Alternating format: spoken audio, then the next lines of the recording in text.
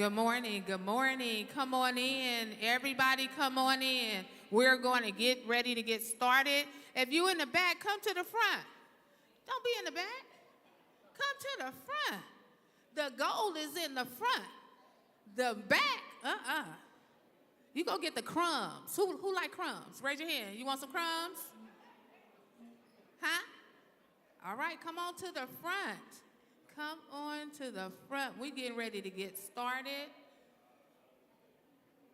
We having everybody come in. Are you excited? I was asking this side over here a minute ago, are they excited, ready to build generational wealth? So I'm going to ask everybody again, are you excited and are you ready to build generational wealth? I don't think so. I don't think so. I'm going to ask that question again. Are you ready to build generational wealth? I think we can do better than that, because if the Rams, the Cowboys, and whoever else, they not helping you build generational wealth. Beyonce, are they helping you? Okay, I want to hear it again. Are you ready to build generational wealth? All right, that was a little better. Hopefully by the end of the day, halfway through, you're going to be more excited, okay? Because we want to hear you. We want to help you and understand you can do this.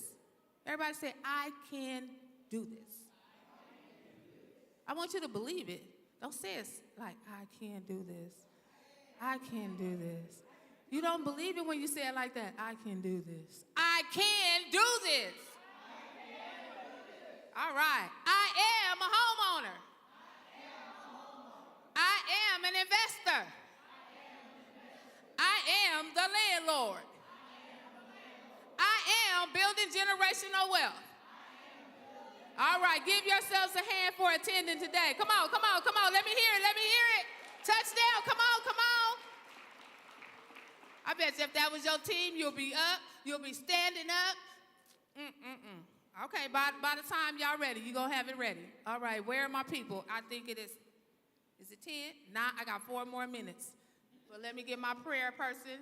Hope you ready? Okay, 4 more minutes. We're going to be ready. I see one president. Where is my Long Beach president? I don't see him yet. All right, we are excited. We are excited. Okay, there you go. Richard, stay in here now. We got 4 minutes. We finna start. We got our 2,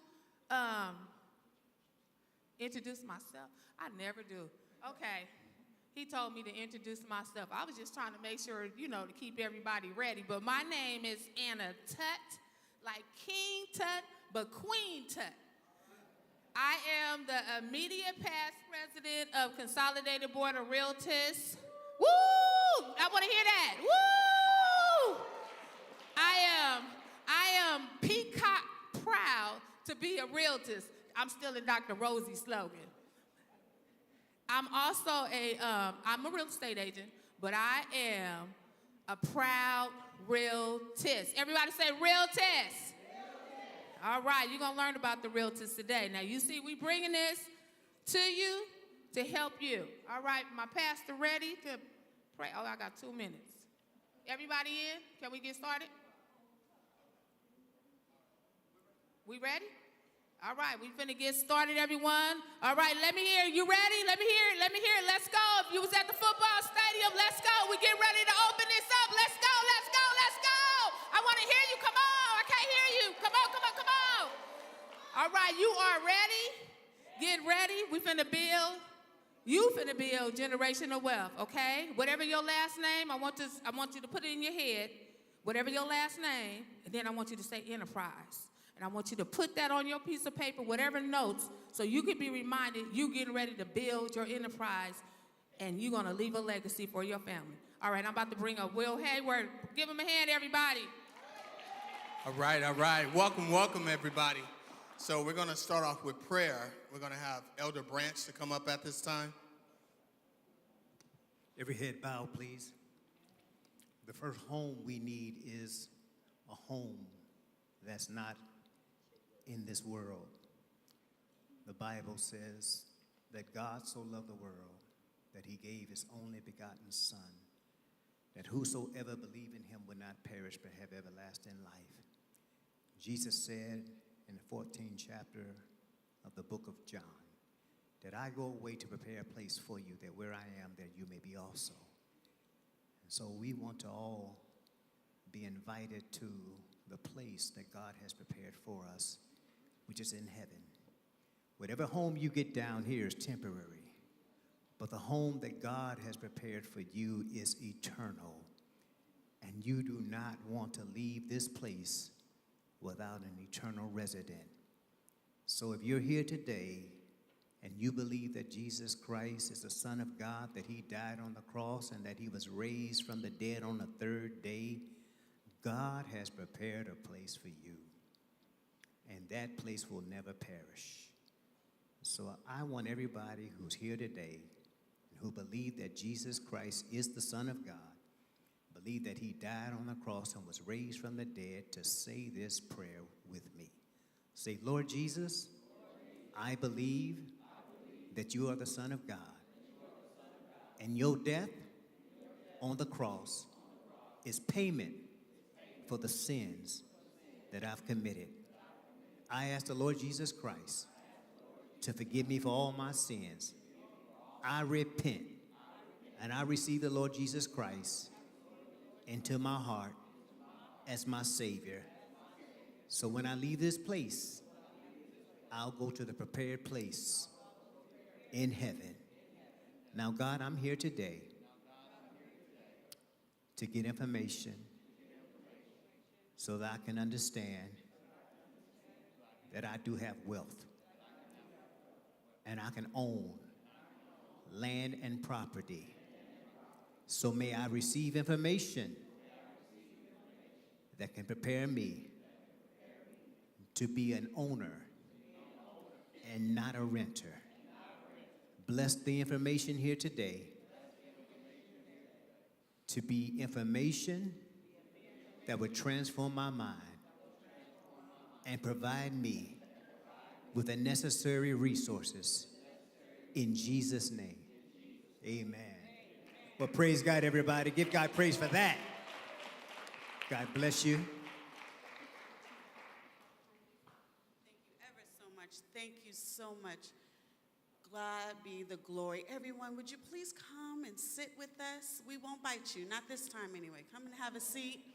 We appreciate you. I am Lyric Armstrong, your president of Consolidated Board of Realtors. We are located in Los Angeles. Thank you, thank you, thank you. This is phenomenal. We are grateful that you are allowing us to be here, to be a part of your journey. We also have another president in the house. I just can't, oh, there he is.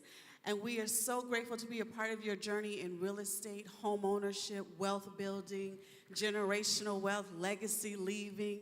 So kudos to each one of you for being here today. And here's my colleague, Mr. Richard Sperling. Hello. Hello, hello, welcome. I'm the president of Long Beach Realtors Association. Who's from Long Beach? All right, there we are. 1, 2, 3, 4, 5. Okay, I remember that. That's all All right. right. Well, I am very glad you guys are here. We appreciate you coming to join us to get all of this good information that we prayed about this morning. And I don't know what we had on the agenda. She's leading me here, but we're going to get an opportunity just to tell you about what it means for me, what it means for her, and what it means for you, for us to be realtors. You all know we're part of National Association of Real Estate Brokers, and we are the local chapters, and we are here to serve you. That's our purpose. All right, thank you so much, President Sperling. Once again, welcome to Community Day, Community Impact Day, Wealth Building Day, Black Wealth Tour Day. Yes, we are all those things on Realtors Week. This is realtorsweek.com. We'll give you some of that history as to why we are in existence and why we are here today. But right now, we're going to have our national anthem by the one and the only, Mr. Randy Ellis.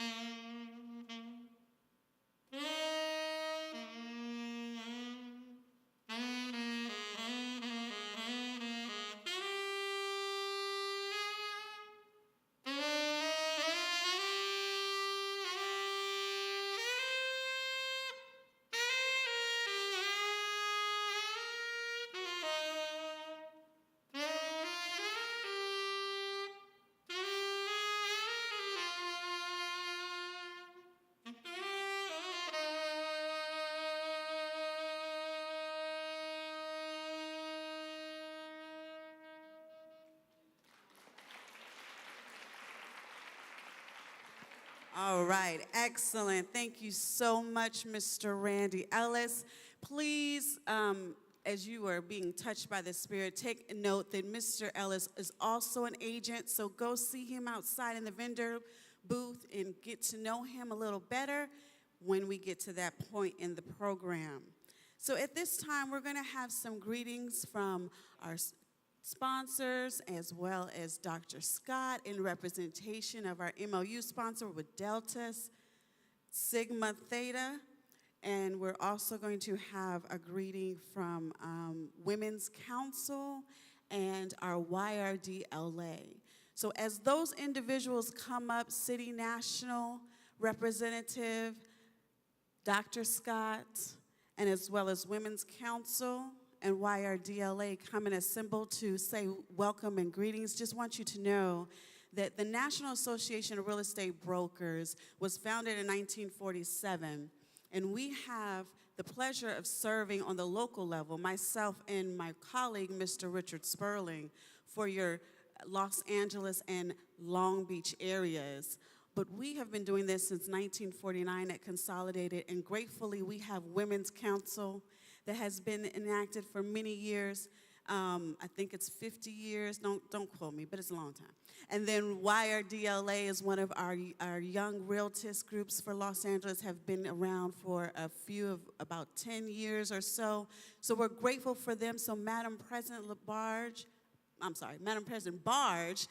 and Madam VP Zaina, would you please come up and represent your affiliates?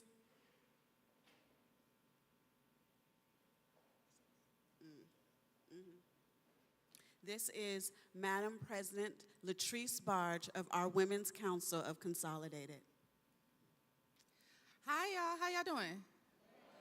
Okay, well, it's so good to see you. You guys look amazing. You look beautiful. I love it. Thank you so much for coming to our community day. We're so excited. We have a day that's jam-packed with good information for you. If your goal is to become a homeowner, if your goal is to get on that path, you are in the right place today, okay? Thank you so much. And so as Madam President Lyric Armstrong mentioned, thank you so much. We are with Women's Council of Los Angeles, and we are excited to be here. And we focus on, sorry, a little nervous, y'all. So we focus on financial literacy and community engagement. This year, our platform for Women's Council is elevating women's business success through technology and growth. And so we're focused on bringing forth resources to the women that join our chapter or join our organization. We'll bring forth resources for access to working capital, information on how to leverage technology in their businesses. So if you're connected in the real estate industry, we would love to have you join us. We do have a vendor table here, so you can scan our QR code and get more information. Again, thank you so much for coming today. We are so excited to have you with us, and we look forward to it being a wonderful day.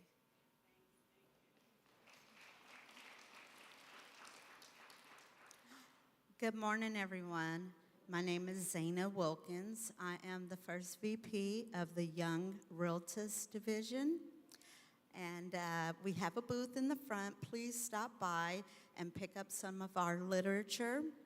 Our focus this year will be on training the youth about real estate careers. So we will be starting a program in May, and it will be at the Brotherhood Crusade. And we will teach the youth all about various careers within the real estate industry. We have a lot of networking events, and we also have a lot of personal development events. So I would love for you all to come over to our booth. We also will have a session for the teens today between 11 and 2. So if you brought any teenagers with you, please bring them over to there's a room over by the lunchroom. And at 2 p.m., I will be moderating careers in real estate, and we have some amazing panelists. So I hope that you join us at 2 p.m. as well. thank you all. Again, my name is Zaina. I am a Realtist, and I am also a part of Consolidated Board of Realtors as a Board of Director. And it is my honor to be here and to be of service with all of you. And may you all have a blessed day. Good morning, everyone. I am so excited to be here and to be of service. My name is Dr. Renisha Scott, and I'm here. I'm a realtist with Consolidated Board of Realtor, but right now I'm representing our Divine Nine organizations, which are our Black Greek letter organizations, 3 of which have partnered with this amazing 100 city tours, so we are excited about that. I am a member of Delta Sigma Theta Sorority Incorporated, the Inglewood Alumni Chapter, and we are excited to be here to serve you on today. We pray that everybody has an amazing time and that you build your own Black wealth. Thank you so much, Dr. Scott. And at this time, I just want to give one good presentation or one good moment to our title sponsor, City National. Here we go, City National. Thank you everyone. Good morning, Nice to see you all. We just wanted to say thank you for coming out. We're so proud to be the title sponsor for this amazing event that we're having, and please come to our booth. Please come check us out. We have a $20,000 grant that we're trying to give everybody money away to everyone. So, so please come by and enjoy yourselves today, and we look forward to seeing all of your faces. All right, thank you so much. We have other sponsors to speak a little later, but right now we're going to give you a little peek of what National is doing on the National Association of Real Estate Brokers level, as well as our national Kojic churches. So if we could please play the video. Greetings, beloved community. I am presiding Bishop J. Drew Sheard. And I'm Dr. Courtney Johnson-Rose, president of the National Association of Real Estate Brokers. We're thrilled to invite you to join us for a monumental event, the Presiding Bishop's 100 City Community Impact Day and NAREB Building Black Wealth Tour, happening on Saturday, April 13th, 2024. This event is a collaboration between Kojic, NAREB, and other partners, and all are coming together to empower and uplift our communities across the country. That's right. And what makes this event truly special is that it's all about providing free services and classes for you, our community members. We'll be offering a wide range of workshops and resources to support you and your families. From mental health resources to real estate education, there's something for everyone. At Kojic churches across the country, you'll find prayer tents, mental health resources, and engaging workshops. And speaking of workshops, Bishop Sheard, we've got an incredible lineup planned. Have you ever wondered what to do with Big Mama's house? Yeah. This is big for our community, and we've got you covered. Plus, learn about the ABCs of home buying, explore real estate investing, and discover opportunities for down payment assistance. So mark your calendars for April 13th, 2024, and join us for a day of community empowerment and education. Together, let's build stronger communities and wealthier communities. We can't wait to see you there. All right, that's wonderful. Give yourselves a hand. You already marked your calendar, right? Good job for each and every one of you for making yourselves available for this lovely event. And I want to personally thank Love and Unity Church of God in Christ for being our host church today. Thank you ever so much. We so much appreciate you. And we also want to thank our pastor that is over the church, Bishop Ronald C. Hill, and his lovely co-pastor, Madam O.C. Hill. This is such a blessing to be here. So thank you for allowing us to serve in this capacity. At this time, we are going to do what we call the Sheba Report. And what that stands for is the state of housing in Black America. And we have the unmatched, none other than the one and the only Mr. Mark Austin.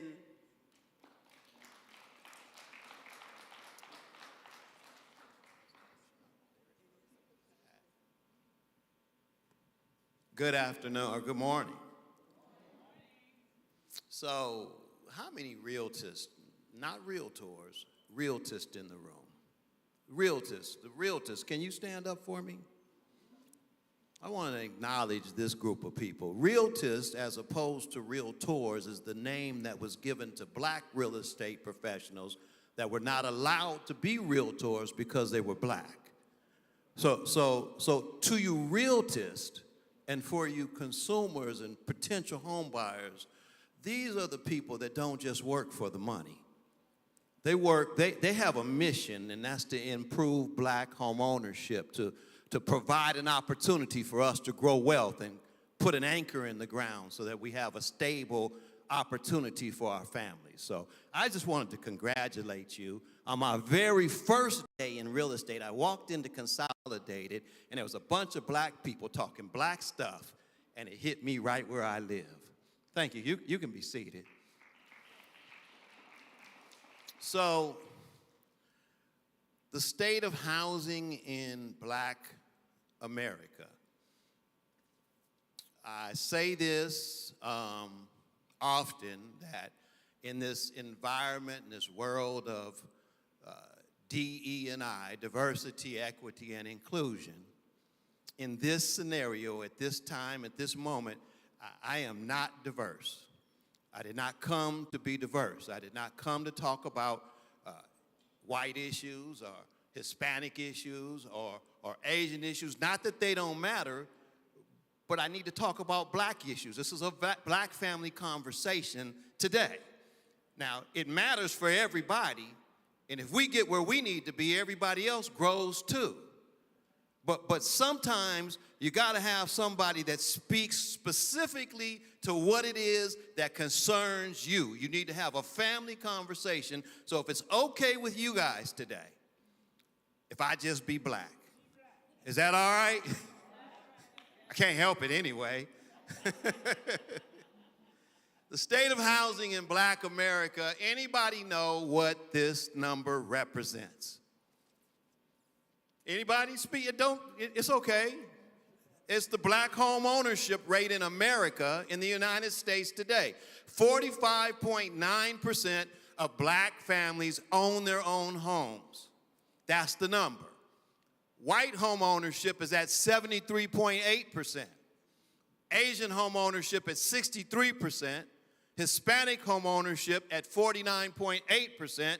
Black home ownership at 45.9%. The gap between black and white home ownership in this country is 27.9%. It has been between 27 and 32% forever. California home ownership by race. White, 63% in the state of California, 63.1. Asian, 61.2. Hispanic, 45.6. And you see where we are, 35.5%. The gap between black and white home ownership in California, in the state that we sit in, is 27.6%, pretty much mirroring the national average. In 1968, 56 years ago, the gap between black and white home ownership, the black home ownership was at 42%, white home ownership was at 63.9%. The gap in 1968 was 21.9%. Contrary to how you might feel, we're worse off with regard to our whole community in terms of home ownership and wealth than we were in 1968. It's my contention, based on this data, that is, and some data I'm going to share with you in a moment, that this is not an accident. This is not because black folks don't want to own homes. That's why you're here today. It's not because black folks don't have or can't get to the wherewithal or are not trying. It's intentional. It's intentional. I want you to remember that word is intentional. It's not your fault. Public policy, that's law. Public policy and tradition have served to block access and severely restrict black home ownership opportunity. The law and tradition, how they do things, have served to severely restrict, keep you from being able to buy a house. What am I talking about? Exclusionary zoning. What does that mean? Exclusionary zoning means that in certain cities at certain times, they zone the city and pass laws that said blacks could live here and whites could live there. Blacks could be here and blacks could be there. In Atlanta, they had R1 and R2. R1 was all white and R2 was all black. This was made illegal or unenforceable. They didn't make it illegal in 1918 with a Supreme Court decision. Not illegal, but unenforceable. So they went to private covenants. Private covenants are covenants that the landowner made with the developer when he sold the land that said blacks could not live here or be here, could not rent here in this neighborhood where we're developing these properties. They're prevalent in Los Angeles. The house I live in, the house a lot of you guys live in, the places where you work are places where you were not allowed to be right here in our city. In our cities, I should say, because we're not in LA, we're in Compton today. Predatory housing contracts. What that was, since we had exclusionary zoning and private covenants, they created predatory housing contracts. This was agreements between the buyers and sellers. Sellers would sell you their house directly, and they would charge you more. They would charge you a higher interest rate. They would also do what's called they'd give you what amounted to a rental contract. You didn't get a deed. They said when you pay the house completely off, we will give you the deed. So what would happen is if something happened, if you got sick, if you weren't able to make all your payments on time, or if they just changed their mind, they would evict you like you would a tenant and resell the house at a higher price to the next person. So this cost in the city of Chicago, in the Black Belt in Chicago, over $2 billion in black wealth in a short period of time. Eminent domain and urban renewal. Eminent domain, that's where they came in and took your property and turned it into a park. That's what happened in Bruce's Beach.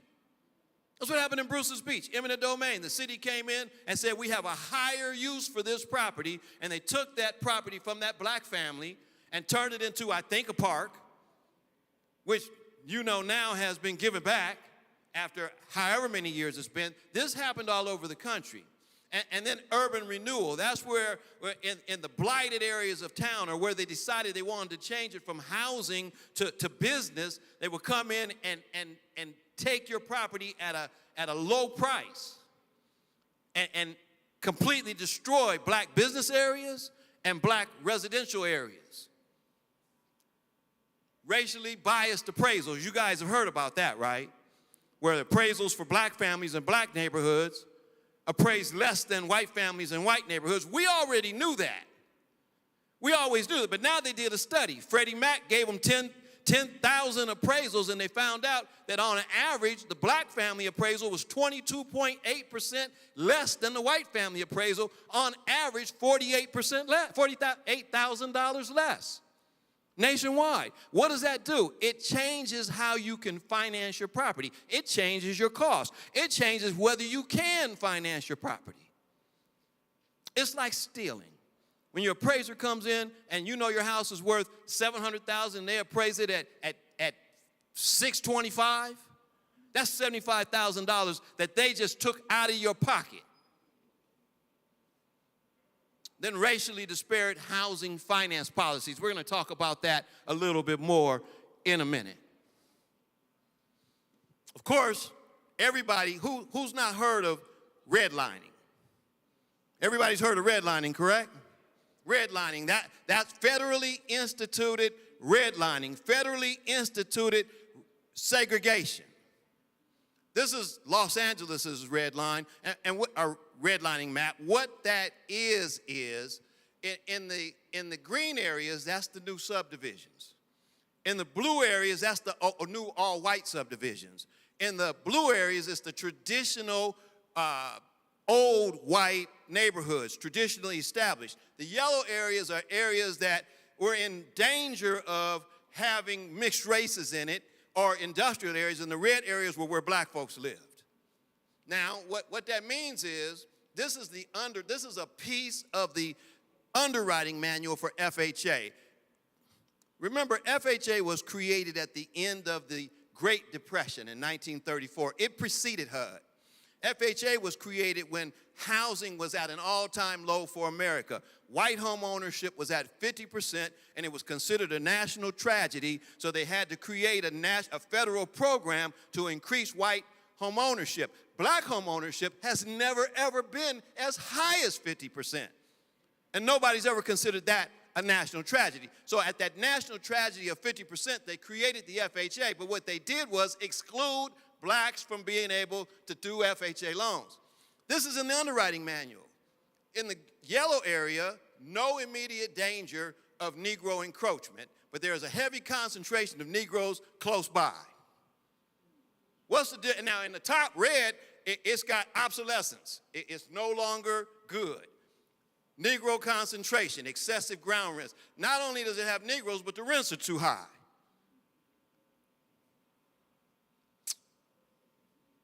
This is an example of an appraisal.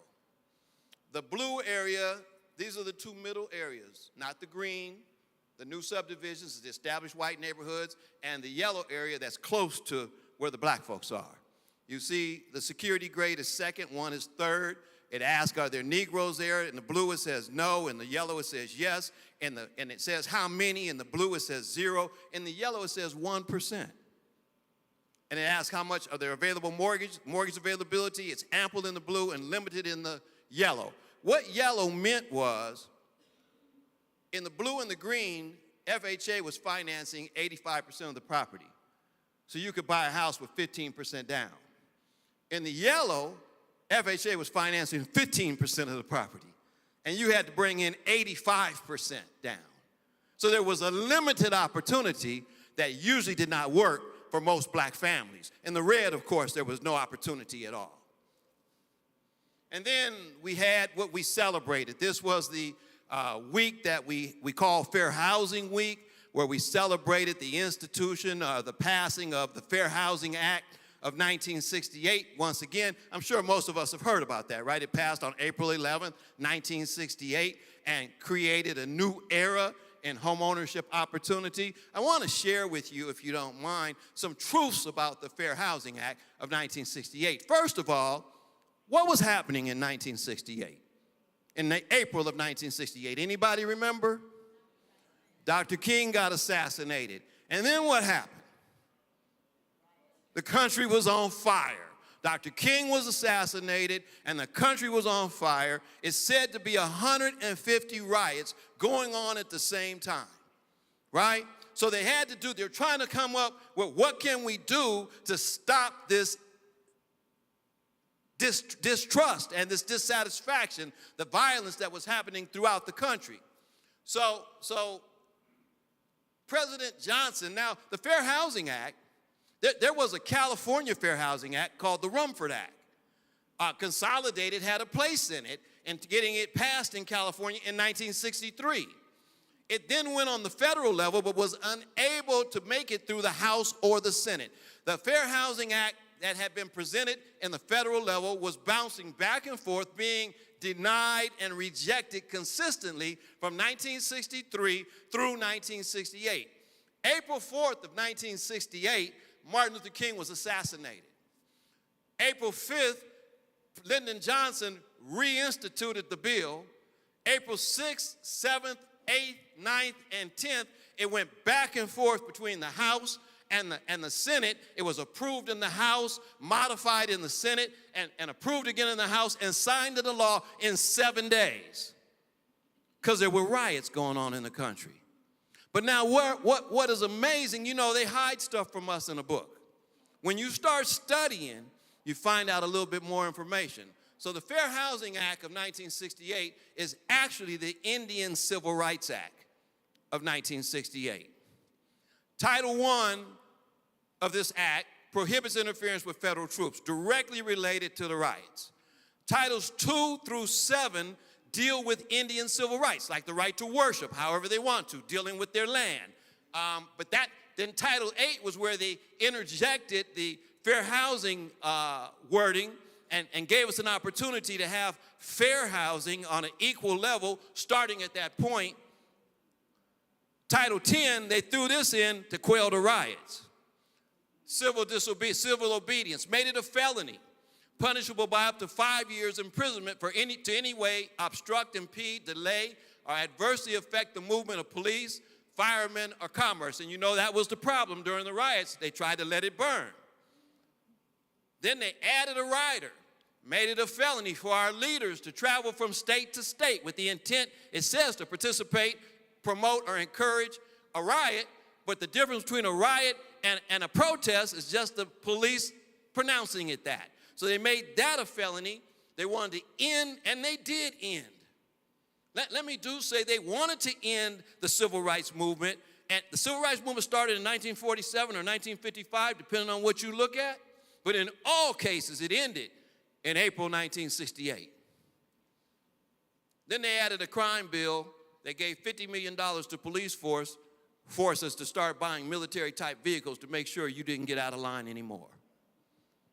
That's the truth about the Fair Housing Act. After that, you guys remember the recession? Remember the recession? So the recession, they said, we gave houses to unqualified people. That was code. That was code. You knew that. They gave houses to unqualified people. So they passed what's called the Dodd-Frank Act, and everybody celebrated. But what I saw what they passed was a barrier instead of a bridge to home ownership. They made it harder. They said to me, now you got to go through a higher loop, you got to jump over a higher fence to be a homeowner, playing on our fears of losing. But to me, it's more racist to tell me you're going to make it harder for me so that you can protect me from myself than to give me the opportunity to rise or fall based on my own ability.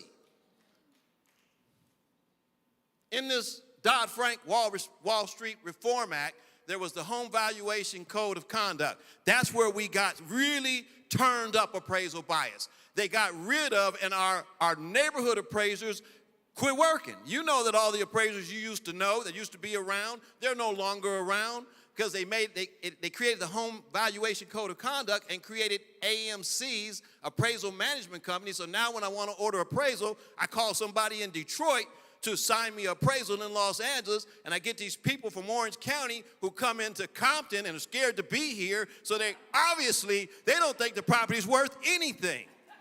So our value's gonna come in low no matter what. That's in the Dodd-Frank bill. The National Mortgage Licensing System, they said all these loan officers just stealing. Everybody's crooked. We're taking money, so we want to be able to assign a number to them, do a background check, make sure we got good people. What that did was decimate black loan officers. I don't know about you, I don't know about people in the room, but if I can be transparent, I wasn't the best kid growing up. I have a history. You know, I was able to get through the background check, but most of our loan officers got scared.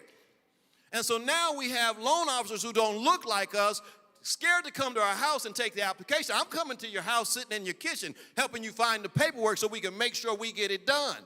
We got loan officers who don't look like us, not coming to our house, not paying attention to our paperwork, not helping us make it fit, because they eliminated a large portion of our representative community in the loan officer space. Then they created the Consumer Finance Protection Bureau, the CFPB. Sounds great. Created what's called a qualified mortgage and safe haven. It was given to us as if it was protection for consumers, but in the mortgage side, what they did was create the ability to repay rule, which then, if the banks got the ability to repay straight, that means that you could not sue them if you could not make that mortgage payment later. So they created safe haven for the financial institutions. That's why on every loan we do now, Fannie, Freddie, FHA, or VA, we have to have DU, direct underwriting approval, the AUS approval. That's why the algorithms are important to us now, because without DU, you don't have a qualified mortgage or safe haven. So they require that. Most banks, and those of you that are lenders, you know that you don't even underwrite refers. If it doesn't give you an eligible approve, if it gives you a refer because you have a high debt to income ratio or something that's still in the qualifying box, but it gives you a refer so your institution won't fund it. And then they limited loan costs. They said you loan officers are making too much money, so they limited loan costs to 3%, including the fees. Now, what that does is, in California, that's no problem. Our prices are high. But starting in Wyoming and all the way to Indiana, where the prices are low, they have a problem now because banks aren't doing the loans because the loan amount is too low, so there's not enough revenue. So now they had an unintended impact of leaving out especially blacks and other underserved people in the lower cost mortgages. They won't do mortgages for $75,000 where the house was $80,000 or $90,000. And we still have a lot of that in the middle of the country. That's a major problem. It's an unintended impact. In 2018, on the 50th anniversary of the Fair Housing Act, the Economic Institute put out a report that said there's been no progress for blacks on home ownership, unemployment, and incarceration in the last 50 years. Now, sometimes people say, you're the guy that comes to make everybody uncomfortable. That's not my intention. My intention is to show you the truth about what has been happening. A better informed populace is one that can do something about it. Public pressure changes public policy. And when you know the truth about what's been happening, you don't have to lay down for anything. You can stand up and fight back and know that you're right. There's something about being right, even when you're outnumbered, that would make you fight whether you win or lose. So I'm talking about fighting for what we deserve. Then they say, well, all of that's dead. We don't do that anymore. But I want to talk about racially disparate housing finance policies that are in play right now. Just one in particular. Before I do that, this is a graph of income by race. So in this graph, blacks make about $45,000, Hispanics $56,000. Well, I'm getting old, I can't see. Whites $76,000 a year, and Asians are our highest earning populace. The newest numbers on this, black family households, the whole house, makes about $51,000, and white families about $107 in the newest graph. On average, black families have $3,600 in net wealth, Latino families $6,600, white families $147,000. Average FICO score, you know, when you have less money, you generally have a lower FICO score because if you have an emergency, if your tire blows out, if your water heater goes bad, you know, if something goes, you have to make a decision about what to do, and living comes before, you know, maybe your credit card bill, so you catch it up later, so your FICO, or you run a higher debt. So the Asians have the highest average FICO score at 745, whites at 734, Hispanics at 701, and average FICO score for blacks is 677. Now, when you design a housing finance policy in an organization that was designed, has a duty to serve all Americans, in an organization that provides financing across the board, when you design it and price it based on FICO score and based on FICO score, you base the pricing on FICO score, you've designed a system that has a racially disparate impact. They did not have, the loan level price adjustments did not exist before 2008. They came into play when Fannie and Freddie, during the recession, were in trouble.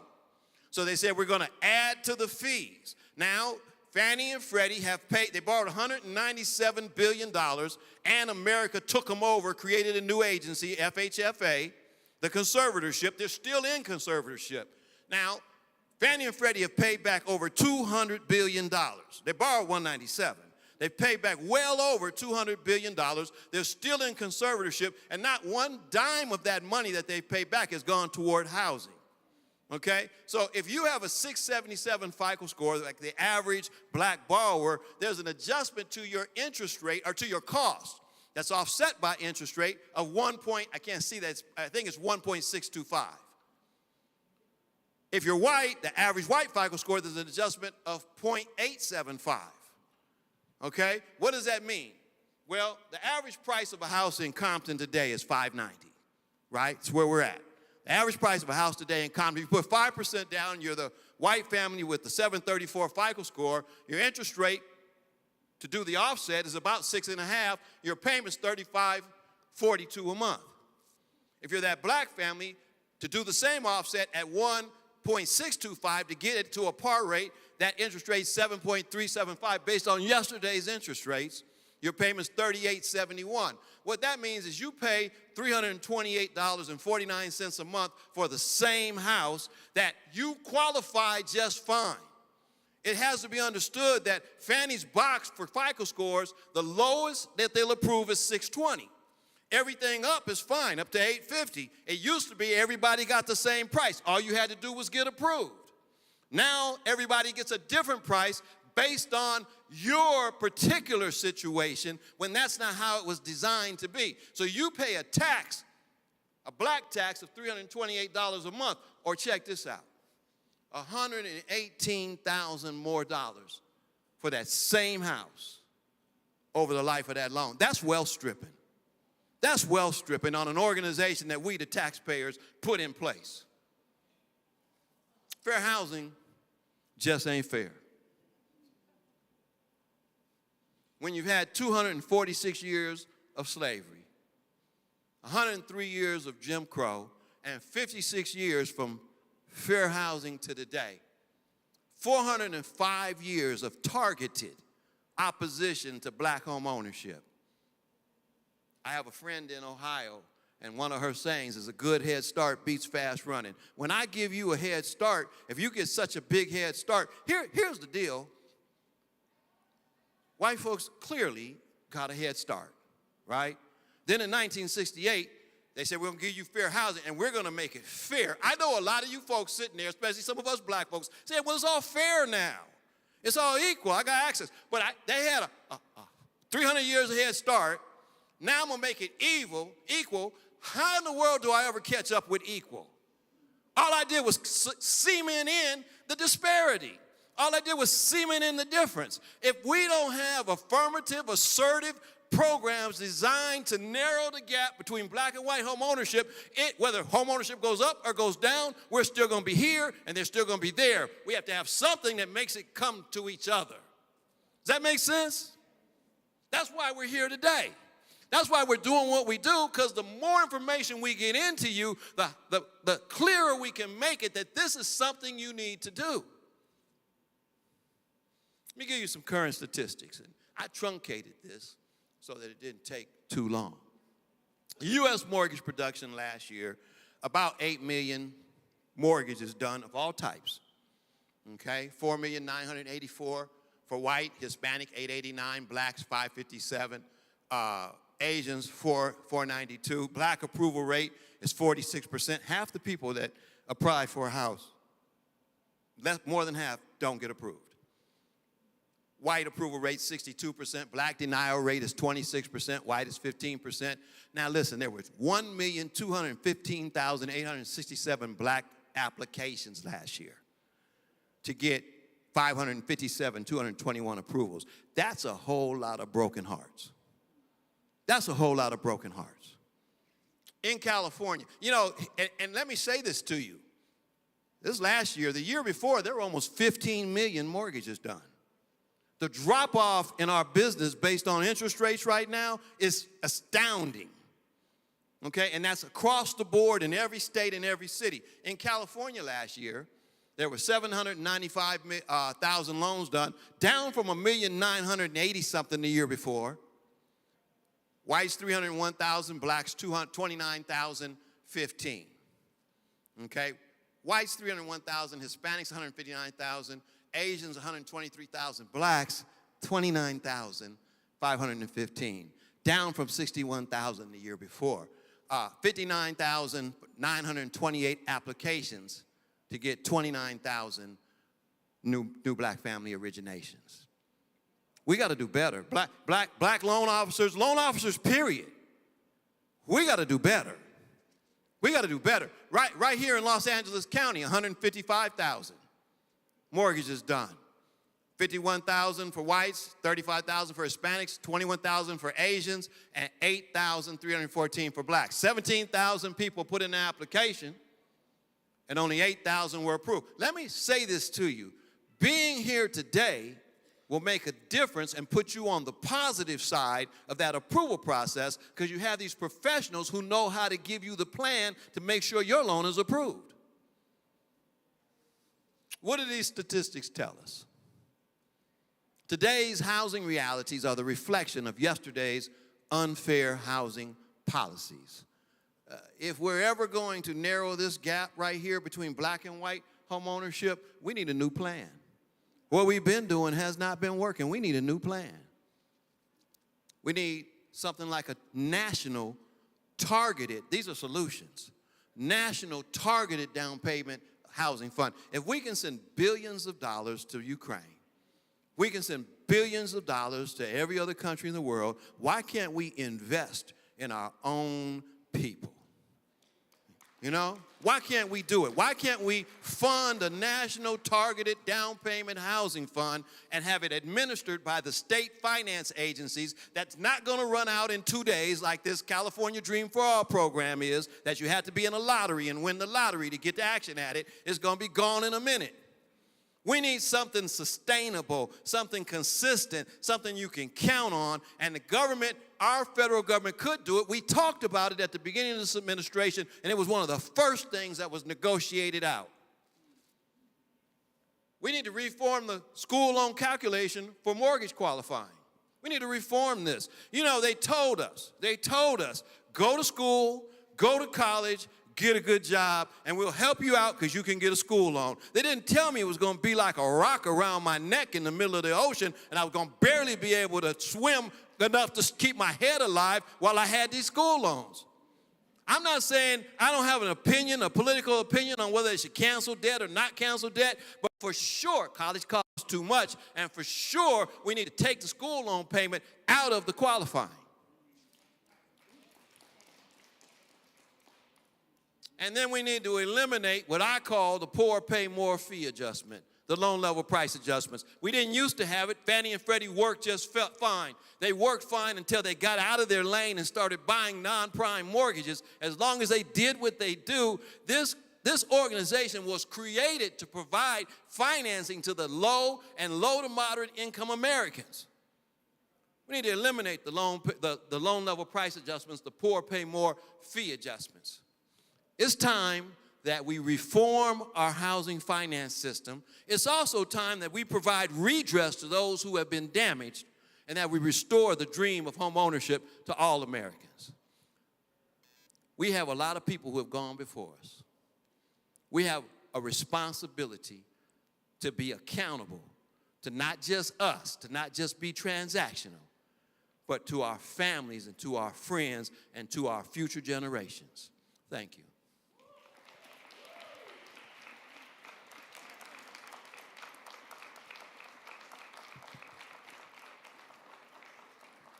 All right, thank you so much. Now, if you didn't know Mark Alston, you know him a little better now, huh?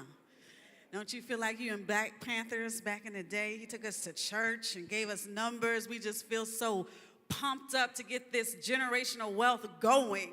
So that's what we're here to do today. Dear Richard, I won't bite you. Come on over here. So that's what we're here to do today. And we have plenty of opportunities for you to deal with building your generational wealth. And we're not going to put you on the spot. I'm not going to make you raise your hand and ask me any questions in front of all these people you don't know. So if you need a one-to-one, please make sure you have gone to the registration table and registered for a one-to-one with a realtist. This is information to help you on home buying and the process thereof, and ensure that you are also speaking with your one-to-one with our attorney, Rosetta Broomfield. So get signed up if you have attorney questions. And we have Dr. Rosie here. She's going to come up a little later. We're going to find out about Big Mama's house, how to keep it, what to do with it, and how not to kill our loved ones, okay? So,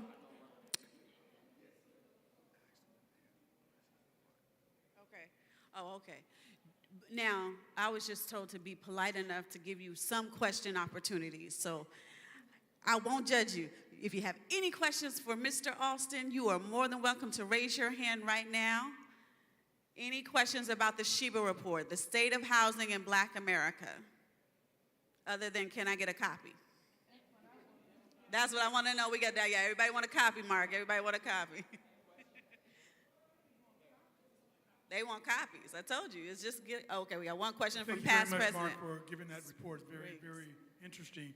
My question has to do with, has that report been given to Congress, and is there some movement on your Sheba report? Well, we have taken this report. It was something that we did every year at the Black Caucus and attended, sponsored by Congressman Meeks from New York and attended by a number of Congress people. No, we're not doing a good enough job in representing our interests in Congress, at the federal level. And let's be clear, most of this is federal.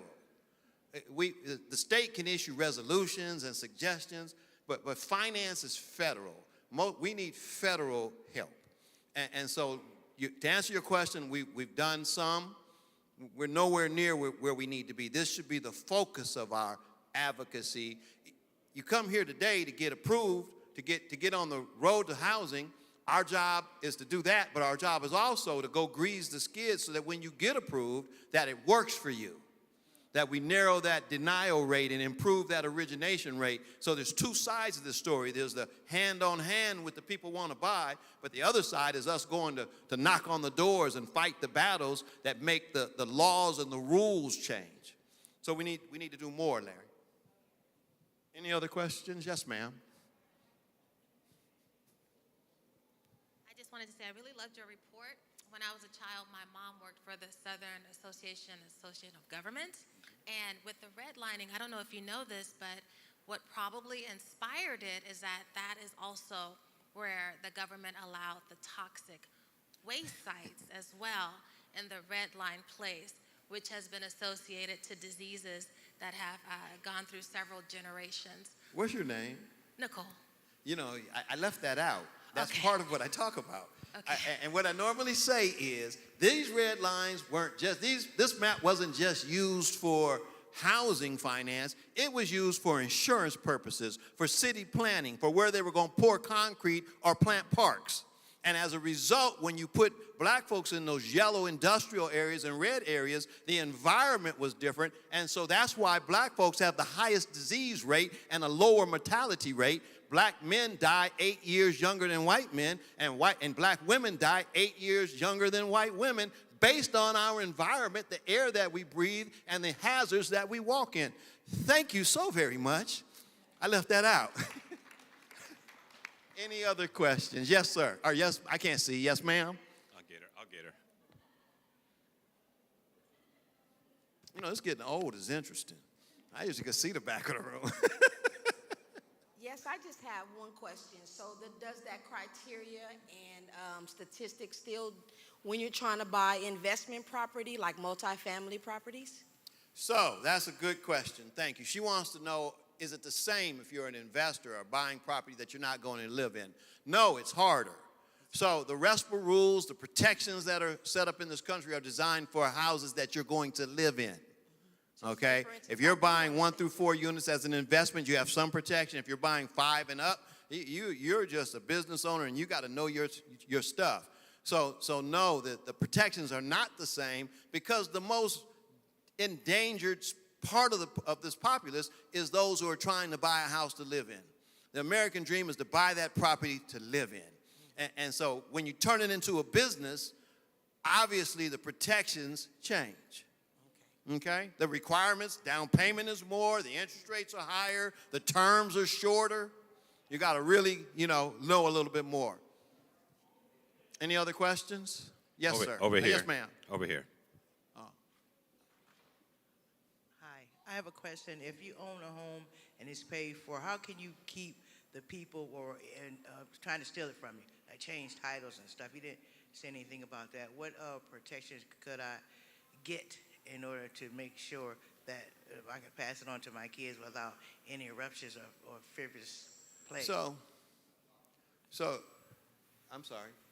Oh, I would, I see these advertisements for title lock or whatever that is. I'm not. I think that's just a way to get your money.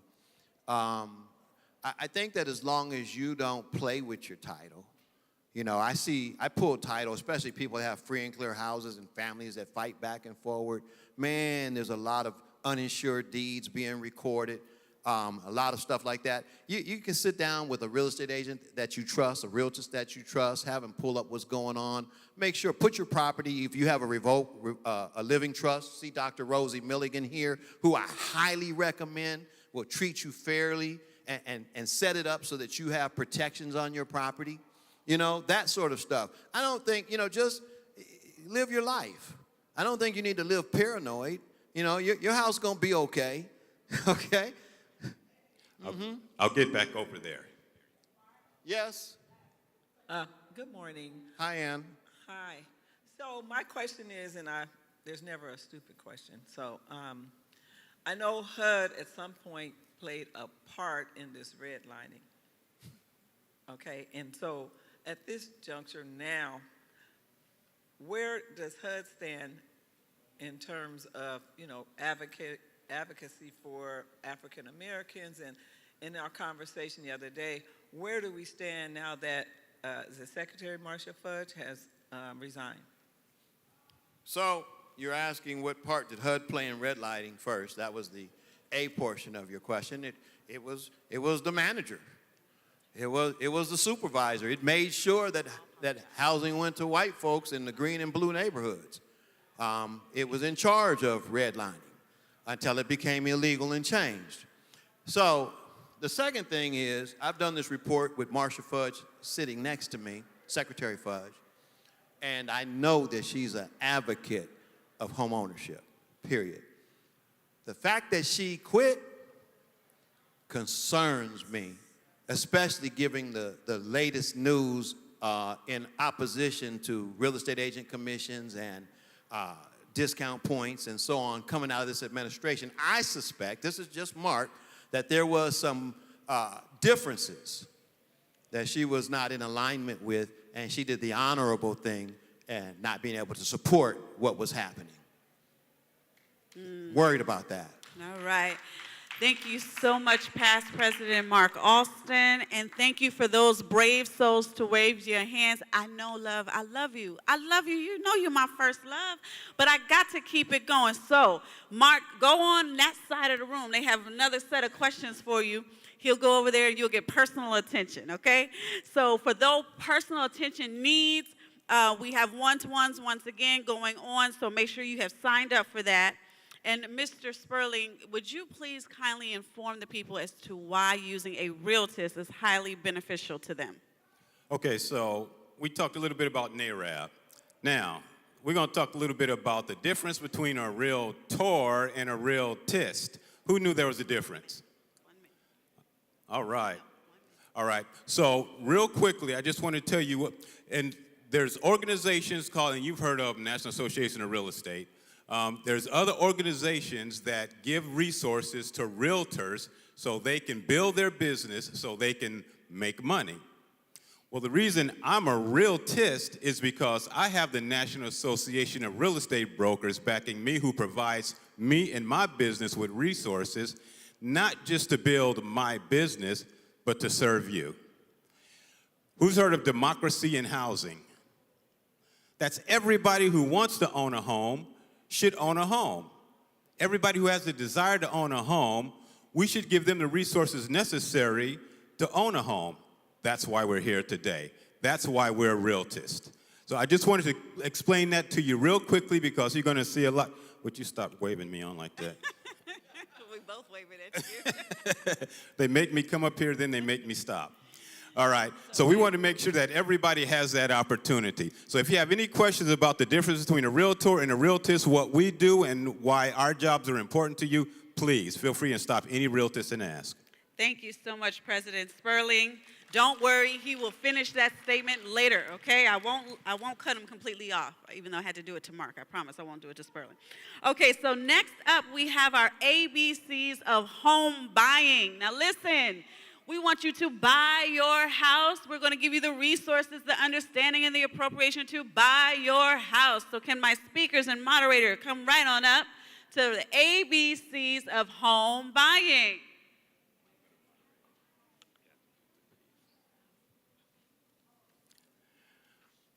Okay, come. Oh, yeah, get them a mic. Come, sit on our couch. All right, ABCs of owning a home. Now, I'm not going to ask who here owns a home because, well, quite frankly, it's none of my business. I ain't going to get all up in your business right here. All right, so what we want to do is give you the ABCs of buying a home, what it takes to buy a home, what are the first steps that you should do, what are the pitfalls you should avoid, some of those things. So we have two panelists. We have Veronica Calloway. Say hi, Veronica. Hello. And by the way, Veronica is the a vice president at Long Beach Realtors Association. And then we have Anna Queen Tutt. Say hello. She's a past president of Consolidated Real Estate Brokers. So I'm going to dive in and I'm going to ask them questions, but I'm going to give you an opportunity to ask questions also if you need some answered. All right, so let's get to it. And I'm a little just thrown off. I'm going to sit right there. I'm a little bit thrown off because we have a whole lot of people over here and not so many over here, so we may have to move the couch over there. Seriously. Let me start with this. Veronica, let's say I wake up this morning and I decide I'm going to buy a house. What are some of the first steps that we should take to do that? Well, I always tell in my workshops, the first step is to speak with a real estate professional. Find out what your options are. A real estate professional will definitely direct you to the lender that will be able to accomplish the deal based on your financial background and what you actually need to purchase a home. So my first step always is to contact a real estate professional and start there. You have anything to add to that?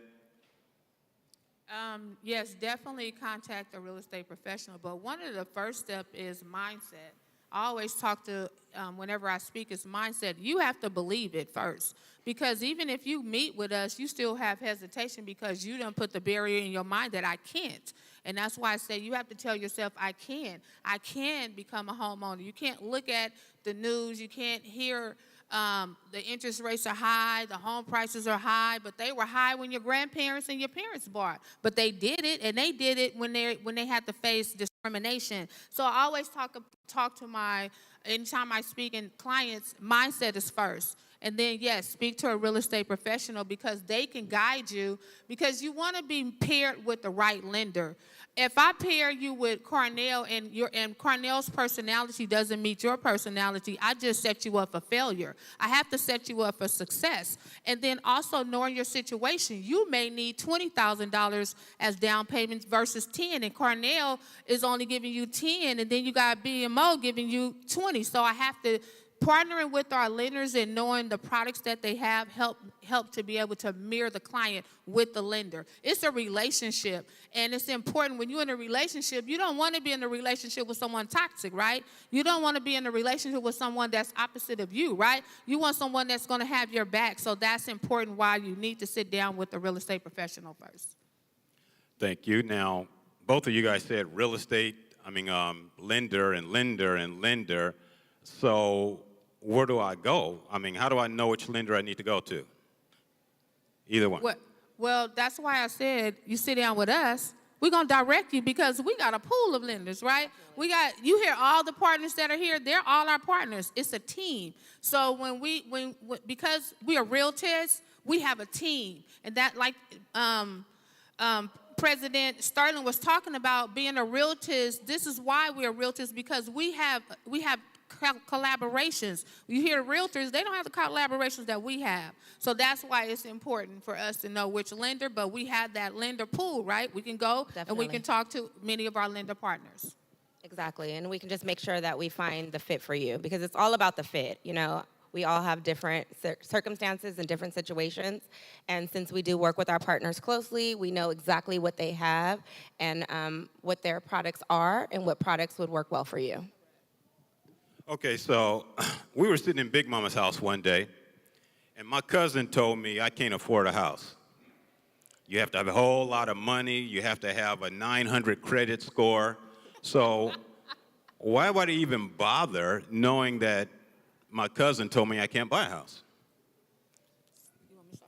So, So when your cousin tell you that, first of all, what did I say? Mindset. So I'm gonna you need to tell your cousin I can, because what? I'm gonna be educated. That's why all of you are here. First of all, you need to be educated. And sitting down with a real test, you're gonna get educated. Understanding that each lenders have different criteria of what your FICO score need to be, how much down payment you need. Many times we hear we need 20%. But you can have 3.5% to purchase a house. What? Did you guys know that? Yes? Did you know that? No? I see some heads shaking. I see some nodding. See, that's why it's important to be educated. So when you hear the naysayers, don't listen to street real estate. Listen to professional real estate. Yes. We went to school. We go to training all the time. We in classes 24/7. We're paying for training. Stop listening to the street real estate. They don't know. Okay? That's very important. Yes, and we're equipped with the knowledge and education to guide you, and that's what we're here for. And if you're not at the right spot, that's what we're here for. We're here to lead you to those keys. So we'll set you up with an action plan and make sure that you follow it so that you can get there, because at the end of the day, it's just like anything. You know, you weren't a doctor until you went to school to become one. So you have to definitely follow the path, and as long as you're ready, and like she said, your mindset is there, as long as you follow the action plan, you're gonna get a house, you know? It's not rocket science at all. all right, so you gave me an agent, who's you. You gave me a lender that you're going to refer me to. So now I have to get on the internet and find all my homes and go knock on the doors and ask the people if I can see their house because I want to buy them. How the heck do I find a house? Myth again. Myth. Why? You're with your real estate professional, your realtist. So your realtist is going to give you resources. We're going to give you the list of properties. But here's the key about being a realtist. Like Veronica may have a listing coming on the market, and she let us, so as realtors and we collaborate, she going to let us know, hey, I got a listing coming up. And then I might have John over here. Hey, Veronica, I got a client. And I go call her directly, and we go look at the property. Being a realtor, we have a pool of listings, not just locally, state, nationally. That's about being a realtor. So we're talking about not just on the internet, but my partners, my realtors family. So you have a better chance than a person that's not a realtor. Definitely. Like she said, we do have a pool that we can grab from, and sometimes there's circumstances. You know, I've had property before, and I could have sold it for the same price to numerous people, but I'd rather have sold it to a realtor's family that I know that's going to, you know, bring in the neighborhood and keep our neighborhood, you know, minority based, so that, you know, we can sell to each other, rent to each other, collaborate with each other. We have to keep each other in the neighborhood. That's the thing, you know. We can't sell the whole neighborhood and think that, you know, they're gonna allow us to come back in. So our goal is to keep our neighborhood minority based so that we can have our children go to good schools and, you know, be able to play outside and have the life that you're supposed to live as being the dream of a homeowner. All right. So now you're going to help me look for houses. I got another question, though. My best friend's cousin, uncle's daughter on the side of the guy that lives in New Jersey told me that every time I put in an offer here, I get rejected. There's always somebody else taking the house from me. So what's the point if every time I put in an offer, I'm going to get rejected by the seller? How do I get over that? Well, I mean, the goal is to, you know, obtain the home. So we're not going to just frivolously put in offers. Our offers are, you know, based on us wanting you to be able to get that home. So if I know for a fact that, you know, there's a home for X amount and your offer is not going to be, you know, competitive, I'm going to let you know that. You know, time is of the essence, and I'm going to let you know, hey, you know, definitely we can still put in the offer. We're going to definitely be competitive, but this is an offer that, you know, there's 60 or 70 people, but this house only has a couple, and it's still within your realm, it's affordable for you, and it's not a forever home. And that's what you got to realize, you know, it's not forever. You buy your home so that you can continue to buy homes, that you can build a portfolio. You know, it's just like your first car. It wasn't the Mercedes that you wanted, but it got you to work. it got you the money you needed to buy the Mercedes you wanted. So that's the goal. And I want to add, I always tell people, it takes time. We live in this microwave mentality, instant, instant, instant. It takes time. You are going to have to put offers in, but you have to be patient because the right house, you're going to find the right house for you. And a lot of times we don't understand that because right now, my offer didn't get accepted. But we're competing, right? And another thing that, like Veronica said, we make sure that your offer is competitive. I'm not going to set you up for failure and somebody got 30 offers on a property and I know that you can't go past 10 more extra grand to write your offer. I'm not going to set you up for failure and write that offer. I'm going to tell you, no, you're not going to be able to qualify if they have 10 offers and they all over asking price $20,000. I'm going to tell you the truth. And then the other part for us as realtors, we help strategize with each other so that we can get offers accepted. And then knowing what you need to do, because another thing, calling agents and building a relationship, that also helps get your offer accepted. And they'll be like, oh, yeah, I know you, Anna. Okay, you got that client. Yes, okay, bring it, and I need you to do this, this, this, this. That helps us to get the offer accepted. So you can't feel the doom and gloom. You got to understand, to build generational wealth, you got to change your mindset. If you wanted that car, if you wanted those shoes, if you wanted that Beyonce concert ticket, who's not building generational wealth, who's not giving you no money, you're going to go, right? You're going to find the money, right? You're going to be patiently standing in line, right? So owning a home, building generational wealth, you got to have patience. And you got to understand that at the end goal, what's your end goal? I want to reach my end goal. When you racing, when it's a race, you got to stretch, right? You got to get prepared. You can't just go out there and run. It's the same thing in building generational wealth. So I want to say to all of you, be patient and understand your end goal is to build generational wealth and leave a legacy. Let me keep it real. 2053, they said, and you can Google this, black wealth is going to be zero. That's a problem. So there's a sense of urgency. We got to change our thinking, and you got to tell your kids, your grandkids, your sister, your brother, and everybody. And when somebody with the street real estate telling you, my brother this, no, let me go call a professional. Let me go call a realtist, okay? So it's very important, but that's how we can get it done. I'm sorry, I went a little longer, but I'm on a mission. Okay, go ahead. No, definitely, definitely. And if you feel discouraged, you know, life is about obstacles, and if you don't have obstacles, then you're not going to be able to get to your goal. It's like anything else. You got to knock down them obstacles, get back up. You're not going to have people telling you what you can't do all day. And I love people telling me what I can't do, because then I'm going to do it.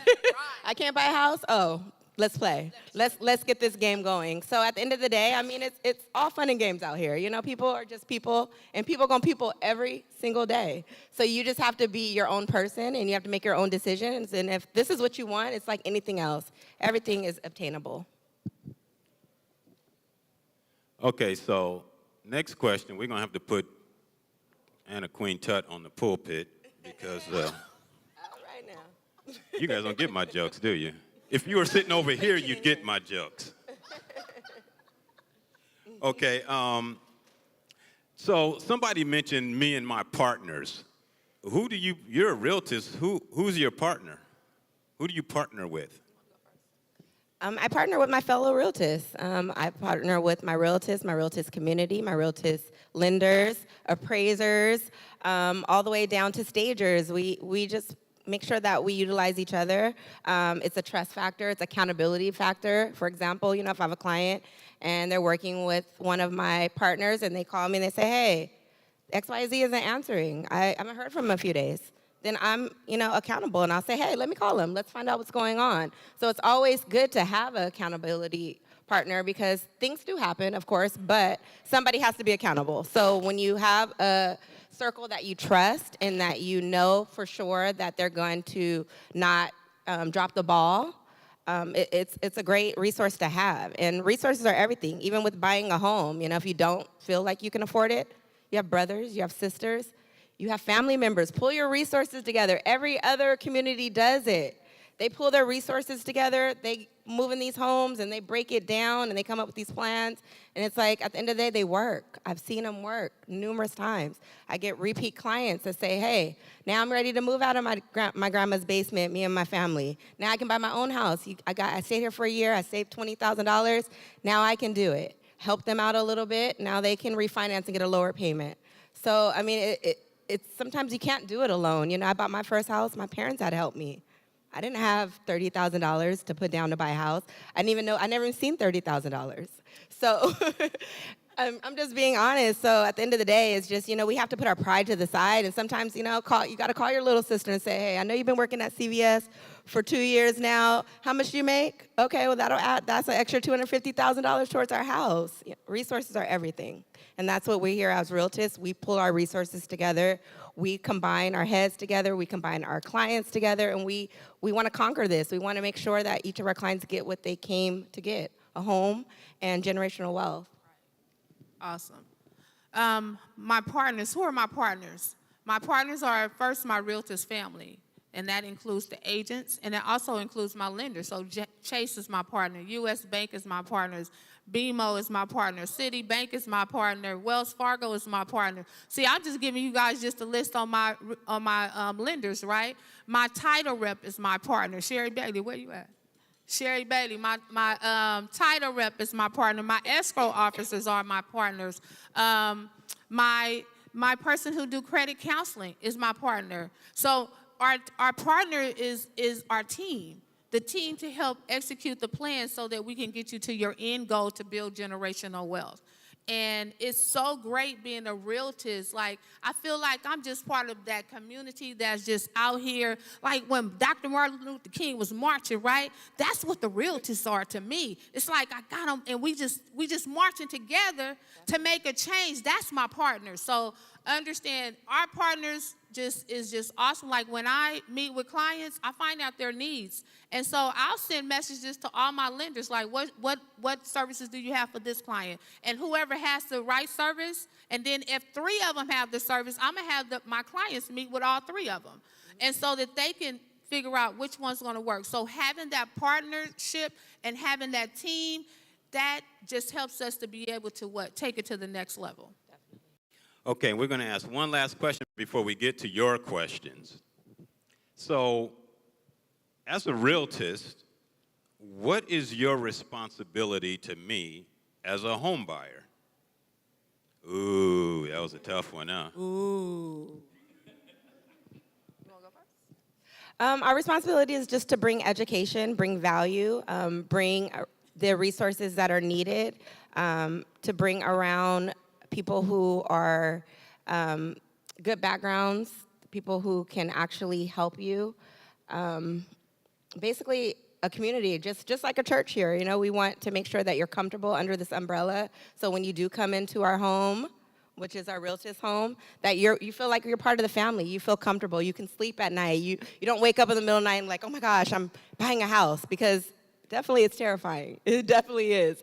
But you know that Veronica got me. She's going to make sure I'm good. She's going to make sure that everything goes smoothly. And if there are some fires that need to be put out, she's going to make sure those are put out for me. So the goal is just to make you feel secure and for you to gain your trust and understand that we're just not here to make any money or anything like that. We're here to educate you, bring value to you, to show you exactly what being a homeowner can do to change your life, your family's life, and like we always say, to bring that generational wealth to you, because at the end of the day, we need that.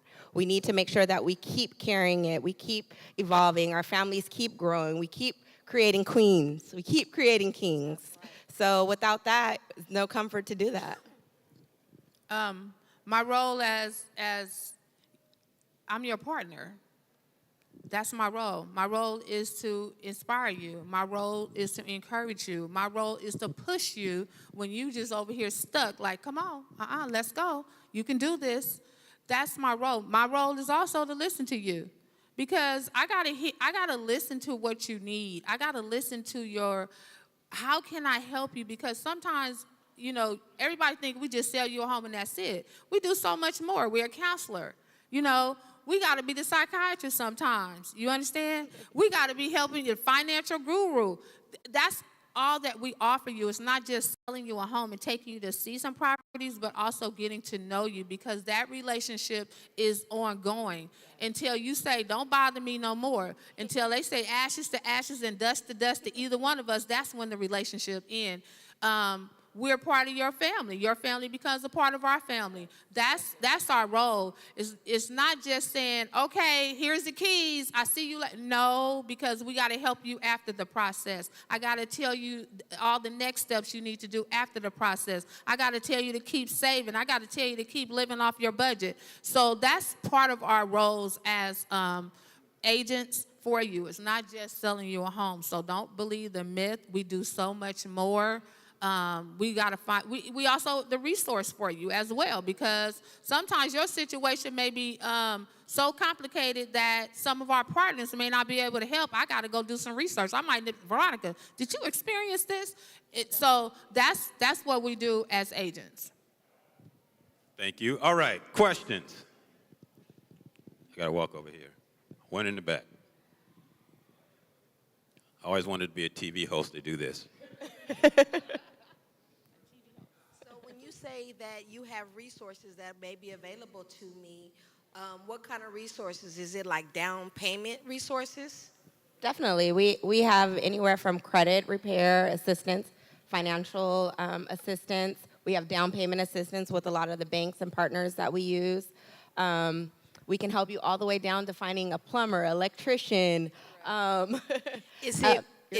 Does the down payment is there like 100% down payment, 50%, or is it sometimes where you may That's have? next. We're definitely going to go over that next. The next segment is going to be down payment, so they're going to kind of go over that thoroughly with you guys to give you some insight on that. But yes, there's so many different avenues to down payment assistance because we all need different assistance in different areas. So we're definitely going to address that. Yes, the Show Me the Money panel will be next. Show me the money, They're going to show you the money. You're going to see all of the resources. And I know they're eager. They just keep saying, hurry up, Anna. But other resources that we can offer, not just down payment assistance, not just, and like Veronica said, making sure you have a plumber, a home inspector, making sure that you have a trust like Dr. Rosie. That's my other partner over there. Making sure that you have those resources. The other thing is maybe you have a business, so giving you business resources. That's all types of resources we have. So when I say every resource that you need, every resource, because I had a tax client and she said that she wanted to make more money. So I talked to her and I was saying, you need to just go ahead and do this business. She want to make wigs. That's another income here. So it's resources that we have because we're connected in the community, right, and making sure that you have, and even if there's business loans, you know, having business resources of setting up your business. So we have it all. Okay, any more questions? We got about 3 minutes. Any more questions? No more questions? Man, I did good, huh? You did good. No, you did good. I'm just joking. I'm just joking. Give Richard a hand. I'm just joking. All right. So speaking of partners and show me the money and down payment assistance and all that kind of stuff, we have one of our partners that's going to come up, and she's going to say a few words to you. I don't have your name, though. She didn't put her name on there. Come on up. Come on up. Veronica from Citibank. Yes, another Veronica in the house. How's everybody today? So your brains are probably just a little like wowed right now, right? Look at these fantastic or not so fantastic statistics that came out. And all of this information, we're talking about generational wealth, we're talking about down payment assistance, we're talking about loan level pricing. All of these things are very overwhelming. So for all of the home buyers, potential home buyers in the class, my suggestion to you for today is to take notes, ask as many questions as possible. Every single business person that is here in this room is here for you. You are the spotlight today. You are the shining star. Someone asked about down payment assistance. I will tell you there's a ton of down payment assistance out there. There are grants out there. There are free monies out there. Someone else talked about generational wealth. I am going to say a very quick story that I've said before. But first, I'll tell you a little bit. My name is Veronica de la Cruz, and I am with Citibank. And I got into the business about 25 years ago. And I fell into the business. I'm a lender, and I work for a bank. My mom did not own a house. No one in my house owned a house. No one in my family. No one that I knew even knew what a credit score was. I had zero idea what a credit score was. No idea what I was doing. Guess how old my mom was when she bought her first house? Almost. She was 55 years old when she bought her first home. And the reason that she was able to do that is because she was exposed to that. If I would have never fell into that business, she would have never known. I would have never known. She then went on to buy her second home for her sister who lives there. She bought that all on her own. Then she went on to buy her third home. Generational wealth means exactly that. My mom is going to leave a tremendous legacy for her children. My mom, what an amazing woman. She is leaving stability for her family. And those are things that, again, if we are not exposed to that, we don't know. So thank you, Veronica. Thank you, Anna. Thank you to the gentleman who gave those crazy statistics. And thank you to NAREB. We are so proud to be here. Thank you. Yes, thank you, thank you, thank you. We really appreciate city sponsorship. It always helps to have a partner, especially in our financial commitments. Even us, we need partnerships in our financial commitments. So as we close out the ABCs of home buying, we are going to move into what I love. Show me the money. The money, money, money, money, money, money. Where is it? I need it. Come get it. Give it to me. All my show me the money panelists for down payment assistance and mortgages and funding. Come here, come hither, come sit, stand, whatever you have to do because we need you. Thank you once again, Veronica Calloway and Anna Queen Tutts.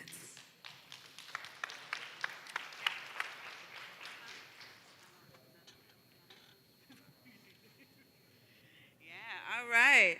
All right, we got Steve Hager, U.S. Bank DPA. We got, all right, my BMO people. Look, I need my money. I need my money. Come up here and give me the Q&A on how I can get my money. So as we understand, real estate takes a mindset that you have to adjust. It takes not listening to the naysayers that are in your lives. It takes faith and understanding how awesome God is and how he can provide for you and show you the way. And sometimes that just means down payment assistance. Sometimes you don't even know that you have that option. So this is a part of that, understanding where I can find my money.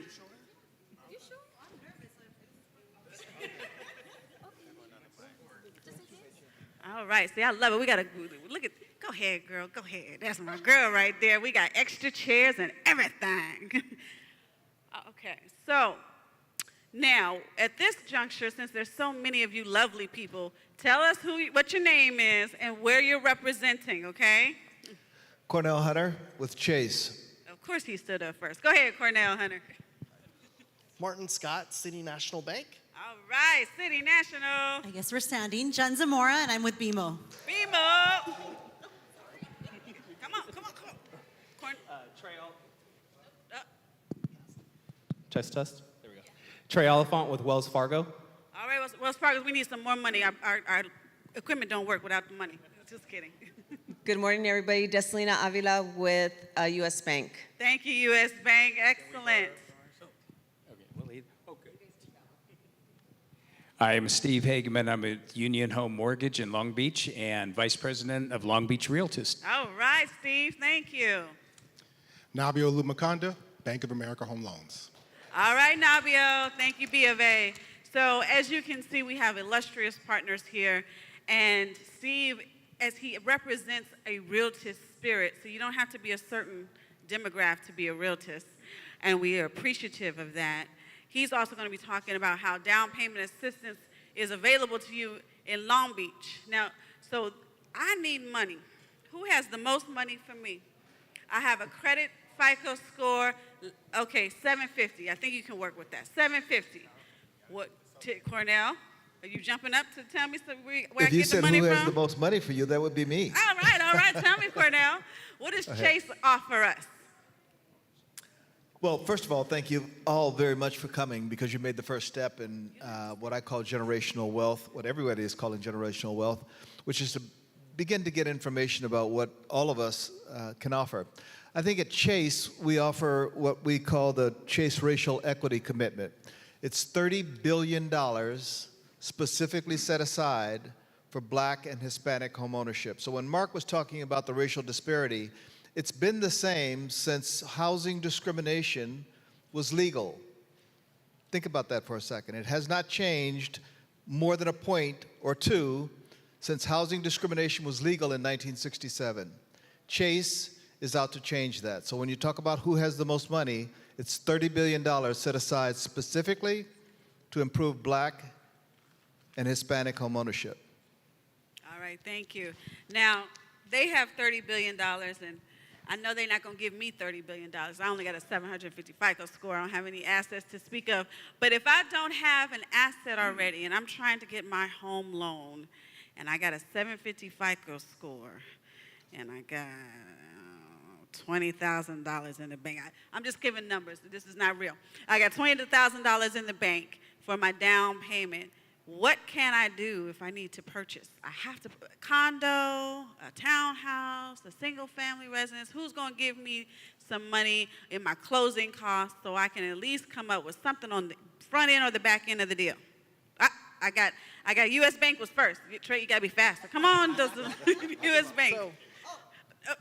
He going to take the microphone and stand up first. U.S. Bank, I got the guard. I got That's the guard right. on, That's all right. right? That's all right. So again, my name is Jessalyn Avila with U.S. Bank, and all the lenders up here, we have our niche product. For U.S. Bank, we have a $100 billion commitment, and that is for we have to spend that money in the next 5 years. This is our first year of spending that money. We have what's called the American Dream Access Home Loan, and that program is 3 to 5% down. What I want to stress to you is if you're going to buy your first home, I did this, and I highly stress that you think about it, because it's not for everybody, but it's easier than what it sounds. Anytime you buy your house for the first time, there's a wonderful opportunity to buy units. When you buy units, you become a homeowner and an investor. And single people here, you could do it. All you need is a good, handy person. I did it. It's not scary. And with our American Dream Access Home Loan, you could put 5% down and buy 2 units. And don't be afraid of that. And once you become a homeowner, it's super duper duper hard to buy investment without putting 20% down. And when you do that math, it's super duper duper hard. And that's not impossible, right? It's not impossible. But with our American Dream Access Home Loan, we have a down payment assistance program that it's a silent second up to $12,500, plus an additional gift of $5,000 that you could buy down the rate. What does buying down the rate mean? It means we help you lower your rate. And that's huge. The pricing right now is excellent, excellent, excellent. The other caveat of that is if a property is in an LMICT, low, moderate income census tract, we waive the income limits because most of the lenders up here, there are income limits on most down payment assistance programs. Most just special programs. That's the fine print. And it's not a gotcha. It's not. It's just part of the rules. Okay. So that is our I'm sorry. That's our program. And just know that everybody up here, we come from a place of service. But just check the details. And I just really recommend buying units. Single people, people who are in a pair, just really do that, and you just become a landlord as well. I hate that word. That's okay. Property owner. Investor. Thank you ever so much, Dessalina. 1 second. So just so you know, each one of these individuals out here are in representation of vendor tables there and one-to-ones and all of this, and they got business cards and working hours. So I know you're not going to get everything you need to know right now because it is a little complicated, but we're here to make it simple and informative to you. So at this juncture, I'm going to start with Nabio at Bank of America, and he's going to give us just about a minute and a half worth of information as to what sets Bank of America apart from other banks. All right. How you guys doing? You guys great? Yeah, you're giving us money, we're going to be even better. All right, let's get to it. So Bank of America. The best thing about B of A is that we set aside $15 billion with the B to lend in communities of color. So what does that mean? That means that we have two specific grants. We have two specific down payment assistance programs. We have our down payment grant of $10,000 that you get towards for the down payment of your home, and then $7,500, that's a total of $17,500. The $7,500 is for closing costs. So that takes care of your closing costs like lender fees, appraisal, so $17,500. These are funds that you do not have to pay back. There's no shared appreciation. If you sell the house or refinance, you don't have to pay the grant back. And then we also have our zero down payment. It's in 5 select markets. LA is one of them. You get $15,000 towards down payments, and you get your closing costs covered. That's non-recurring closing costs. And the good thing about this is that there is no minimal credit score required, okay? And the area has to be a multicultural census tract. On the other program that is nationwide, it has to be a low to moderate income census tract. Again, these are funds you don't have to pay back. If you want more information, I'll be at the booth out there. Come see me. Nabila Makanda. Thank you. All right, thank you, Bank of America. All right, Mr. Haggard, I know you have a presentation in just a moment, but right now, if you would just stand and give us a little bit of what we look forward to. Well, yeah, thanks for inviting me and having me here. Union Home Mortgage, I think I'm the only lender that maybe you haven't heard of the name of the company. Is my mic dying? Does it sound like everybody? You can hear me in the back? Okay, good. All right, Union Home Mortgage is a national direct lender, but we're called a mortgage banker. So we fund our own loans, we service, meaning billing, our own loans. And I've been working in Long Beach as a lender specializing in first-time home buyers for about 25 years. My office is near the Long Beach airport. I've been an advocate of multi-generational housing. So when I heard about speaking about units, like duplexes, you know, the average family income is about $87,000, which can't afford to buy a home. Maybe grandma makes $45,000 in Social Security. Maybe there's a millennial adult in the family that makes 30 or 45. If you combine all of their incomes, we can help with 100% financing for duplexes and 5% down for 3 and 4 units. So maybe you use it as an investment property, but maybe you do it to finally break the rent cycle by combining 3 generations of income. And I believe strongly SB 9 was created in California to generate that kind of a program. So, okay, then we'll segue. It looks like, now you already pressed the button, so am I gonna do this here too? So, yeah, what I also want to talk, one of the other things in my bag of tricks to help you become a homeowner is in Long Beach. Long Beach offers a down payment assistance program, a grant program for $25,000. So that is a grant. Grant means you don't need to pay it back. You can combine that program with other programs as well. My favorite recipe for success is to combine Cal HFA, 100% financing. Take this $25,000 grant, have it cover your closing costs, and have it buy out your monthly mortgage insurance. So you could buy a home with no down payment, little or no out-of-pocket closing costs, and no monthly mortgage insurance, which just eliminating that alone could increase your purchasing power as much as $50,000 to $75,000. This works for houses or condos because it's a conventional loan on the front end. So you can mix and match and combine it. There's a few guidelines. What's on the screen is the first guideline, which you can't make too much money. So this is based on household size. You could see it with me. So $137,500, a single person could make up to that much money and qualify for the program. The amount of persons in the home, that includes minors and seniors. So that you could make as much as $259,000 and qualify for the program. So next slide, or am I the next slide guy? There it goes. So this is the eligibility for the Long Beach grant program. You need to be a first-time home buyer and a first-generation home buyer.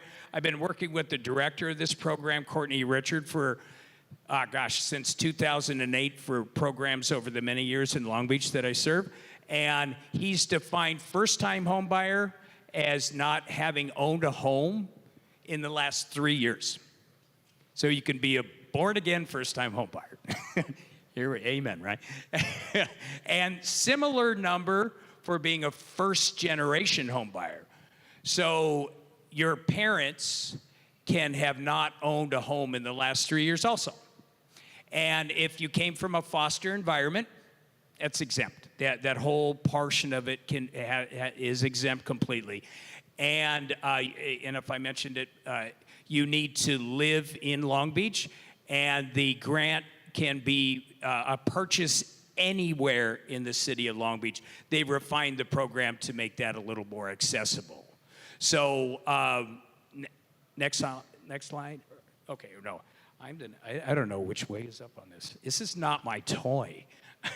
All right. Where am I pointing? Where's the deal? All right. Well. Yeah. You got it? Okay. All right. What we're going to go over next eventually and ultimately is, the process. Thank you, Will, for the assist. So this is the steps. These are the steps. First thing is you get pre-approved for a regular home loan. And again, you could use any number of loan programs by a mortgage lender. I'd be happy to help you with that. And my contact information's at the end of this little slideshow. And then once you have that, you apply for an eligibility review with the city of Long Beach. They have a website that I can share with you as well. Where to go? Okay, and then you start shopping. I do know the rest of this. And then you don't get the money awarded to you until you get into contract. But they basically set it aside and make some general reserving of the money up to $25,000. And again, it could be used for down payment or closing costs. Looks like I'm a shadow puppet in that picture. But I'd like you to take a picture of my card here, because I will text you a link to if you caught it quick enough, but I could text you a link to the City of Long Beach grant program. So if you live in Long Beach or you have friends or family that live in Long Beach that would like to buy a home and take advantage of that free grant money for $25,000, take a picture of that. If you're not, I'm at 562-212-3323. Just include your name when you text, and then I'll send you the link for eligibility for the $25,000 as well as the next steps. So does anybody questions? I'm not going to let you leave, so they'll find you in the hallway if they can get there. Yeah, I got a couple of cards here too. Oh, yeah, a couple cards. Okay, good. So, Thank you so much. Any questions? No, not at this time. Madam Desalina, did you have anything else to add for U.S. Bank, or would you concede to Wells Fargo? Let's have Wells Fargo go, and then we'll have Madam from BMO go. All right. Hi, guys. How you guys doing? Great. Great. You're giving me money. I'm I'm phenomenal. all about making dreams come true, right? Right. All right. So a little bit about what Wells Fargo has to offer. We have a program that is exclusively ours. It's called our Union Plus program. If you are, show of hands, who's a member of a union here? All right. Lots of union members. Oh, I'd love to see it. You guys all need to come see me. But what that program entails, it gives you guys mortgage protections in case you guys go into a lockout, in case you guys go on strike, whatever the case may be, to where you guys don't have that income to where you're able to pay your monthly mortgage. That Union Plus program helps give you that assurance that you won't lose your home, okay? Also, if you're a veteran, it also gives you a $1,000 grant if you are a veteran. That money doesn't need to be paid back. It is your money, which if you're anything like me, you like the money, right? Yeah, that's right. Other program that can be also paired with Union Plus is going to be called our Dream Plan Home Program. What that program entails, you have to make 80% or less than the area's median income that you're moving to. So it's not exclusive only to first-time buyers. If you say you bought your home, you sold it, you've had a year where you're renting, now you want to buy again, you can then take advantage of a 3% down payment option, as well as pair it with our closing cost assistance. That's going to be a $5,000 closing cost credit that can be paired, again, like I said, with the Union Plus and the Dream Plan Home, okay? Excellent. So that's all I got for you guys. That's all right. We like it. We like the money. awesome. Yes. We come and get it. All right, BMO. Do you understand BMO, how give me nervous I am more sitting money, there? money. Good morning. Yes, yes. Good morning, everyone. So I'm actually just going to talk about the money that we have and a couple of scenarios that we've closed in the last couple of days. So we have a BMO grant for $16,000 that we can help towards your closing costs, buying down the rate, or your down payment assistance. Not only that, we work with 43 different down payment assistance programs here in California that we can layer, and we are experts at layering different down payment assistance programs. I think that's the one thing that really sets us apart. We're not afraid to tackle on the next one. So Long Beach, I'm going to give you a call on Monday. So we 16,000.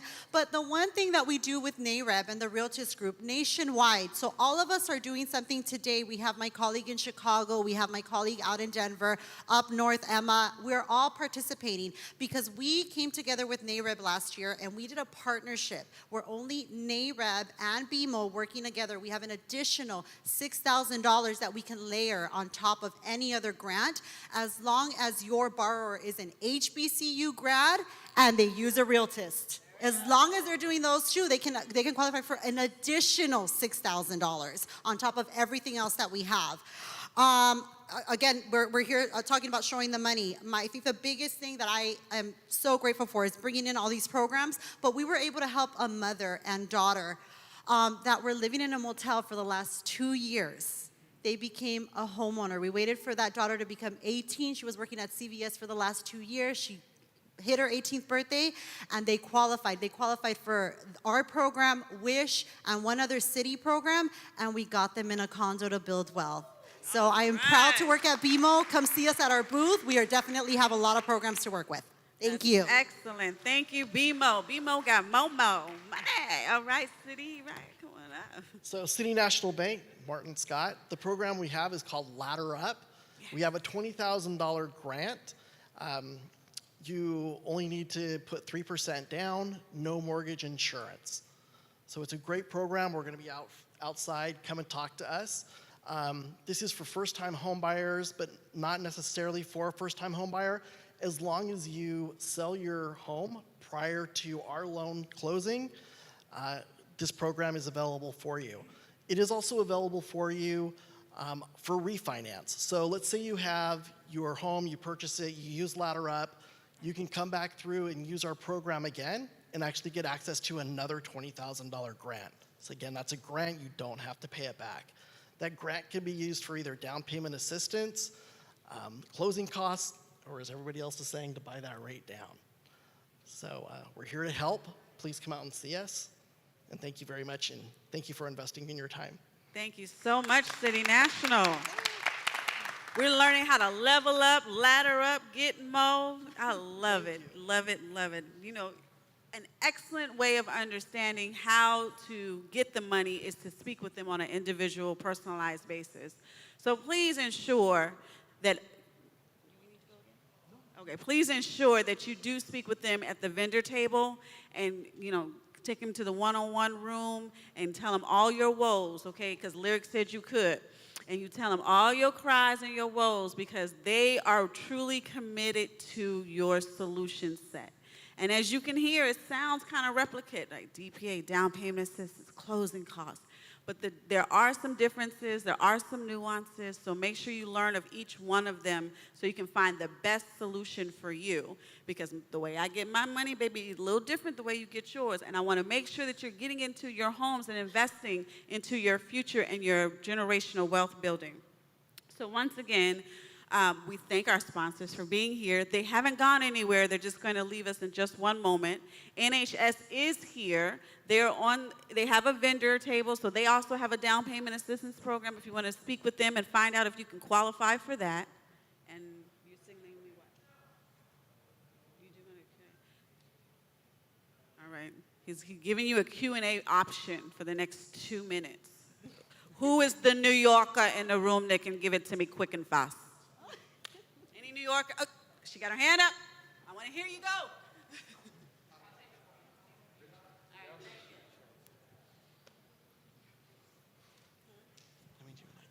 Good morning. Thank you for coming. I am a native New Yorker, and I've been out here this will be my 10th year, but I'm by myself. I have no family here. Well, I have family that live here, but it's just me. And I'm taking care of my mother who's in a nursing home in New York. How can you help me? The first thing anybody needs to do is meet with a lender and get pre-approved. Because just like I don't know how to fix my broken car, same thing, right? You need to sit down with a lender and get pre-approved to see where you're at. See what your income is, to see what your savings are, to see what your credit is, to see where you want to live, to see, okay, Miss New Yorker, have you thought about what kind of payment you want? Because I could qualify you for X payment, but if you don't want to pay that, okay, let's talk about that. That means this payment equals this neighborhood. Oh, I don't want to live there. Okay. So, it's really a discussion of what you want to give up, where you want to live, so it's not just a down payment. It's not just guidelines. So any one of us, we're going to be asking those questions. So it's really, a thought process. It's a coming to Jesus moment with yourself and saying, okay, I'm ready. Well, and she came to church, so she's close to Jesus. There we go. And we are good because, show me what to do with we're at Show Me the Money, but what to do with Big Mama's house and the seller's class, those two classes sound like they have a good solution set for you, my dear. So please make sure you're in those two classes, what to do with Big Mama's house and the seller's class. Any other questions? One right here. I have clients that are purchasing land as well as doing modular and manufactured homes, and I didn't know if you guys do any funding for that because I am 3 weeks away from owning my own modular and manufactured dealership. Yeah. Actually, we probably more than one of us have this, but there's a construction to permanent loan program that's available for FHA, VA, and conventional, and at least our organization has that for both stick-built, if you will, modular, and manufactured structures. Land purchasing? Yeah, so you buy the land, and the construction is part of the whole financing. So you're buying the land and the construction concurrently. It's a construction loan. So, 3.5% down FHA, conventional depending on the price in the county. But what county is it? LA County. Okay, beautiful. Yeah. No, it's 3.5% of the price to buy the land and to build the house. Yes, That's manufactured, the question. modular, and let's call it traditional. Any of those three construction types. Just a follow-up question. Do you guys pay after the 433 COE? Well, they call them soft and hard costs. So all of the aspects of getting it registered and entitled properly for title insurance, we want it to show up on the preliminary title report at the end, bottom line. So yes, yeah, we could talk more. A lot of technical questions right there, but don't worry. That just means you can get money if you have land to put it on, okay? All right, madam, one more question. Oh, hello. In reference to, I don't know if it's kind of Keep piggyback it to her your mouth. question. What about ADUs? I have the land, but I want to put an ADU on there.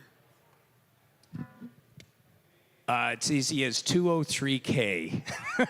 There's a FHA will have a construction loan program, remodeling. So you've got your house, so they will finance the construction of an ADU. Some specifics about whether it's attached or detached, and that's kind of a fine print thing that could be done with a conventional loan option as well. And the financing is based on the future value or the value of the property with the house and the ADU. If I can chime in, you can also do, not a lot of lenders do it, but still a home equity line of credit would be another way for you to be able to build that ADU. And BMO, we have great rates. I would say come see one of my girls at the table because we can definitely help you with that, a home equity line of credit. I echo her. I was actually going to say the same thing. And then I know we haven't really talked about CalHAFA Dream for All program. That is a new down payment assistance program for the state of California where they're giving up to $150,000 to buy a home or 20%, whichever one is lower, and it's for first-time home buyers, okay? And your parents cannot have owned a home. So that's a very important thing to remember. And it's a lottery. So the portal is open right now to the end of the month on the 29th. And then the lottery will take place next month. So the thing to remember, if you are doing the Dream for All program, because a lot of people are not talking about this, you can't really start shopping until you're selected for the lottery. So I would have a backup plan just in case you're not selected for the lottery. That's where all the other programs come into place, okay? Also, we have a City of Los Angeles program where they're giving up to $160,000. It's called the LIPA and the MIPA program. Same guidelines, first-time home buyers, your parents cannot own a home, and it's in selected cities. And the last two programs, they are shared appreciation, okay? So the Dream for All goes up to the 20%, and you're also going to be sharing 20% of your equity as well. So that's something to keep in mind. And the LIPA and MIPA program is shared appreciation up to 30%, how much you borrow, okay? The CalHAFA program is all of California. That's so that's correct. really important to know. So CalHAFA has a total of 7 programs, okay? It's not just the Dream for All, it's 7 programs and 2 down payment assistance programs. The majority of those programs are for anywhere in California. And the other thing is U.S. Bank is only charging half a point. Most other lenders charge anywhere way above that, but we've decided just to charge half a point, which is really, really, really low. So there's a question in the back. We got one more question because we got to transition. This question is to all the lenders. I am an educator, and do you have any special programs for us? I want to stay here. I love teaching, but what incentives do you offer educators? Thank you. Any programs for teachers or first responders? Anybody? Wow, it's quiet. I think all of us, all of our programs can help educators or just the community itself. So I would say come to all of our booths because I'm sure there's a program that can specifically help the people in your community that you're trying to assist. All right, let's give it up for all of our speakers. Thank you, all of our sponsors as well. So, and make sure you visit. Oh, we got one more question. One more question. Okay, so I have a brother that qualifies for the VA loan, and we wanted to buy a home together, but I am not a veteran. How can we purchase a home using his VA loan and maybe a FHA or any other type of program? Great question. Anybody want to answer it?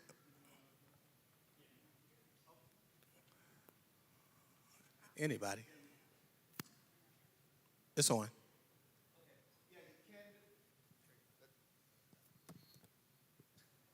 Yeah, you can do a loan with VA with you and your brother.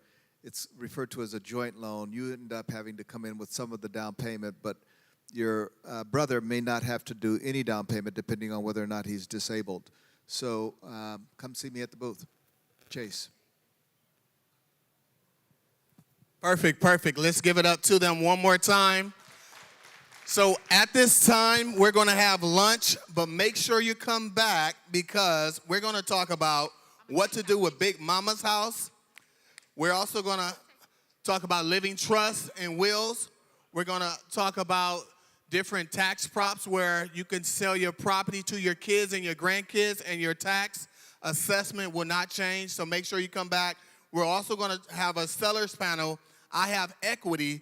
Now what? So we're going to deal with reverse mortgages, HELOCs, how to stage your home to sell it, and pretty much how to prepare to sell. And then we're also going to get into the investment side also if you want to be an investor. And then we also have a closing session. How do I get into real estate? Maybe you want to be a real estate agent or a loan officer. So if you go out to the hallways, you should see our team directing you to the cafe. So we're going to have a 30-minute lunch. We will start promptly at 12:30. So please be back in here at 12:30. Thank you, thank you, thank you. Thank you. Excellent. Thank you. Thank you.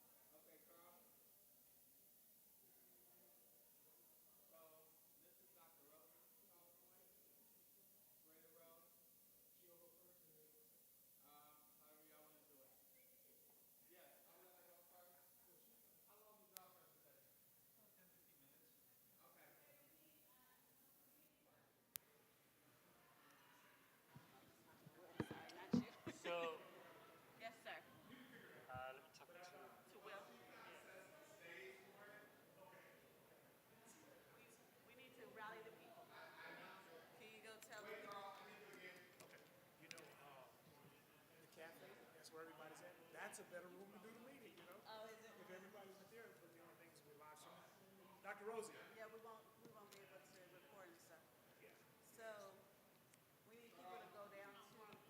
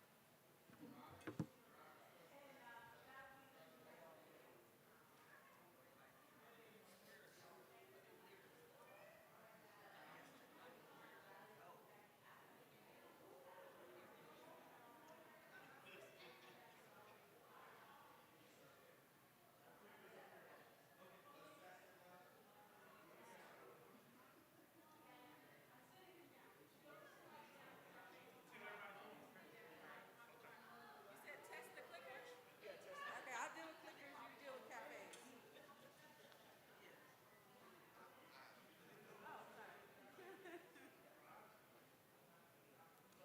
All right, we should get a award to the timely folks. I like people that can tell time and stuff. Good job.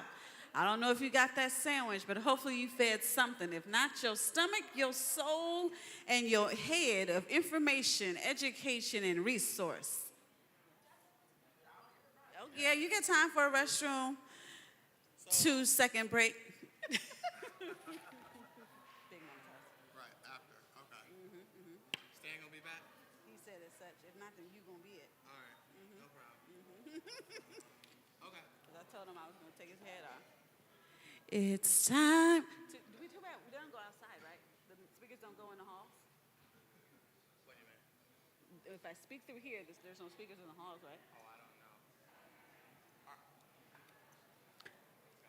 Orlando? Thank you so much. It is time to come back to the main sanctuary. I know the food is good. I helped pick it out, but put it down because we have some better information for you. We want to know what to do with Big Mama's house. Don't lose that equity. Don't bleed away that generational wealth. How do I save it? I'm not so sure if I can do business with my cousin and my grandfolks and my nieces and my nephews, and that brother and I don't get along. Come on down. You need to get to the main sanctuary. It is time, ladies and gentlemen. The 12:30 hour has started. It is time. What to do with Big Mama's house?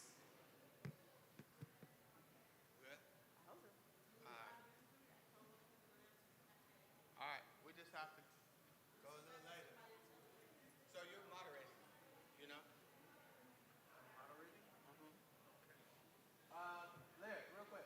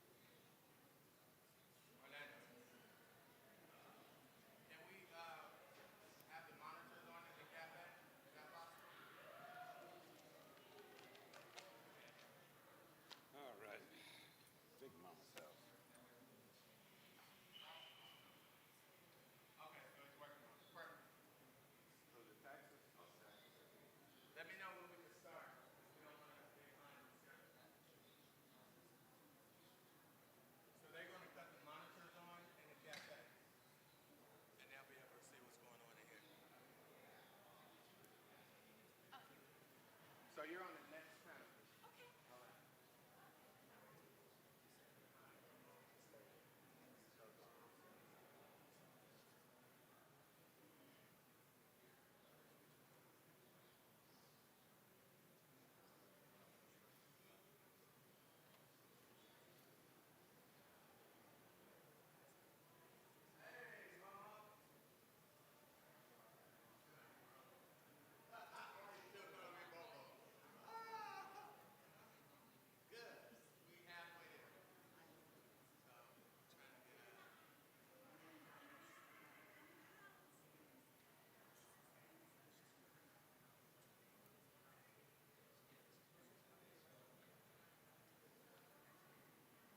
Is there somebody right there to help direct the people back in? 2 seconds for you.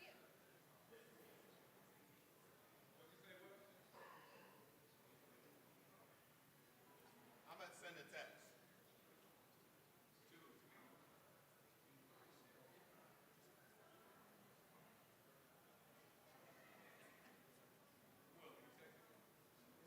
Yeah, it's good. We're good. Marvin, can we start? Hey, we can have them to take positions, though. Dr. Rosie, y'all can come up here to the front.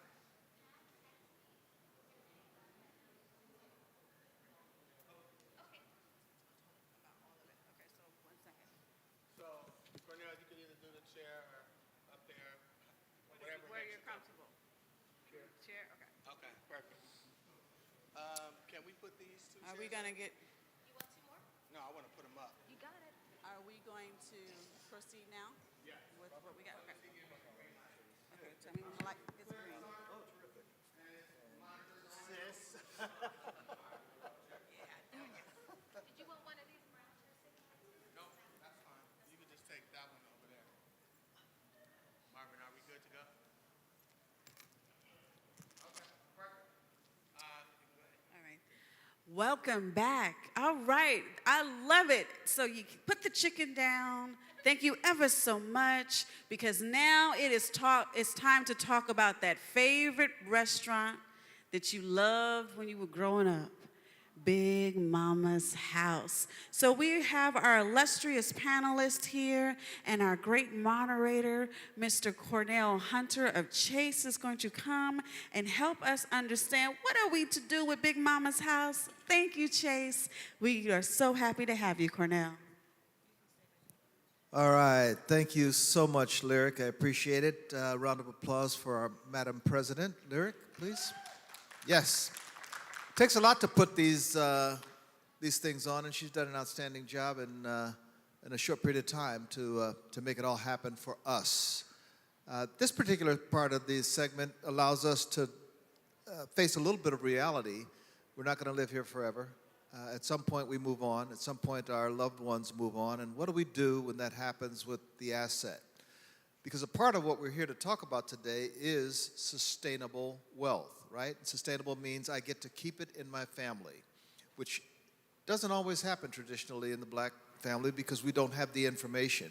And that's what today is all about. So first of all, I'm going to introduce Robert, who's a tax assessor's office. Give him a round of applause. And Dr. Rosie, who will tell us all about trust. So we have a great panel.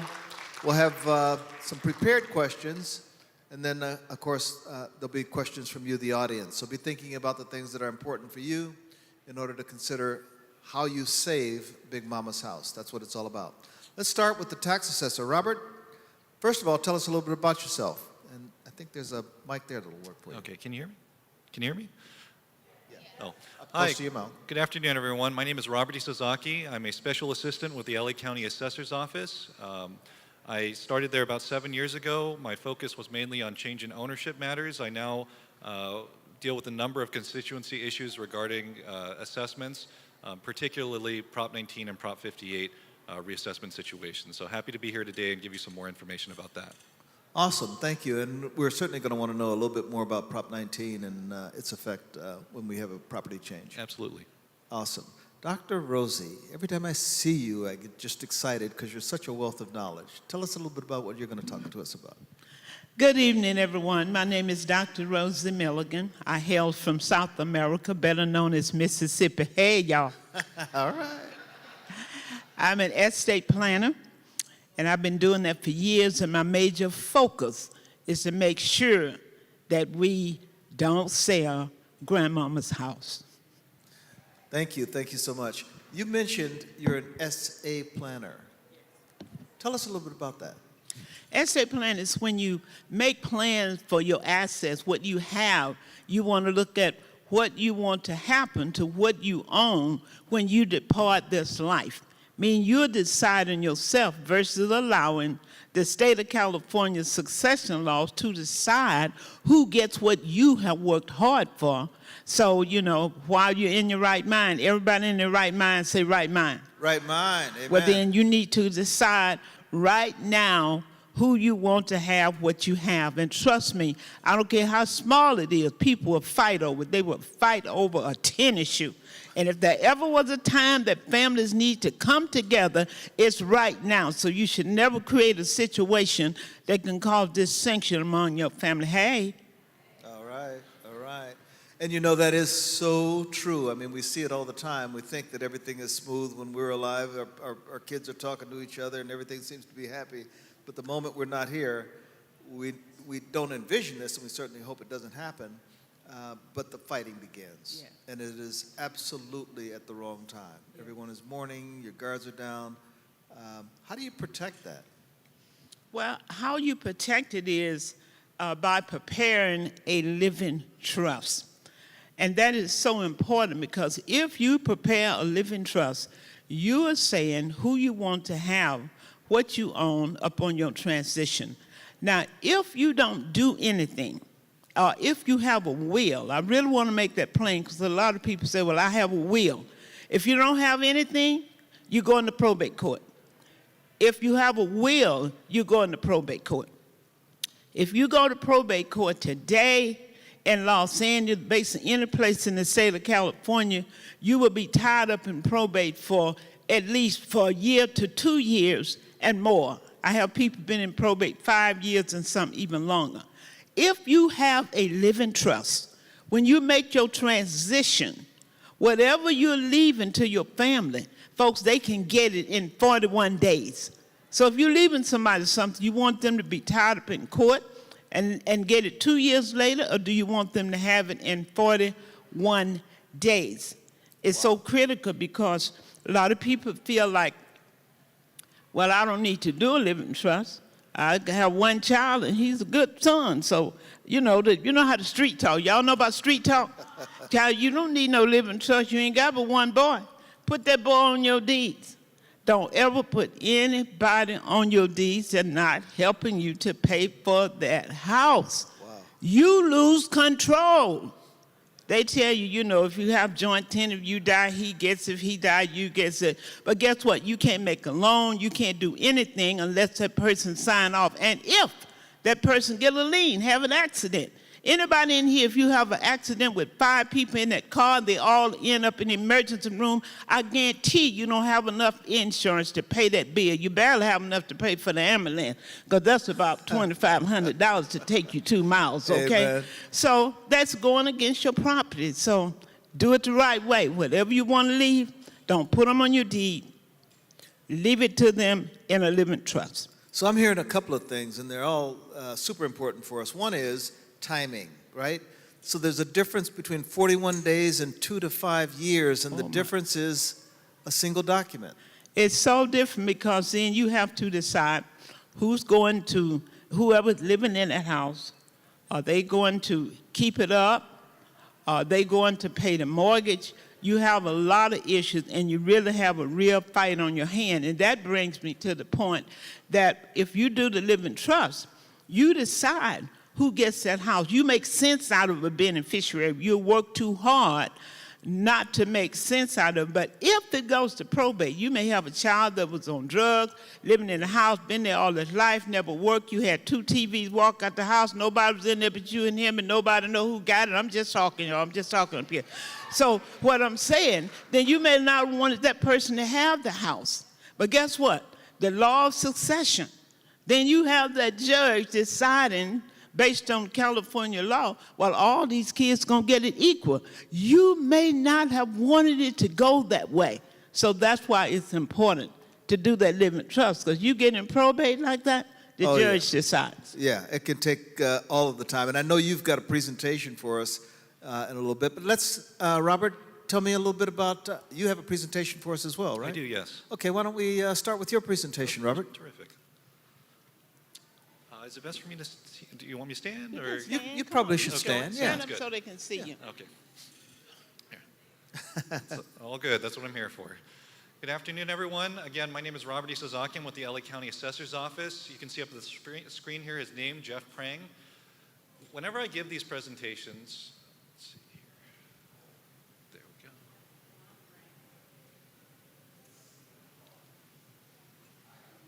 Let's see. Okay, there we go. So whenever I give these presentations, I like to give everyone kind of a roadmap of where we're going, what I'm going to be talking about.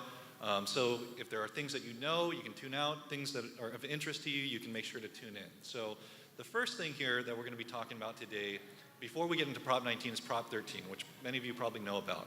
It essentially says when you purchase your property, we at the Assessor's Office establish its tax base. Now, after we do that, every year afterwards, state law says that we can only increase that tax base a maximum of 2%. So every year you're going to see your tax base go up a little bit. Not a lot, but a little bit. Now, what I call this is your Proposition 13 protection. And the reason I call it that is because it gives you a level of predictability year after year on what your taxes are going to be. So one year you don't see a major spike, the next year you see a major dip in your taxes. It should be relatively stable. Now, there are certain events that will pull you and your property out of this Proposition 13 protection. Those two main events I have here up on the screen is a change in ownership, so like a sale of the property or some other title transfer, or completion of new construction, so you add an extra bed, bath, ADU, something like that. So we're going to focus on these changes in ownership, though, because that's what Proposition 19 really is related to. Okay, there we go. So Proposition 19, it was approved by California voters in November of 2020, and it made changes to two pre-existing property tax savings programs. So the first related to tax-based transfers for qualifying homeowners, and we'll get to each of these particular changes one at a time here. The second made changes to family inheritance benefits, and we'll get to that in a second here too. Both of these measures came into effect in early 2021, so they both are now in effect. So what we're going to be talking about next is current law.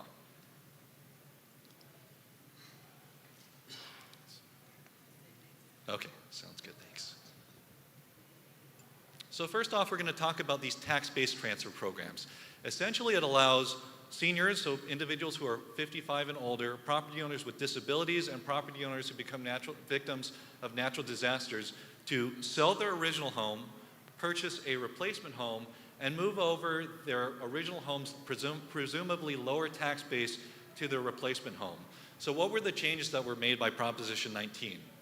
So it allows these individuals to purchase their replacement home and move over their original home's tax base to a property located anywhere in California. Under the old law, you can only move to a replacement home that was located in one of about 10 participating counties.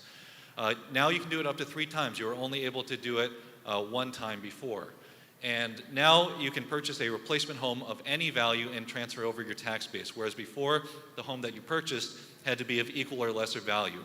The only caveat to that is if you upgrade, you purchase a replacement home that's more expensive than your original home, there's going to be a slight increase or an increase based on however the difference between the sales price and the replacement price. And then finally, not a change, but something that's very important to note if you're looking at taking advantage of this program, you must sell your property and buy the replacement property within 2 years. So if you sell and then buy it within 2 years and 1 day later, unfortunately, you're going to be out of luck. But as I was discussing earlier, most people sell and buy within a very short period of time, so that shouldn't be a major concern. But that is the tax-based program related to Proposition 19. But now we're going to get into the family inheritance portion. Next slide, please.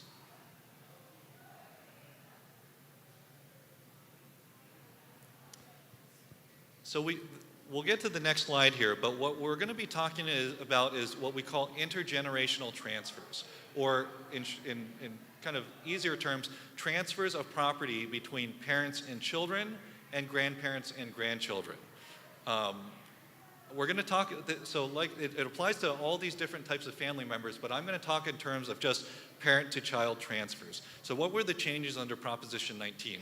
So under the old law, Proposition 58 and 193, it allowed parents and grandparents to transfer their original home or transfer their home to their children, no matter the value. It could be $100,000, $10 million. They could transfer that property along with its tax base down to their children without any reassessment or increase in the taxes. In addition to that, under the old law, you could transfer other property. So if you had rental property or vacation home, commercial industrial property, anything other than your principal residence, up to $1 million in assessed value for that property, you could transfer down to your kids. Now, Proposition 19 made some changes to that. Now the benefit only applies to your principal residence. So if you have other property, vacation home, rental property, things like that, you can transfer it to your kids either during your life or when you pass away, but at the time of that transfer, those properties will be reassessed at current day market value. Your principal residence, there are some new requirements under Proposition 19 that have to be satisfied for you to be able to transfer that property along with your tax base to your kids. So the first requirement is it has to be your principal residence. The second is when you transfer it to your kids, within 1 year of that transfer, your kids have to move into the property and file a homeowner's exemption claim or disabled veterans exemption claim, whichever applies in connection with that property. That basically tells us that your child is moving in and continuing to make that property the family home. So that's a new requirement. Also, this benefit now only applies as long as the child continues to live in the home. So say you transfer your property to your child, they move in, meet the requirements for Proposition 19 and keep your tax base.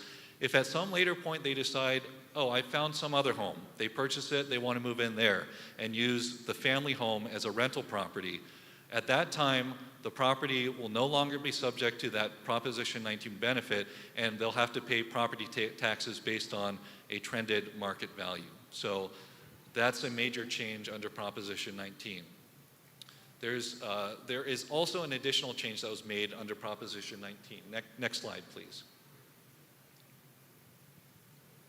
So like I was saying earlier in connection with Proposition 58 and 193, the old law, it didn't matter the value of the home at the time of the transfer. Mom, dad transfer it to their child. Under Prop 58, it didn't matter its value. The child can inherit the property with its existing lower tax base.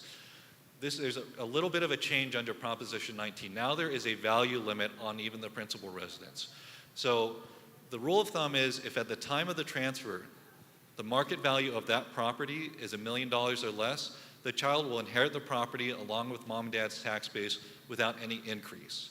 If, however, at the time of the parent-child transfer, the market value of the property is over $1 million, there may or may not be an adjustment, and that's based on a value comparison formula. So I'll show you at the end here a resource on the assessor's website that you can use to calculate how this will fit into your situation, but essentially you're going to be comparing two values: mom and dad's tax base or the market value less $1 million. Whichever of those two is greater is what the child is going to carry forward as their tax base. So if we can move on to the next slide, I have here on the screen a screenshot of the assessor's website. If you just Google LA County Assessor or type in our website, assessor.lacounty.gov, on our website we have a dedicated Proposition 19 webpage. So in addition to all of the information that I provided here, all the forms that you need to fill out to take advantage of either of these programs, and some frequently asked questions, we have on our website what we call our Proposition 19 calculators. So it allows you to input the address or assessor identification number for the property in question, some market value information, you click estimate, and that will give you the estimated tax base for the property and the program that you're looking at applying it to. So I encourage you, if you're looking at taking advantage of either of these or going through the estate planning process, to take a look and see how either of these programs might affect you. Next slide, please. So death of a property owner, and I'm just about through here, but something that's really important is a lot of parent-child, grandparent-grandchild transfers occur when the property owning parent or grandparent pass away. But so a lot of people know about that benefit. What they don't know is when a property owner passes away, that's required to be reported to us. That allows us to update our ownership records and let us know that if you're looking at taking advantage of either of these programs, we can reach out to you with the appropriate forms or what have you. So in most situations, the death of a property owner is required to be reported to our office within 150 days of the date of death. And so there's a form on our website called a death of real property owner, a change of ownership statement, death of real property owner. You just download it, fill it out, send it in with a copy of the death certificate, and if the property was held in trust, you send that in as well, and that allows us to update our records. This is important to, for property owners or the people who become responsible for their property after they pass away to send in so that we can timely become aware of the change in, of the potential change in ownership. So if the property does become subject to reassessment, if that's the case, we can appropriately reassess timely. So the new bills start coming out timely. There are situations where years down the line, the property has been continued to be held in trust. The date of death isn't reported to us. The family decides to sell the property, and at that time, we find out that mom and dad passed away. Under the law, we're required to reassess on mom and dad's date of death, and what can happen after that is multiple years of back taxes can be sent out, and the child receives all of them. They're all due at once, and we don't want that to be the case. We want you to report timely, have the ability to report timely, have us reassess timely, so you're paying your taxes as they're appropriately due. But that just about sums up my presentation. I want to thank you again. I think we're going to touch, Dr. Rosie is going to touch on the trust and inheritance portion, but again, I want to thank you for having us today. All right, Rob, thank you so much. I appreciate it. Huge amount of information to cover in a short period of time, but you ended it on a good note, introducing Dr. Rosie to talk about trust. We are ready. You ready for me? And I think you have a Somebody say PowerPoint yes. presentation too. Okay, yeah, short presentation. Are you ready for her? Okay, but say something. Yeah. Make a sister feel good. I always enjoy hearing this young man from the assessor's office, and I hope you all paid good attention to what he was saying, okay? Because what happened with Prop 19 is the biggest land grab that I have seen in my 7 to 8 years. It is truly a land grab. But I'm here to talk about generational wealth. When you bring somebody into this world with nothing, they come in on hard way. If you bring them in with a little something, they come in on easy way. Think about for yourself, if someone had left you just a little something, how tall you would stand today. So it's really critical. So when we start talking about don't sell grandma's house, then I need to start with talking grandma. You need to tell them about what they need to do before you get up out of here. Because sometimes I see people talking after grandma passed. Well, you know, them kids, they standing on the corner talking. Them children done lost Miss Liz's house. Miss Liz knew before she got up out of here, she had a $5,500 a month note. She know 3 of her kids put together couldn't pay it. So Miss Liz need to be doing something before she get up out of here. It's important to be talking. If we got to understand the importance. People back in the days, they understood the importance of land. I don't understand what's wrong with people now. They'd rather have a car parked in their driveway than to have some real estate. I don't get it. And when I become mayor, and if I drive up in anybody's apartment, don't have a house, apartment with a Tesla, I'm going to lock them up. That's how bad I'm going to be. It's truly important. They realize the value of land. They realized it so much that they always said, if you go back and think about your grandmother, she always said, save this house as a house seat. Raise your hand if anybody know what I'm talking about. That's right, look at the hand. So save this as a house seat. They understood the value of land because if you didn't have land, you couldn't even vote. If you had land and didn't pay your poll tax, you couldn't even vote. They understood that. And when they left Mississippi and Georgia, Louisiana, the first thing they did when they got to California, they bought some property. They bought duplexes, they bought the courts, they bought apartments. Am I right? They didn't just buy a house. Now, some of them didn't have a third-grade education. We got PDDs and DDDs and skis, and don't have sense enough to leave a place for a person to have over their head. Am I making sense? I did a seminar, and I asked a bunch of people, I said, how many of you, when you came to California, you had a house rented or you had an apartment rented for you? None of them raised their hand. I said, well, how many of you came here and lived with Cousin Liz and Uncle Bubba until you got your feet on the ground and then you got your place? 75% of the hands went up.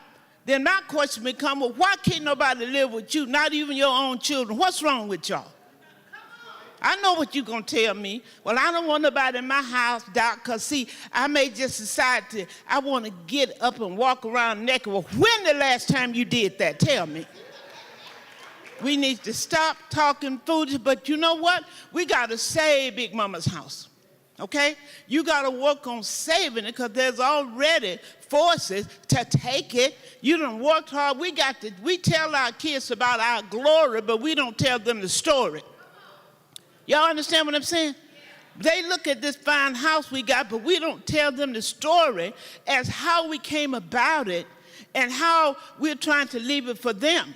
You need to tell them the story. Grandmama told us the story. She said, I went with holes in my drawers to buy this house.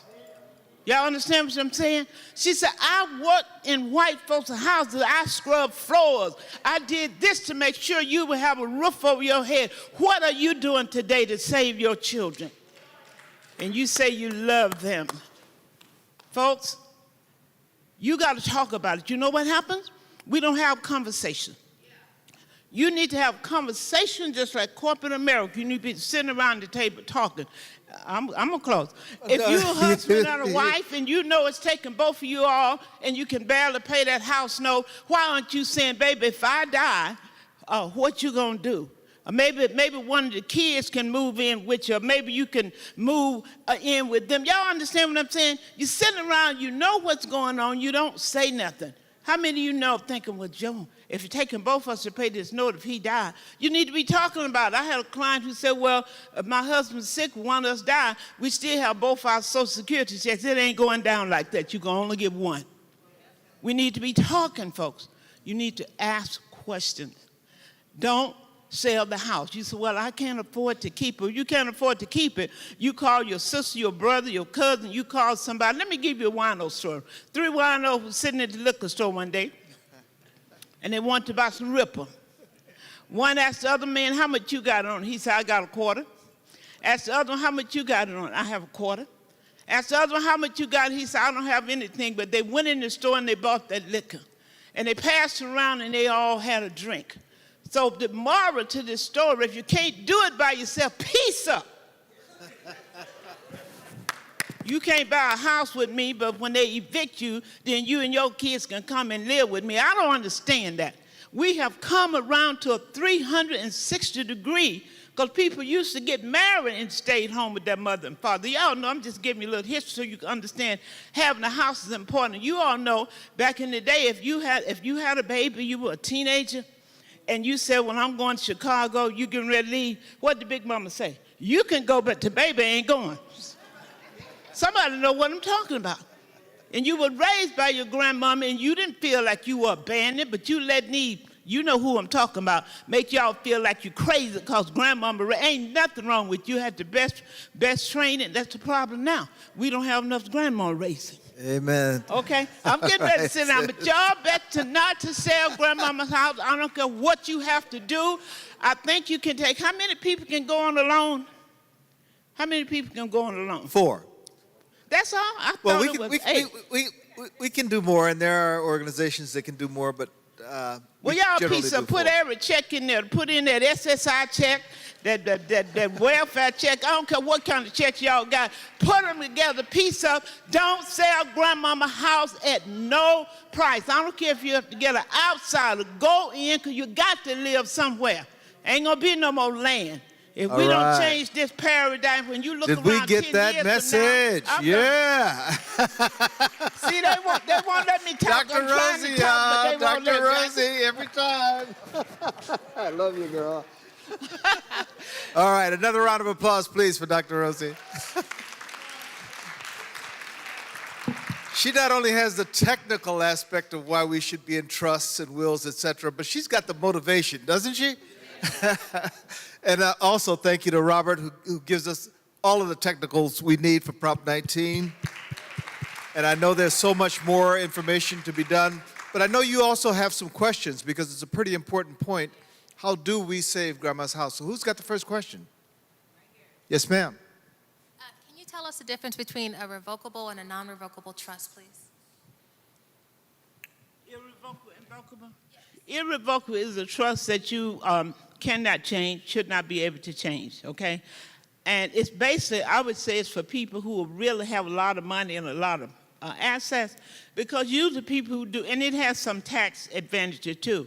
But what happens in irrevocable trust, the people put into the trust what they know they'll never have to touch because they have so much other assets out that they can use during their life.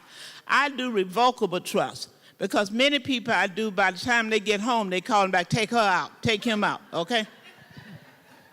All right, thank you. We have a question in the back. Is that Desalina? I can't see. Yeah, go ahead. I know you got voice, girl.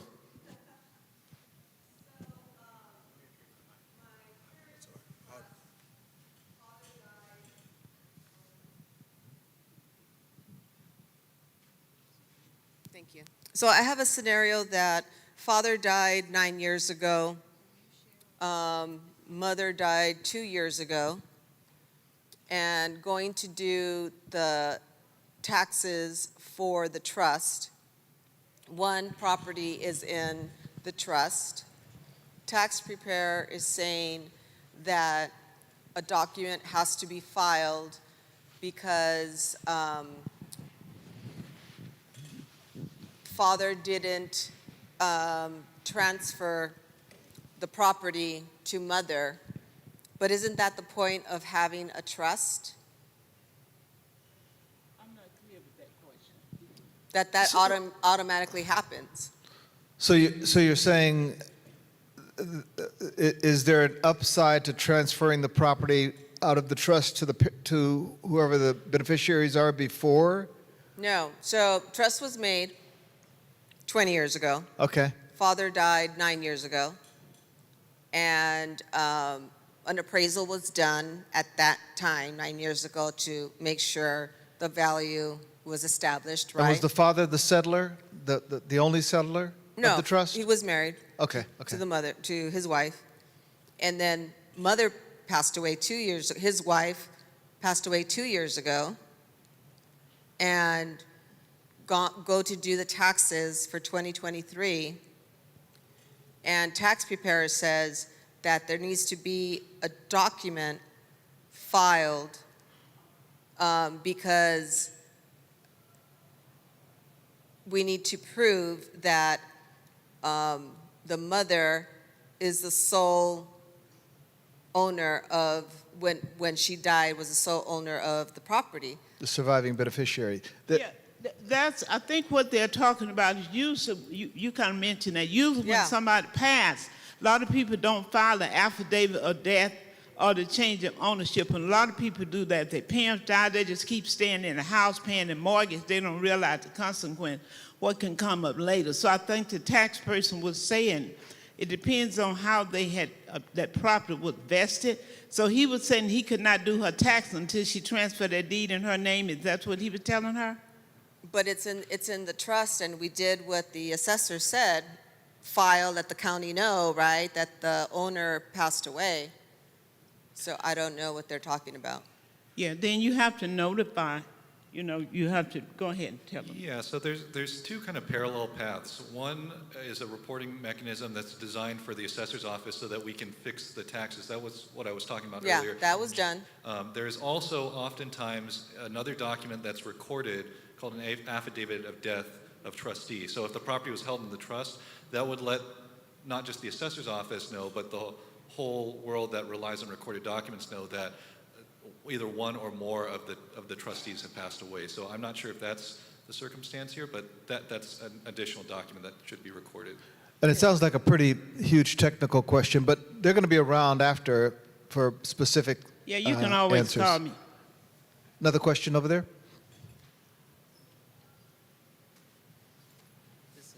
Just really quickly, does it matter if there is a lien against the house? Filing that affidavit of death, does that make a difference in the scenario? Are you clear with her? Does there need to still be, does one still need to file an affidavit of trust if there is no lien against the property? There is a trust. Do they still need to file an affidavit of death?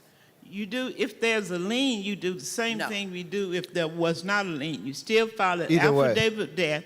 You can still transfer that property deed-wise to whoever you were leaving it to. Yeah, the advantage of filing that affidavit of death is, as Robert has said, they get to adjust the taxes now in 2020, let's say, as opposed to waiting until 2024. Now you owe 4 years of back taxes because you didn't file that affidavit of death. We have one more question over here. I want to add Did something that to answer that. your question, Carol? Did that answer your Hold on. question?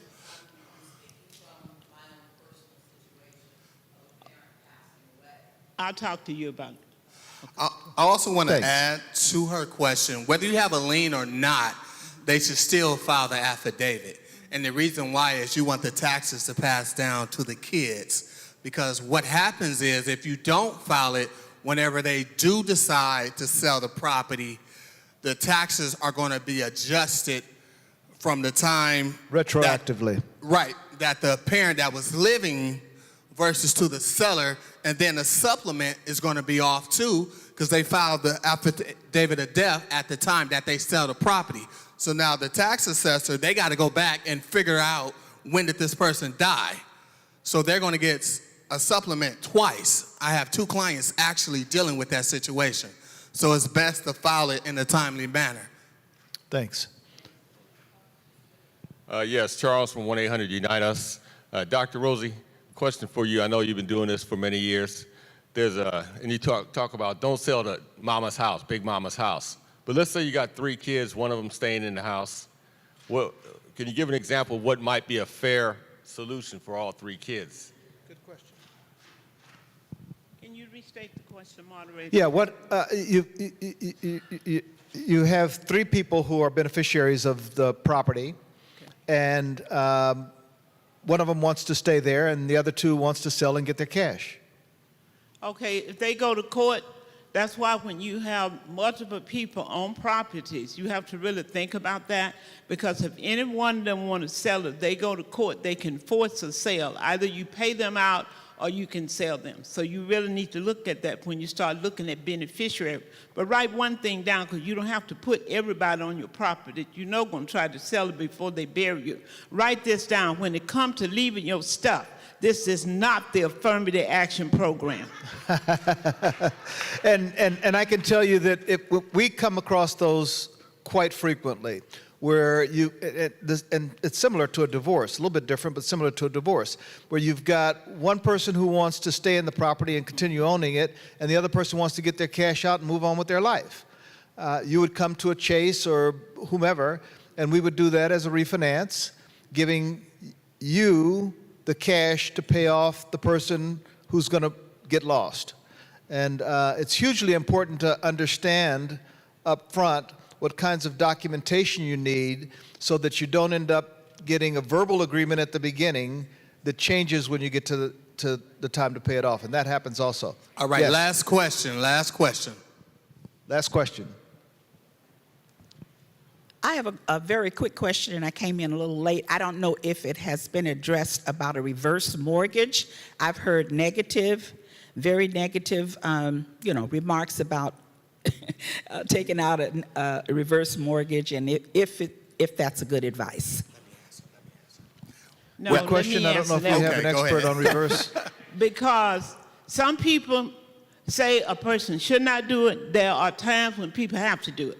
There have been parents who had the roof caving in, had all types of things happen to their house, couldn't buy their medication, kids didn't have nothing, couldn't help them. In fact, some of them was up in the house. So they had no choice. But there are a lot of people doing it for the wrong reason, because Miss Ann did hers and you did yours, or to get a car, take a vacation. But if you have a reverse mortgage, you definitely need a living trust. Because if you don't, every month, what you should have been paying is being added and eating up the equity. So you need a living trust badly if you have a reverse mortgage. We're going to talk about that next on the next class. No, you're good. You're good. That's great. You warmed them up. I'm going to add, you're going to need one more document with that reverse mortgage, and that's asset protection, which is a life insurance policy to pay off the balance of that reverse mortgage. A lot of people are not putting all those together. So stay tuned for the next session. We're going to have closing remarks from Mr. Cornell. Actually, the closing remarks you've already done, and you've done an outstanding job. Dr. Rosie, every time we get together, it's a beautiful pleasure. You're so knowledgeable and informative, and I hope you'll hang around and give people your wisdom when it's all done. Okay. Let's give it up for our speakers. For the tax guy to come out, I mean, that's bold. And Rob, we appreciate you. Thank you very much. We're going to take just a brief picture up front, and then audience, thank you for everything. We always appreciate your contributions and your being here. Music.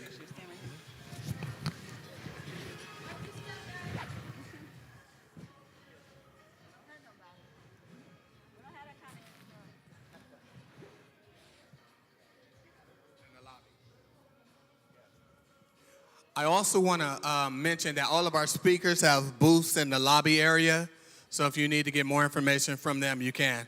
At this time, we're going to have our next speakers come up at this time. Yes, thank you ever so much. I know exactly what I'm doing with Big Mama's house.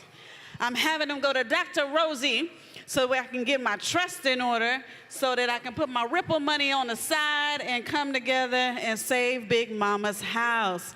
If you have any other questions for our panelists, please be sure, thank you, sir, to see them at their vendor booth. Dr. Rosie has her vendor booth, and right now it is time for the sellers class. I have equity. Now what? Hey, I got some money in my house. What do I do with it? So the moderators and presenters, would you please come up? Now, the best thing about having a sellers panel is we get to, what's her name?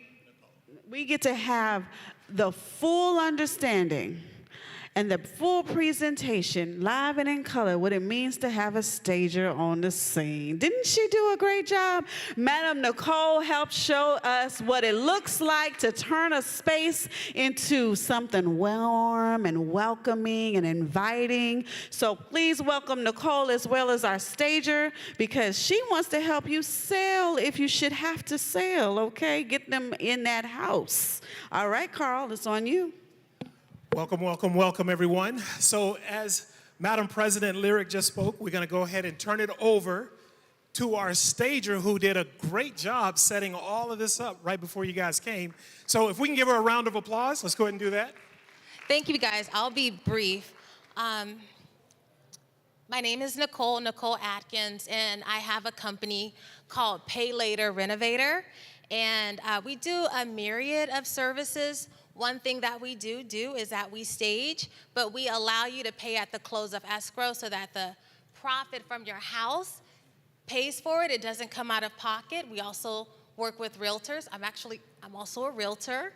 Another thing that we do is we declutter. Any hoarders in the house? No, I'm just kidding. You're not going to raise your hand. But there are hoarders in the house.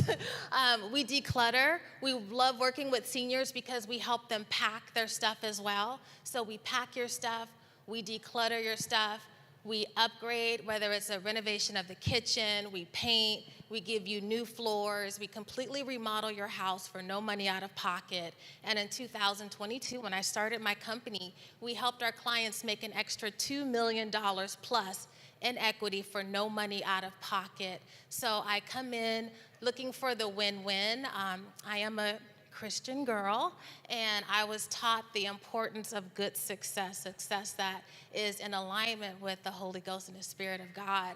And so what we do is no money out of pocket. We're happy to help you build. I'm actually in the process of building an 8-unit. We're happy to help you stage. We love working with realtors as well as home sellers. So if you're looking for a way to increase your current property, whether it be going from a single house to a 4-unit, whether it be to upgrade, anything like that, I am here at your service. Thank you so much. Round of applause, guys.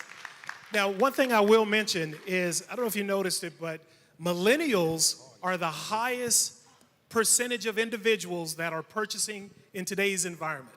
The millennials are. Now, Gen Z, if we back up to the Gen Z group, the Gen Z group used to have this mentality, let me find the worst house on the best neighborhood, and then I want to buy that one. But the millennials are different. The millennials are like, this has a yellow kitchen, I don't want this place. So they need a place that's all fixed up and ready to go, and that's why you want to go with your stager. And there's statistics out there that shows how much more money you will make in net if you sell your property that's been staged. So great job. Thank you very much. Now I'd like to go ahead and turn it over. We're going to go ahead and jump into equity. What do you do with the equity in your home?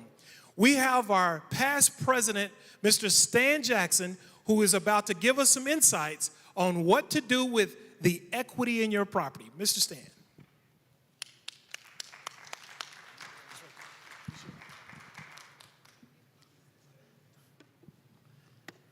Good day, everyone. How's everybody doing today? Good, and thank you, Dr. Rosie.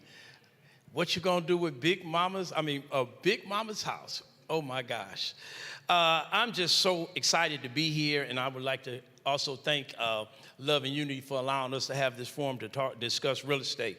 Real estate ownership and acquisition is a proven and guaranteed route to attain and create generational wealth. As was stated earlier in what Dr. Rosie said, what you're gonna do with Mama's house and the wealth that it created. Well, a lot of that has to do with equity.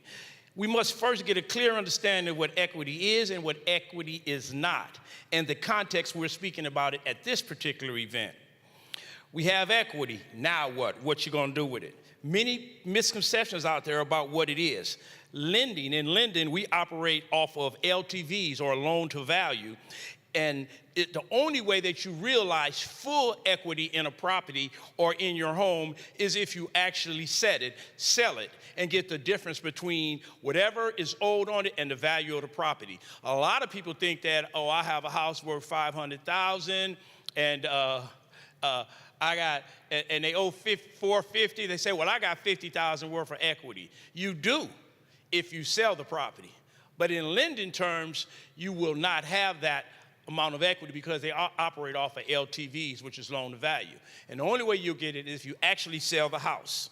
And so now, with a lot of appreciation going on with the house, equity is rising, and it's rising real fast. And some of the ways that you'll be able to realize your equity is by getting a HELOC or a reverse mortgage. I'm going to speak a little later on about the reverse mortgage and what to do and how you get the money for a reverse mortgage, and if it's something that you would like to do. But we're also going to talk about HELOCs, because what happened in the past few years is that people were getting interest rates in the low 2s and 3s and 4s, and they want to access some of that equity, but they cannot access that equity now unless they do a HELOC. So that's why HELOCs are becoming more.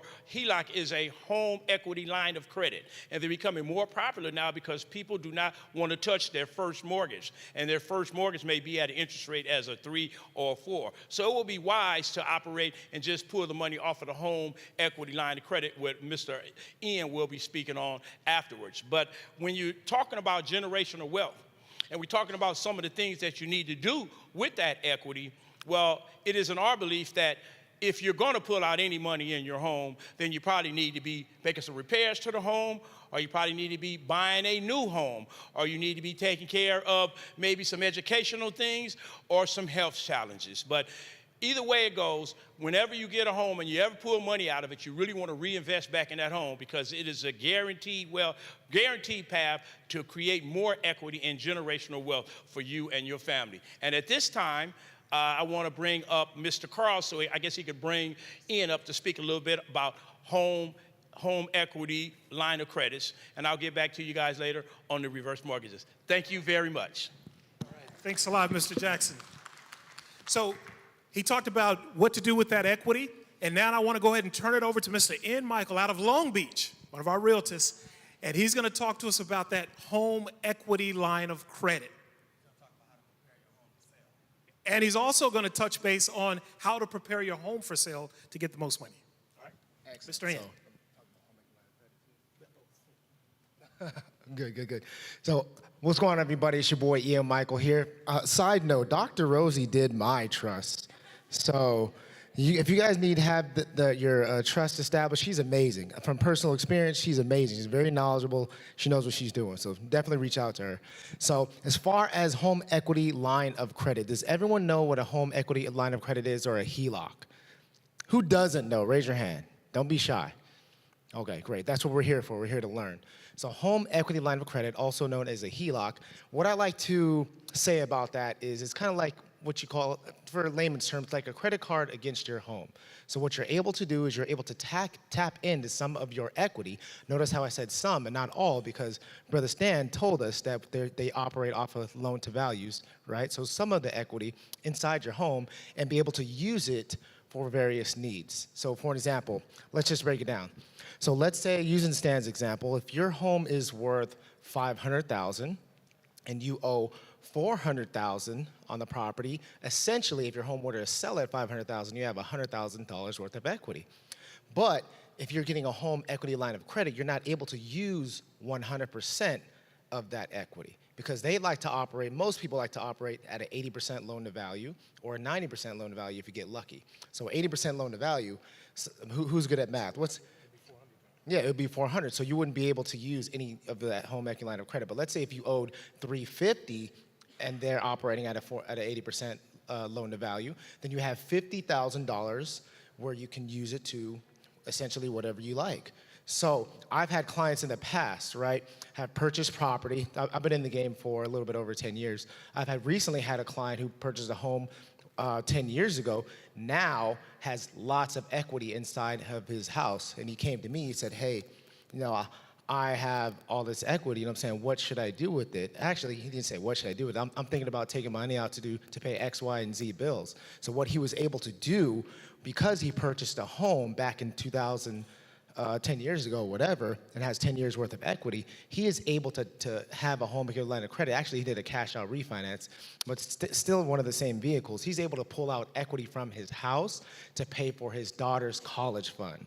Like, that is huge. That is the power of equity inside of your home. So getting back to the topic of home equity line of credit, once again, I like to compare it to a credit card against your house. So what that means is you can pull out money from your property in the form of pull out the equity, then you can pay it back. Pull it out, pay it back. And for the most part, there's a 10-year draw period as to where you're able to do this. So what's powerful with that is, number one, if you pulled out your home equity line of credit a while ago and you didn't touch it, right, and something comes up, like maybe medical, or maybe you want to buy a new car, maybe consolidate some debt, some other high interest debt that makes sense without touching your first mortgage, you're able to use that home equity line of credit funds to pay for that, not having to get your credit ran again, or not having to provide loan documents again to qualify for another loan, because you have that home equity line of credit, that access to that to pay for some of those debts. What I think the highest form of the use of a home equity line of credit is to buy more assets, buy more investment properties, buy more homes.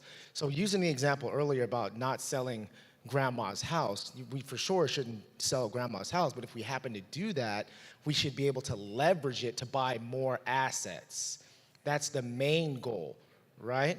So like I said earlier, you can use that money to pay off debt, right? But if you use that money to buy more assets, then the profit from the assets can pay that debt.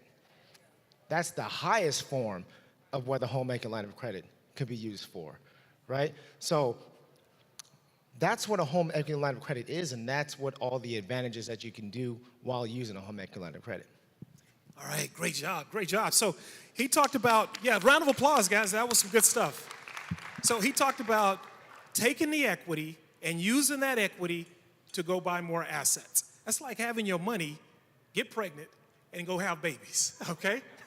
So good job. So the next workshop, we're gonna talk about what type of assets do you wanna buy with the equity from the first property, okay? So that's a good point. Now, under home equity lines, do it have to be like a credit card type thing, or can you get like just one lump sum of money?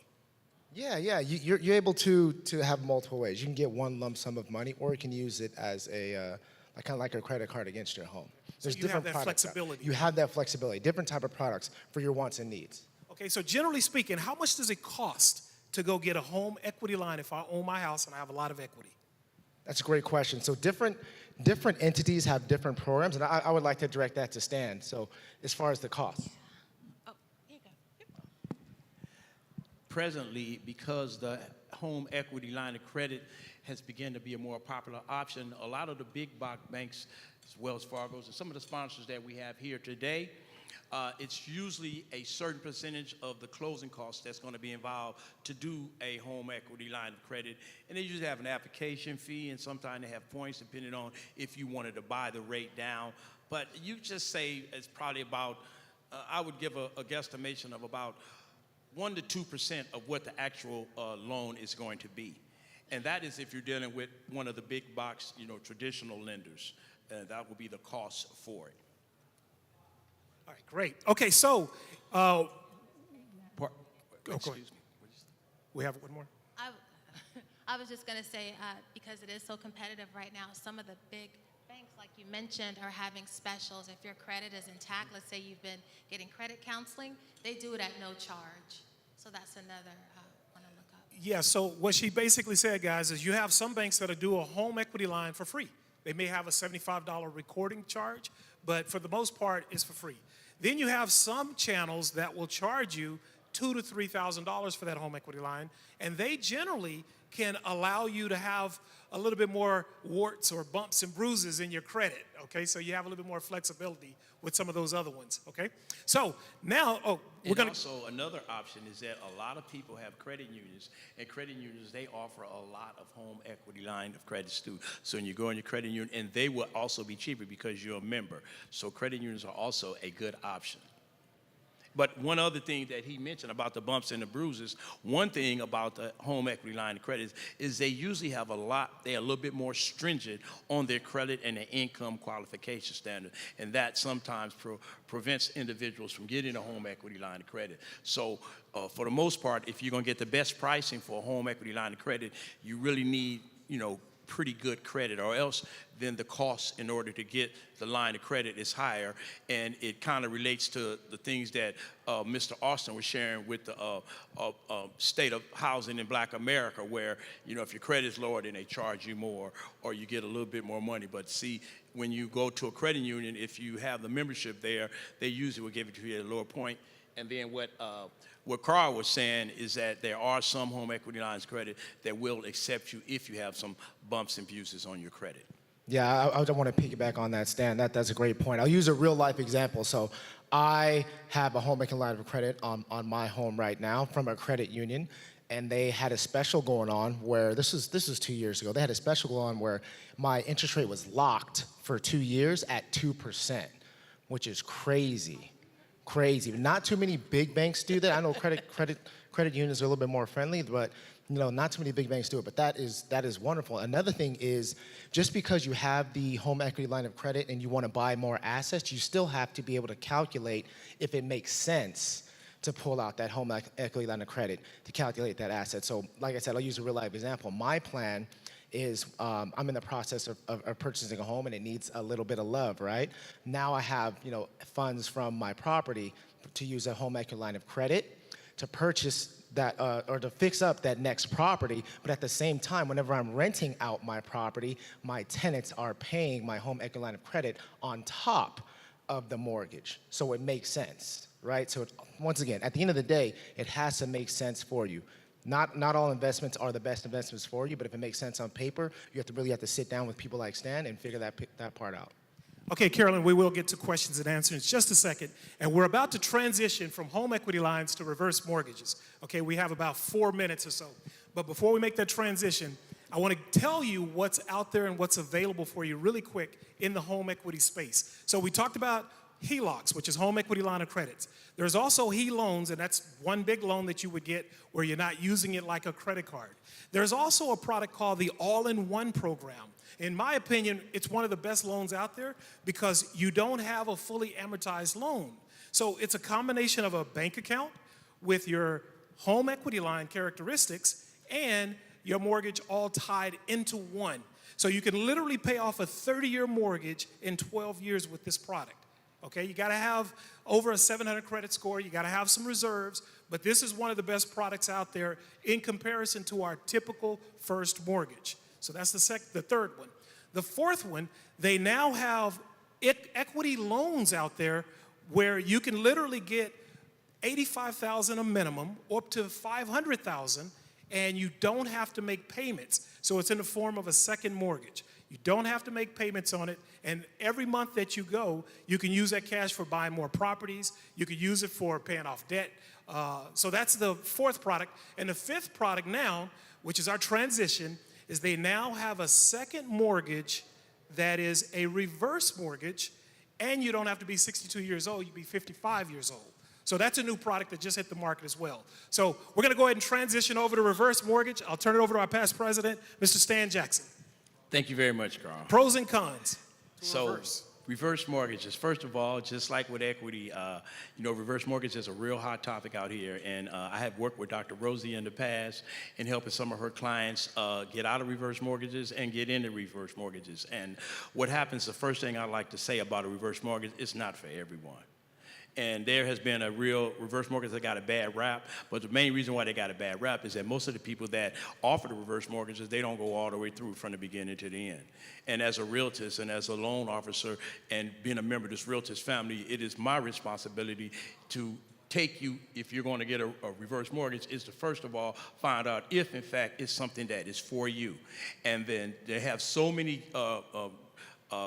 guidelines right now with FHA, you must get HUD counseling before you could even get one. But a lot of times there are people, we get to the reverse mortgages and somebody come in and do a reverse mortgage, they take the money and they leave, and then grandma's left not knowing what to do with the house. And then all of a sudden everybody said the reverse mortgage took grandma's house. The reverse mortgage didn't take grandma's house. Is that they probably went to an individual that just came to get a check, unlike a realtor, because we take you from the beginning to the end and we stay with you and we guide you and we teach you, because that's one of the things we do to try to maintain and increase Black generational wealth through real estate. So it's a lot of questions that I know a lot of people had. I'm seeing a lot of heads shaking. But first of all, the number one thing that you need to know about a reverse mortgage is that when you get a reverse mortgage, the mortgage, if you have a forward mortgage, that means that you are cutting down the balance of what's actually owed. And mortgage actually means, a mort means to kill. That means to kill the balance. So when you're paying it forward, you're killing the balance. Well, with reverse mortgage, the balance is going up. And people don't understand that. It's going up. But they have formulas to make sure that it's not going to go up worth more than what the bank wants to invest in it. But a lot of times, especially, I know we talked about different generations, but right now it's real hot because we got a lot of baby boomers. Baby boomers they own more property than anybody. And because they own more property, they're at the age of 62, and a lot of them are house rich and cash poor. And a lot of the kids and the grandkids is living upon them, and they're not helping them, and they operating off of that fixed income that they have or that zero income that they have, trying to make sure that they can pay the mortgage. But their house is worth $400,000 and they owe $100,000. So then they have $200,000 worth of equity that they can actually access. But if they went and the house is dilapidated and they need the house to be fixed up, or they need some money in order to help with extended health care, because a lot of us do not have the right insurances. So grandma needs to have some money to help take care of grandma. And if you do not have, everybody doesn't have it like that, but if you don't have blessed children or blessed nieces and nephews to kind of help assist, then you need a little money. and you need a little money so that you can live a little bit more comfortably because you worked so hard all your life to have this home, and you utilize that home to the best of your ability. I know my parents, for instance, they worked hard and they didn't want to get a reverse mortgage, and I'm glad they didn't. I had an opportunity to serve them, but I see so many instances when I go and I interview an individual and I see whether or not a reverse mortgage is for them, then I see the dynamics of the family. And one thing that I do is I like to do a whole interview. Because go get your kids, go get your grandkids, let's all talk about this. Because the first thing that you need to do when you decide that you want to get a reverse mortgage is you need to call Dr. Rosie because you need to get a trust. Because if you don't get a trust and you get the reverse mortgage and grandma die or mama die, then you know what you have to do? You got to go to probate. But if you have a trust, then you'll be all right. And that person that's left designated to run the trust, they'll make the decision on whether or not the family will put their checks together, put their money together, and refinance the property and keep it, which is the one that I always encourage. But if you do not have someone that can qualify for it, then you can sell that home and you can realize that equity. And hopefully when you receive the equity off of sale of that home, you do exactly what Mr. Ian was talking about. You go purchase another asset. And that is one of the ways that you utilize a reverse mortgage that will give you some advantages and some benefits, you know, to continue to be a homeowner. But some of the points behind a reverse mortgage, there is no payment. So when you get a reverse mortgage, there's no payment. Why is there no payment? Because they're utilizing the equity that you have in your home in order to satisfy, and they're adding it on top of your original mortgage. So if your mortgage is $100,000 and you get a HECM or a reverse mortgage for $200,000, then you have $100,000 that you have to pay. So now you have a balance of $200,000, and every month, whatever the cost is for a forward mortgage, if you was paying $1,000 a month, for instance, and I'm using round numbers because I know people could understand that, after 1 month, instead of you owing $100,000, you owe 101, and in 12 months, you're going to owe $112,000. But most likely in Southern California, that house has gone up in value from that if it's $300,000 in that year, it'll probably be worth $400,000. So you're gaining some equity. And a lot of times I tell the children, because they say, well, it's eating up the equity. Well, your mama need her house clean. Look at the bathroom. The roof is falling through. We need a roof. So are you going to be able to help? And a lot of times they can, and sometimes they can't. But if they can't help, then they need to get that equity out of the home, and they need to take care of the home so that the home will not, with deferred maintenance can kill the value of the home. So you need to keep the home up to par. And the requirements for a reverse mortgage is that you must maintain the property, you must pay the taxes, you must pay the insurance, and you must stay in the home for 11 months consecutive. You cannot leave the home, and those are some of the criteria. It's a lot more criteria, but those are the main ones that mean everything. So if you are interested or you have questions about somebody that you know is in a reverse mortgage and you have some more questions, we're going to have a little bit of time. I think we have a question right now. Yeah, I think we have a question over here now. Yeah. Just a couple of comments regarding what was said. Anyone looking to do a reverse mortgage, like they said, have a conversation with your family, because you don't want the loan to value, as they mentioned, to get too high, that whoever the property is being left to cannot refinance it and lose the property anyway. So you be aware of the value and how much money. And just because they're getting the money on a monthly basis doesn't mean they have to use all of it. You can always pay some of it back to the mortgage to keep it from escalating too far. Okay, that's one thing. With regard to the costs on doing a HELOC or a home equity line of credit, I suggest that you do your research, talk to different companies, go to your bank first and see what they have to say about doing a home equity line of credit. Because again, as they said, if you have a good first on that loan, you don't want to touch it. You want to leave it alone and pull your money out by doing the HELOC. The cost on doing HELOCs is going to vary from one place to the next. I do mortgages. You'll probably see me outside. But if you do a HELOC some places like ours, there is no cost.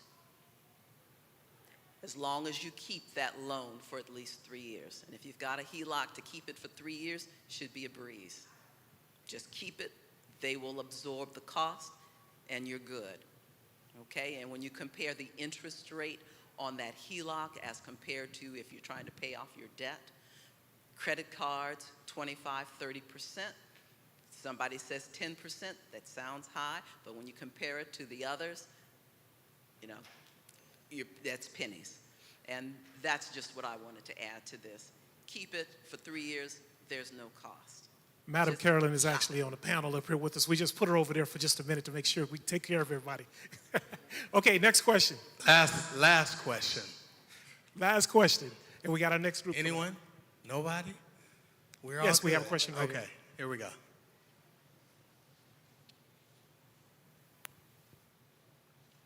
Hi, my question is regarding the HELOCs. I'd like to know, should you do a HELOC on property that's, is it best to already have a mortgage on a HELOC, or is it best to do a HELOC on something that's, a home that's paid off?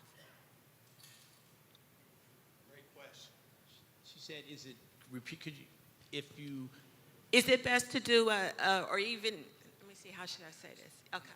Did you say, can you? Go ahead. So her question is, does her home, or can she get a HELOC if her house is paid off? Or does she have to have a first? You can get a HELOC, a home equity line of credit with no, you don't have to have a second. It can be free and clear, and you can get a home equity line of credit. And you can also get a home equity line of credit if the loan to value is low enough that with your first mortgage and your second mortgage, the HELOC is within the income limit guidelines of the institution. And it's usually right around 75% of the value of the home. All right. Thank you. Let's give it up. For our Let's go ahead and give it up speakers for the and panel. All righty, and then we'll go ahead and transition over to our next session. All right, thank you ever so much. What a great panel. We have learned a lot. We know how to stage to make more money, use our HELOC equity to go and get babies. I don't know. Carl was talking about babies with babies. I don't know what that was. But anyway, it was great, right? Get your money. So right now, we are going to have investing in real estate. This is what we love to do. And as realtors, I think they said it, we are committed to investing in real estate and helping you through and through time and time again. So we're asking our moderator and our panelists to come forth. That, of course, is Will Hayworth, Steve Richardson, and Anna Moore. Past President Anna Moore.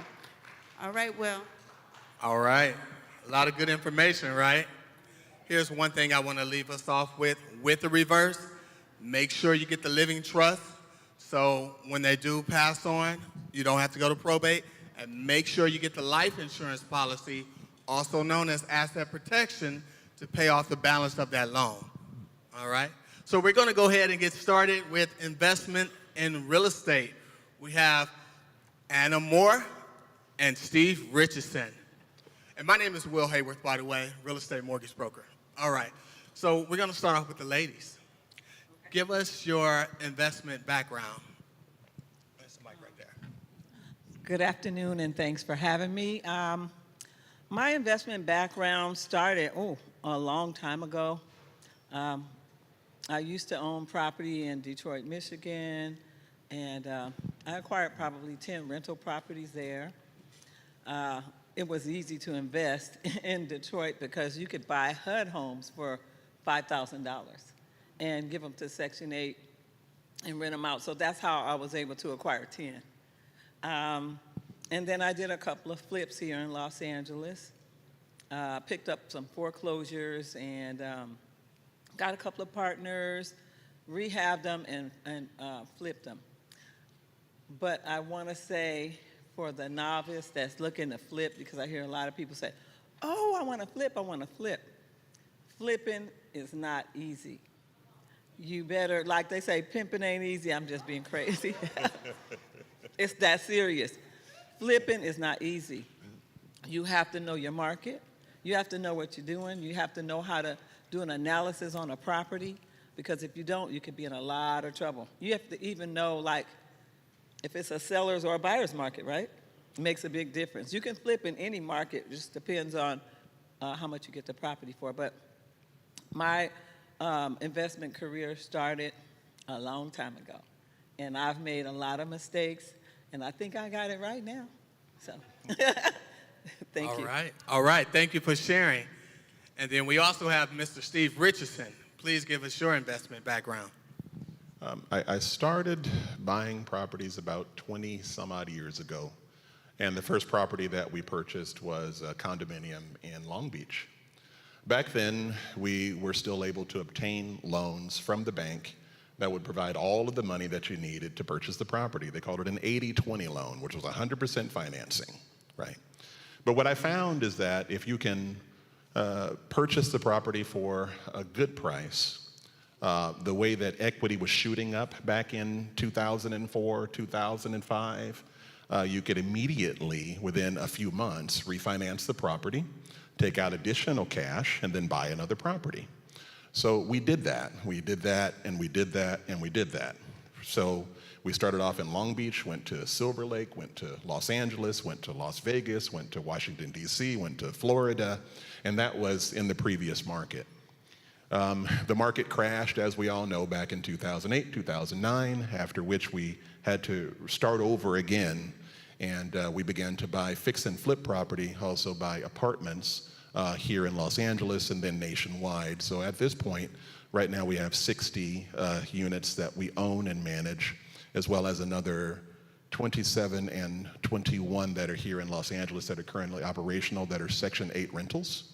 And that's been over the last 20 years. So it started off with one, and then it snowballed into, owning and managing a number of properties that, a lot of families now live in. All right. Thank you. For someone that's out here, they're looking to start with investing, what would you two recommend them to start at? Ladies first. Well, in this market, with the values in California being really high, I would say look for foreclosures. If you know someone that's in trouble and risk of losing their house, talk to them, see if you can grab that property, because it'll be easier for you to pick up a foreclosure property and try to flip it versus buying a home in this market and with the California prices, and then putting money into it and then turning it over. If you picked up a property that's in foreclosure, you might be able to just take over their loan, give them cash for keys. Of course, you got to do the documentation, the paperwork. You have to make sure that's tight. But you can give them cash for keys, take over their loan, which will allow you to put out less money in your investment. But again, you have to be educated in that and get a partner who knows what they're doing. That would be the easiest way to do something now. I actually have a follow-up question to that. So if we go after a foreclosure, what are some costs that we could expect? So you would have to spend money to bring the property current. Say they may be a year behind. A lot of people are a year or two behind, and the banks are ready to take them now. So you got to be prepared to bring the arrears up, and then they have legal fees, of course. So they say they owe $100,000 in back payments, and that's a real number. Then they also would probably owe for the legal fees for them to process the foreclosure. So you would definitely have to look at bringing the property current first, and you have to cash them out to leave. Don't let them talk you into letting them stay there. When you cash them out and bring that property current, they got to go. You give them their money and say bye. So we have all these wonderful banks in the lobby. Can I take that foreclosure deal to them? I believe you could. Okay. If you want to, what do you mean, refinance and Right. So they're looking to buy homes, and we're talking about buying a foreclosure. Will they allow us to finance that foreclosure home, or will we have to put a certain amount of money down to finance that property? It would just depend. Sometimes those loans are assumable. Okay. We know that now FHA is allowing you to assume the loan, right? Okay. So that would be one way. And then if you know, credit worthy, you could go in and refi and cash that property out as well. Otherwise, you would be using hard money and, again, experience with that because hard money costs. It's hard cost. So I think that answers that. Okay, perfect. Mr. Steve, where would you recommend someone to start if they're looking to become an investor? Okay, in this market, if you're paying rent, you're paying a lot of money. Rents are mimicking what mortgages are in a lot of neighborhoods. If you are in a position to have a W-2 job, the W-2 job is very, very valuable to have because you can use your W-2 and the income that you're bringing in and utilize bank financing, utilize down payment assistance, utilize the grants that are available, and find yourself in a position where you're no longer paying rent, but now you're paying yourself when you become the owner of the property. If you can't do it by yourself, partner up with someone. Y'all heard Mother Rosie tell the truth. She told the truth. Because the fact of the matter is, we must partner with one another and make it happen. Because if not, years and years and years go by, we're giving $250,000, $500,000 to the next person when that money could have been yours in your own account, on your own property, because you just took the risk and you sat down with a banker and the banker showed you the way to do it. There are cities that are giving out up to $160,000 for down payment assistance to people that have a W-2 job that are looking to purchase a property. This $160,000 would be used as your down payment and lower your monthly payment on the first mortgage that you would take out. And what you'll find is that maybe you have to step it up just a little bit, but what's the difference between $2,800 and $3,200? Because if your rent is $28 and your mortgage is $32, that $400 we end up spending at Chick-fil-A and other places, okay? But that $400 could be the money that you need to put into your property. And then, you know, you look at the tax benefits, you look at the appreciation that you now gain, and you're now in a position to lead your family in a place where now you're building generational wealth. You have a legacy piece that you've actually been able to obtain, and you're in a position to say, okay, now the next thing that we're going to do with this equity that we've generated over these last 3 years is that we're going to buy you a place, or we're going to buy these apartments right here, or we're going to build an ADU, a JADU, and we're going to add income onto this same property. We have to really begin to think about every single family property here in the state of California is technically zoned for 4 units now. So we cannot miss the boat while everybody else is bringing all of their ships to our shore. Because they've literally been coming to our neighborhoods, building their communities by taking our wealth. Because we didn't know how to obtain it. We didn't know how to actually take it to the next level. But if you're in a position and you're living, say, off of Western and Manchester, you're familiar with that. Western and Manchester, right? Single-family houses are $650,000 and $700,000 now. Now, that same single-family house is actually zoned to be 4 apartments. The rents there are about $2,000 or $2,100 for a 1-bedroom. So if you were in a position that you own the property and you decided, okay, Mr. Lender, I would like to build 3 more units behind my house that I have, the lender will actually give you a loan based upon the future value of your property. So now you actually get the monies that you need to build your other 3 units, and that other $6,000 a month that's being earned on the same property that if you would have rented it out, it just would have been $2,000 or $2,500. Now you're getting $8,500 or $8,600 a month off the same property that has been in your family for the last 20 and 25 years. So now you've actually changed the whole paradigm that off of one piece of property, your family is generating $100,000 a year, and this is the paradigm that we're living in now. If we have the knowledge, we could actually change the future and not have to go out and work to make that 100. You let the 100 work for you. Y'all follow me? All right. Y'all shouldn't have gave me a mic. I'm a preacher. And he's a preacher too, by the way. So another way you can start to become an investor is you do not have to buy a single family home. You can start with a 2-unit, 3-unit, and 4-unit, and you've automatically become an investor. FHA will allow you to buy up to 4 units with only 3.5% down. Conventional just released recently, you can buy a 4-unit with only 5% down. So if you start off with a 2 to 4, you have become an investor. And the great thing about starting off that way is the rental income that that property is going to produce, we can use that rental income to help you qualify to buy for it. So now your purchase power has just went up, okay? So you automatically become an investor. Now, you may say, well, I already own a home. How could I become an investor? Like Steve said, if you have a large lot, you can build an ADU, you can convert your garage to an ADU, or you can build 2, 3, and up to 4 units depending on what your city guideline is. So we all have the potential to become an investor on our next purchase or refinance. That's where the HELOC comes into hand. Take out that HELOC. Now you can invest it into an ADU or build more units in your backyard. That's where that reverse mortgage comes into hand. Take out a reverse, okay? And guess what? A lot of people leave their home to their kids. Here's the thing to think about.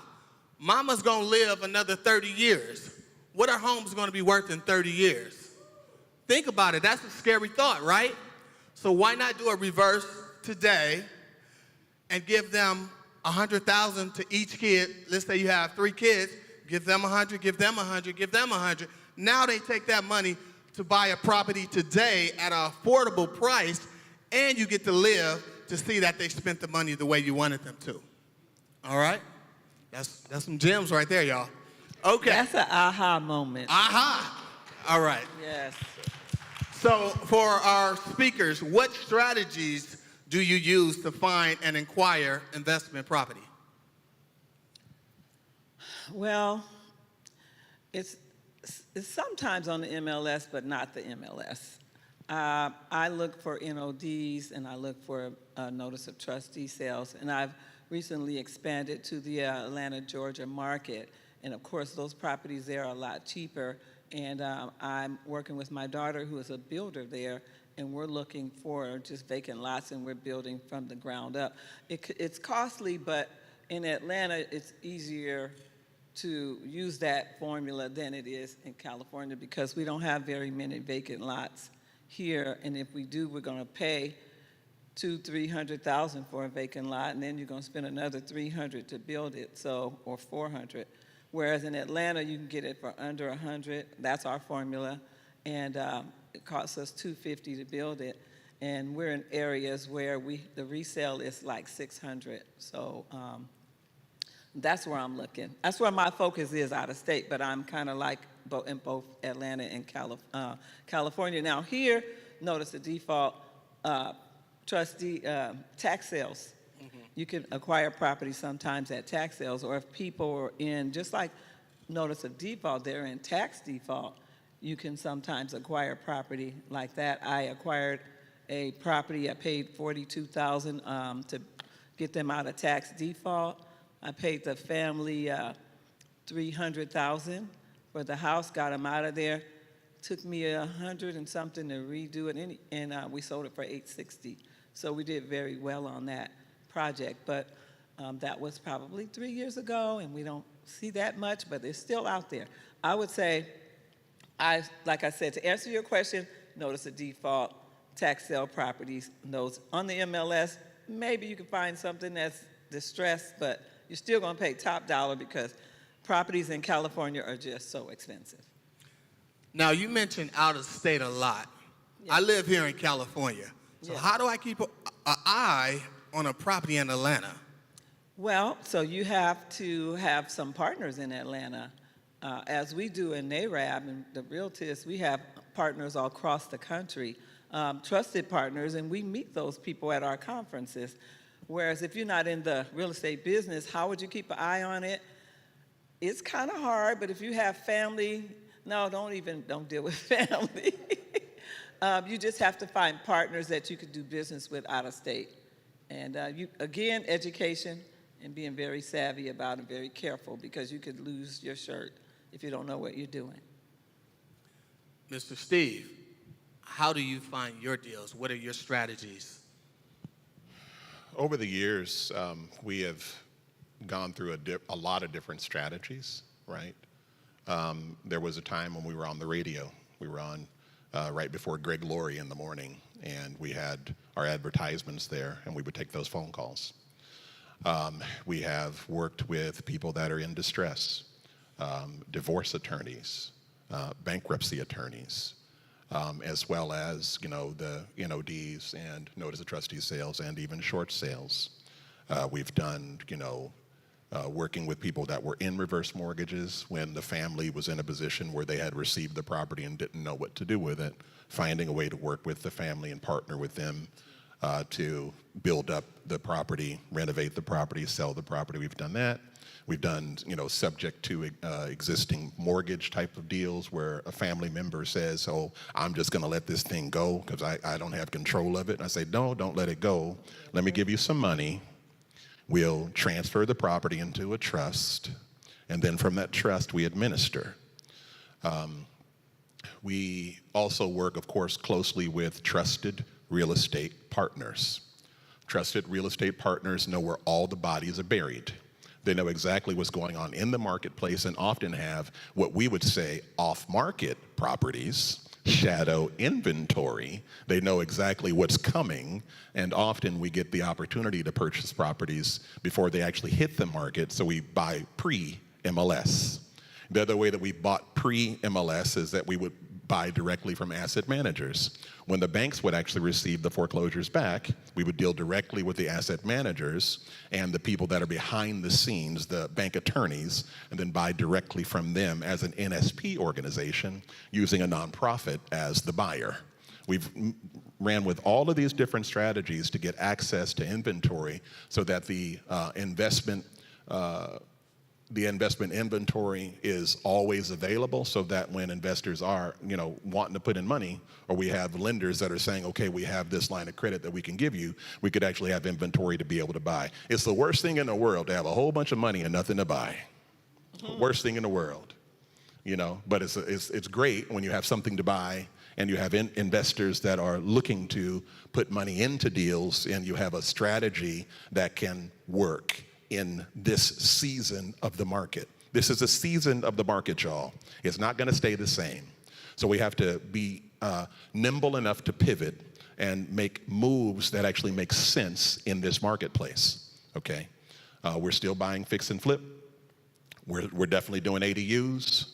We're definitely syndicating larger apartment buildings, 40, 50 units, we'll buy those.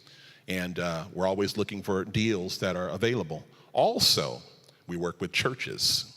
We work with people that own land here in Southern California to build affordable housing. So the church parking lot is now becoming affordable housing. If you've seen that driving up and down the streets, if you've been on Western, you've been on San Pedro, you've been on Vernon, you've been on Vermont, you see all these buildings going up. Often those are partnerships that myself or a couple other people that are like me have put together that have actually turned into multiple multifamily dwellings that are being built to help the people in the neighborhood, because, you know, I've come to find that if people are coming in from the outside, they're not coming in to help us. They're coming in to help themselves. So we have to be in a position to help ourselves. And so the more knowledge that we have and the more trusted advisors that we can work with, the more bankers that we have access to, the more deals that we can do that will help our community to be able to remain in our neighborhoods. I'm definitely concerned about if I move away, can I move back? Okay? Or if I send my child away to college, can she afford to come back and live in the neighborhood that she grew up in? You know, because the things, the values are going up so much, mortgage payments are going up so much, And often what I'm seeing, even when we had our office in Inglewood, is that Inglewood has changed very, very fast. And I'm talking about in the last 7 years.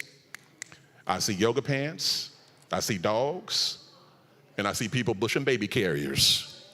And I did not see that 7 years ago when we first came over to Inglewood, okay? But I also saw 7 years ago when they wanted me to buy a property for $400,000, I turned my nose up because I was like, that's too much money. But there was an ignorance that I was not anticipating that same house is going to be $950,000. Because it is $950,000 right now. Am I in the right room? In the right room. Okay. Can I add something? Sure. A lot of us, we don't like to live in certain neighborhoods. I'm not going to live in Beirut, but you know, those little Beirut neighborhoods now are 900,000. Right. So we have to really focus on our starter home not being our forever home or our starter investment, because I had people tell me years ago, oh, the East Side is a gold mine. And I was like, well, really? How? But it is. You could get in there, get a property for a good price, fix it up, and sell it and make good money. So, and now if you notice, they're coming in, even those areas, and they walking dogs and running in yoga pants all over the East Side, and ain't nobody bothering them. So. All right. Last question for you, and then we're going to go to Q&A. I have no money. Can I still be an investor? The answer is yes. You know, I honestly believe that knowledge and connections are extremely valuable. When I had no money, I became an investor. And how did I do it? I partnered with someone with some money, and I had access to a deal. And I was able to work my way into the deal. And if I just made $10,000, that's $10,000 more than what I had when I started, okay? And that $10,000 was enough for me to be able to fuel and get to the next deal. So what I started doing is I ended up getting a real estate license so I can do it without having to, you know, finagle or try to wholesale, right? And so you use the income that you're making from your job to be able to work your way into larger and larger deals. But what I would say is if you were starting off with no money, find someone with some money or build a consortium around yourself. Find a cousin or a loved one that actually has good credit and a job, and y'all say, we're gonna buy this property together, okay? And you get a piece of the sweat equity and turn that into real money. Sweat equity is real money if you actually get hooked up with the right people and you have the right people around you that can make it so that your group that you put together actually can perform and buy the property. Y'all follow me? Yeah. All right. Do you want to touch For on me, I would say yes. Again, real estate is sold on terms. And as he said, if you have the deal, you find the money, you don't have to have any money, and you can make money off of that deal. One of my first NAREB conferences I went to, everybody was talking about flipping. And this one, I don't know what city he was from, but this gentleman said, why do you want to flip? He said, just go find the deals and then put $10,000 on them. Find 5 or 10 deals, you can make $100,000 in no time, and now you have your own money to flip with. So if you can find the deal, put some money on it, pass it on to the investor or partner with the investor, you can invest with no money. All right. Last question, I promise. So, what are the biggest challenges you have faced as a real estate investor? Let's hear the bad side too. For me, going over budget, I'm just moving along, and you know, I had some of my contract. Well, I was working with a guy who, as I'll use people that aren't licensed. I don't recommend that. Use people with a license, and go pull your permits. Don't be cheap. They don't cost that much more, because you can get in a lot of trouble if you don't pull your permits. I had my job stopped for 4 months, and time is money. And so I went way over budget, and I barely made any money, but I got out without losing. So definitely pull your permits, do your homework, work with licensed contractors, because another thing is they have insurance. If they get hurt on the job, If they fall through the roof, they're not going to sue you and take all of your money. So just make sure you do it by the book. In my case, I've had great wins and great battles. And I think one of the ones that comes to mind is when I fired the wrong person. I fired a guy that messed up my painting inside of the house, and 2 days later, the city was at my house. So what ends up happening is that I didn't have permits, right? And I was in a jurisdiction where they didn't expect that I would be the owner. They red tagged the house. I end up having to get architects, engineers, go through their whole process, and I think my house was closed for about 5 months of time. But this turned into where that particular investment turned into a nightmare because I fired the wrong person, right? That doesn't mean that you have to have substandard workers. Nobody wants to deal with substandard workers, okay? Right. But just make sure that you have policies and procedures that are in place, and you pull your permits so that even if, no matter what it is, they can't come and say anything to you because you're actually working within the auspices of the rules that govern the business, right? So that was definitely a learning lesson that I would not want nobody to have to experience just by firing the wrong guy, and here comes the city inspector that's angry with you and not expecting your chocolate self to be the owner. Your chocolate because that's exactly what I went through. Yeah. I want to also add something to this because I've had some wins and losses. And you want to get your paperwork right. No matter who it is. It could be family, mama, daughter, sister. It doesn't matter. Do paperwork on every deal. You just never know when it'll come back to bite you. All right? So that's my advice. So we're going to open up to Q&A. Any questions from anyone?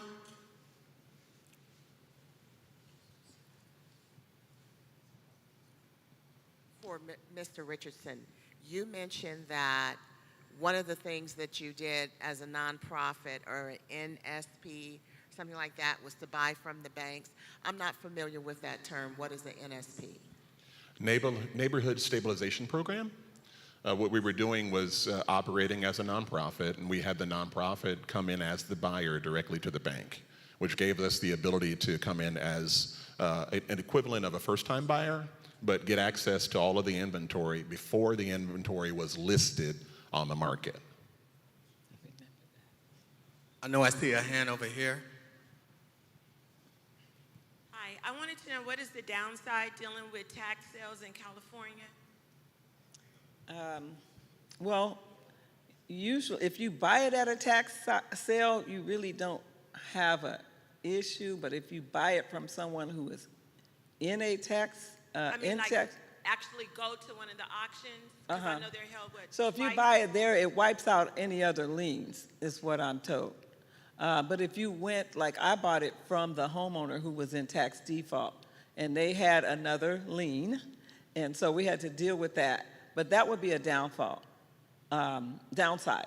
You would definitely have to make sure you check the title on those properties and make sure that there isn't any other encumbrances. When you buy at a tax sale, it wipes out all of the other encumbrances. Okay, I know if there were some behind the scenes finances or whatever, like when you go to the tax auctions, or rather the tax sales.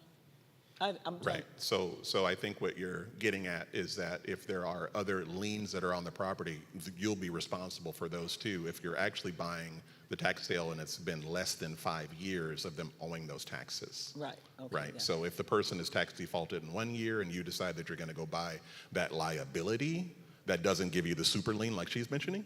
Right. 5 years. 5 years. Yeah, 5 After years. 5 years. And often here in like Los Angeles, you typically don't run into too many single families that have been tax defaulted for 5 years and you get to go buy it that way.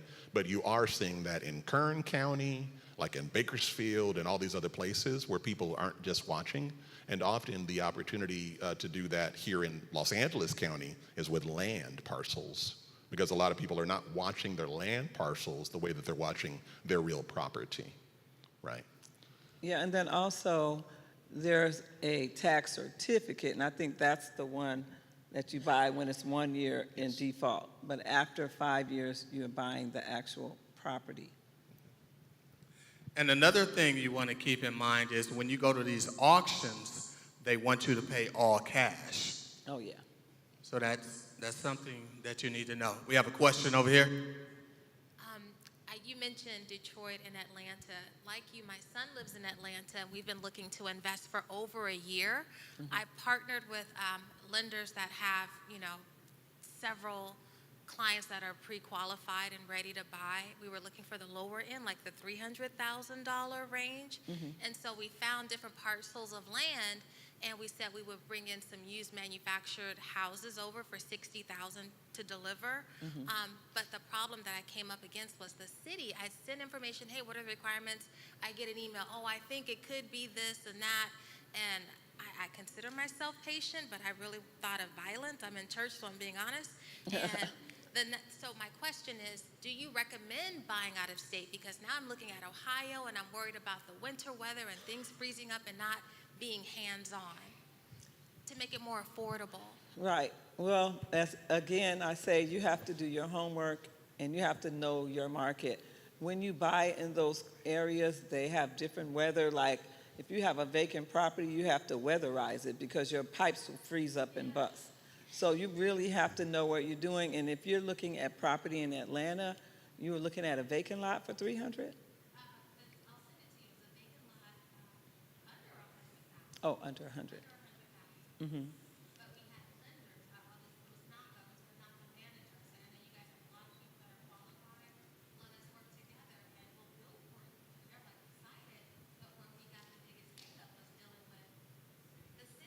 The city is awful in Atlanta. It's awful, trifling.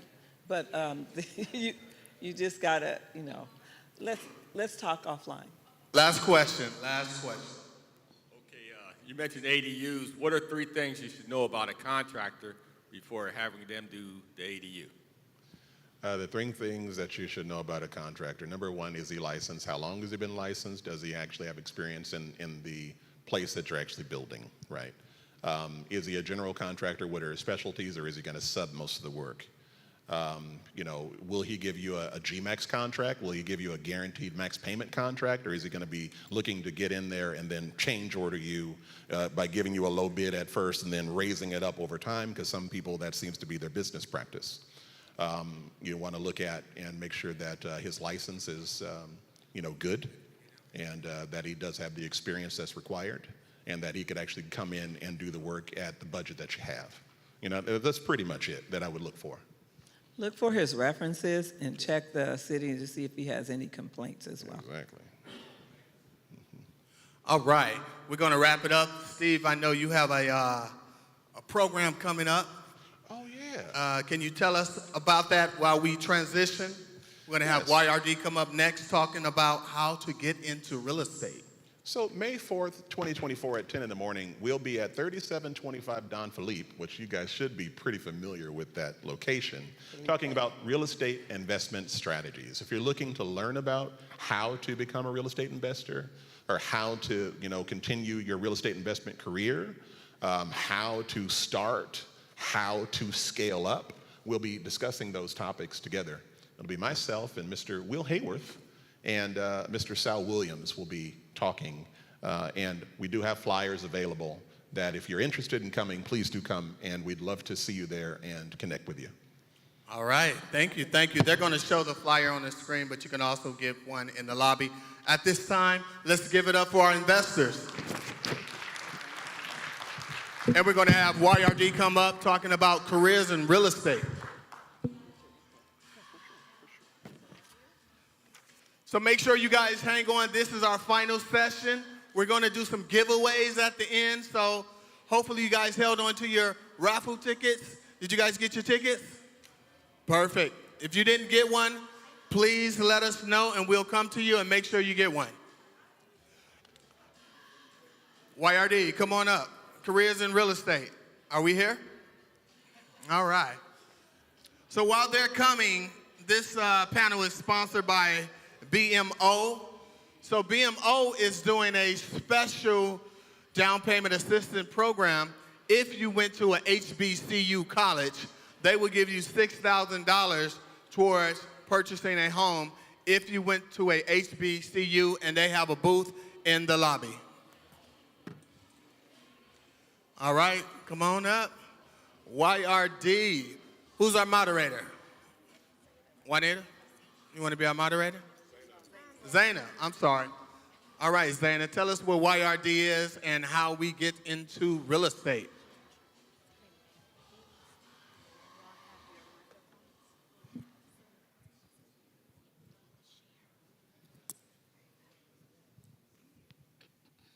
Good afternoon, everyone. If you weren't here earlier, I introduced myself. My name is Zaina Wilkins. I am a realtor, also a property manager. And I am here today with, okay, I'm supposed to tell you about YRD. I'm sorry, I'm moving too fast. Thank you, Will. I am the first VP of Young Realtors Division. And Young Realtors Division stands for Young in the Real Estate Industry, Young in the Realtors Organization, and Young at Heart. And I like to say I'm all three. So today we have a group of amazing panelists, and I'm going to introduce everyone. I'm going to start with Miss Janae Coleman. Miss Janae Coleman is a realtor, and she is with Keller Williams in Beach Cities. Next, we have Miss Juanita Giovanni. Miss Juanita is an operations manager and lender with LA Top Broker. We have Dr. Renisha Scott. She is a realtor, an investor with R2D Property Solutions. I'm sorry, Renisha, I'm messing you up here. And she is also a realtor with EXP Realty. We have Miss Kimberly Boyle-Brew. Kimberly is a realtor with Keller Williams South Bay. And last but definitely not least, we have Mr. Robert Biggs. Mr. Biggs is a realtor with Beverly and Company Luxury Properties, and he is also a developer. So because we don't have much time, I'm going to hop into this conversation. And Janae, I'm going to start with you. I would like to first know, how long have you been in real estate? I've been a licensed realtor for 5 years, and I've gone 100%, just to be honest with everyone, the past 2 years. Awesome. And Janae, do you have a niche in real estate? I really enjoy working with investors because it's more so like you can help them with the front end and the back end with them purchasing the property and reselling the property. So you definitely get more bang for your buck as a realtor. It is a longer process because you are looking for properties that can, of course, increase in value once they renovate it. But I definitely love it. I love working with investors. Awesome. Miss Giovanni, how long have you been a lender?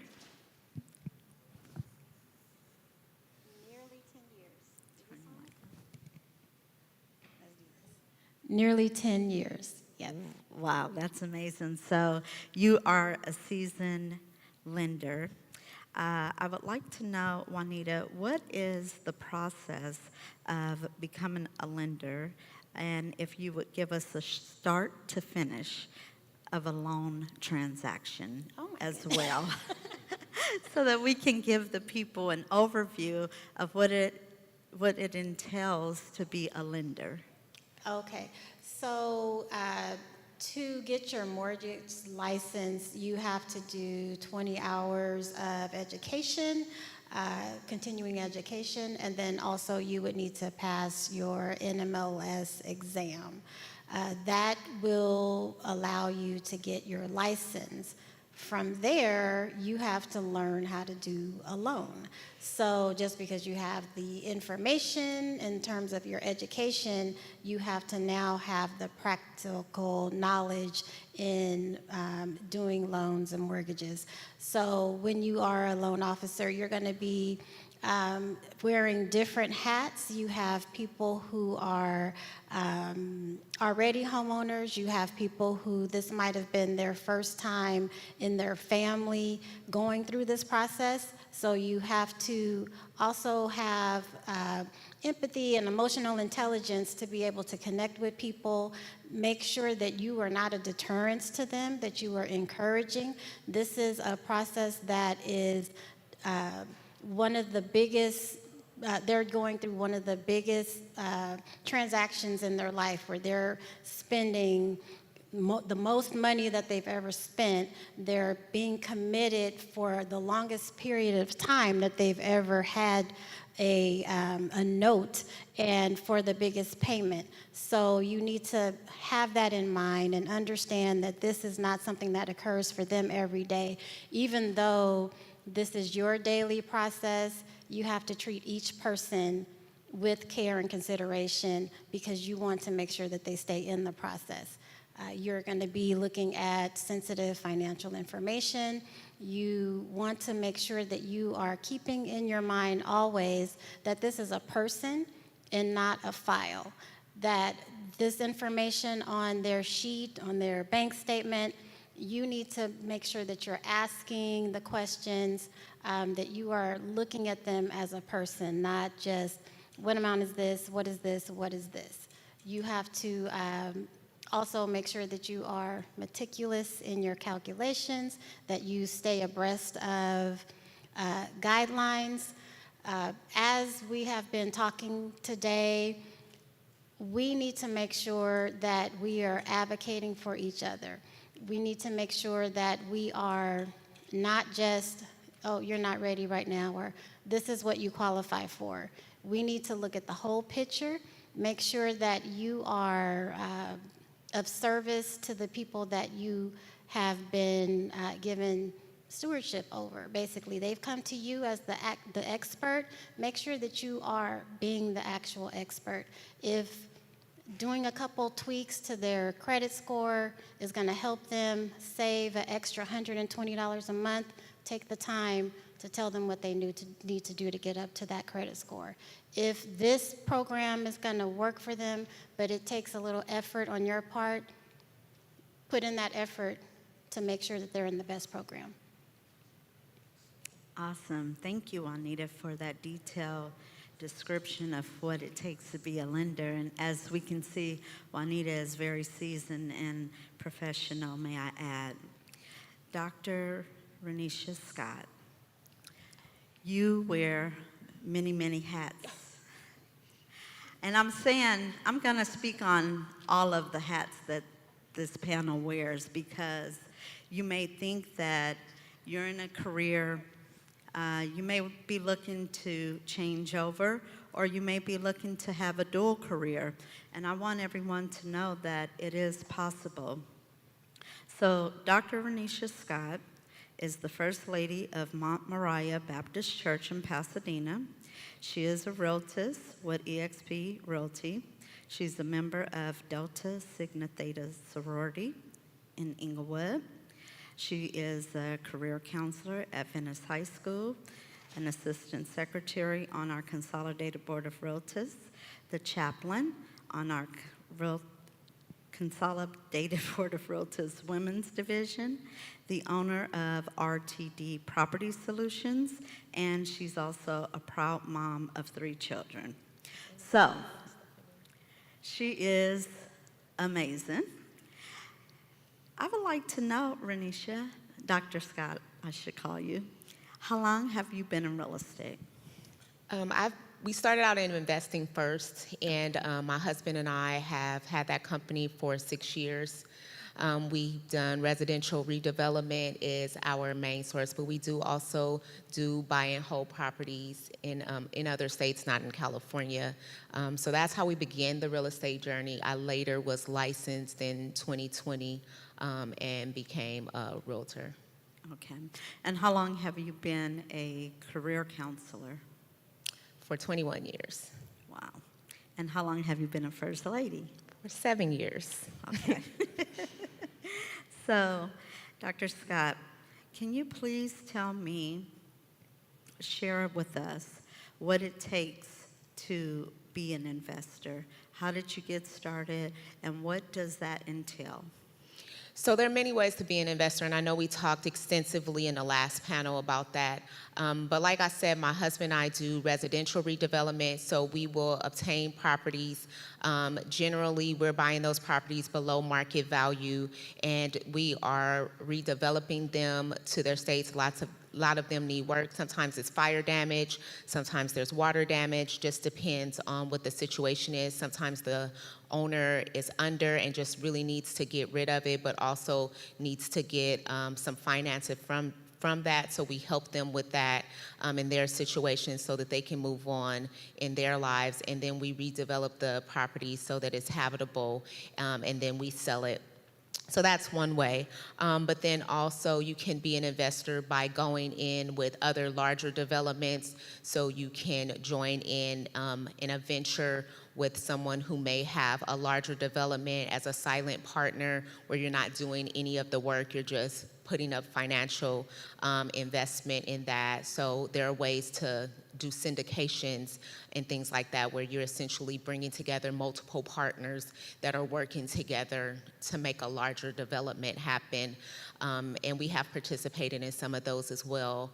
And then you can also buy properties where you're basically the landlord. So you're buying whole properties. That can be a single family home in another area in your own area. If you have multiple units, you can do that.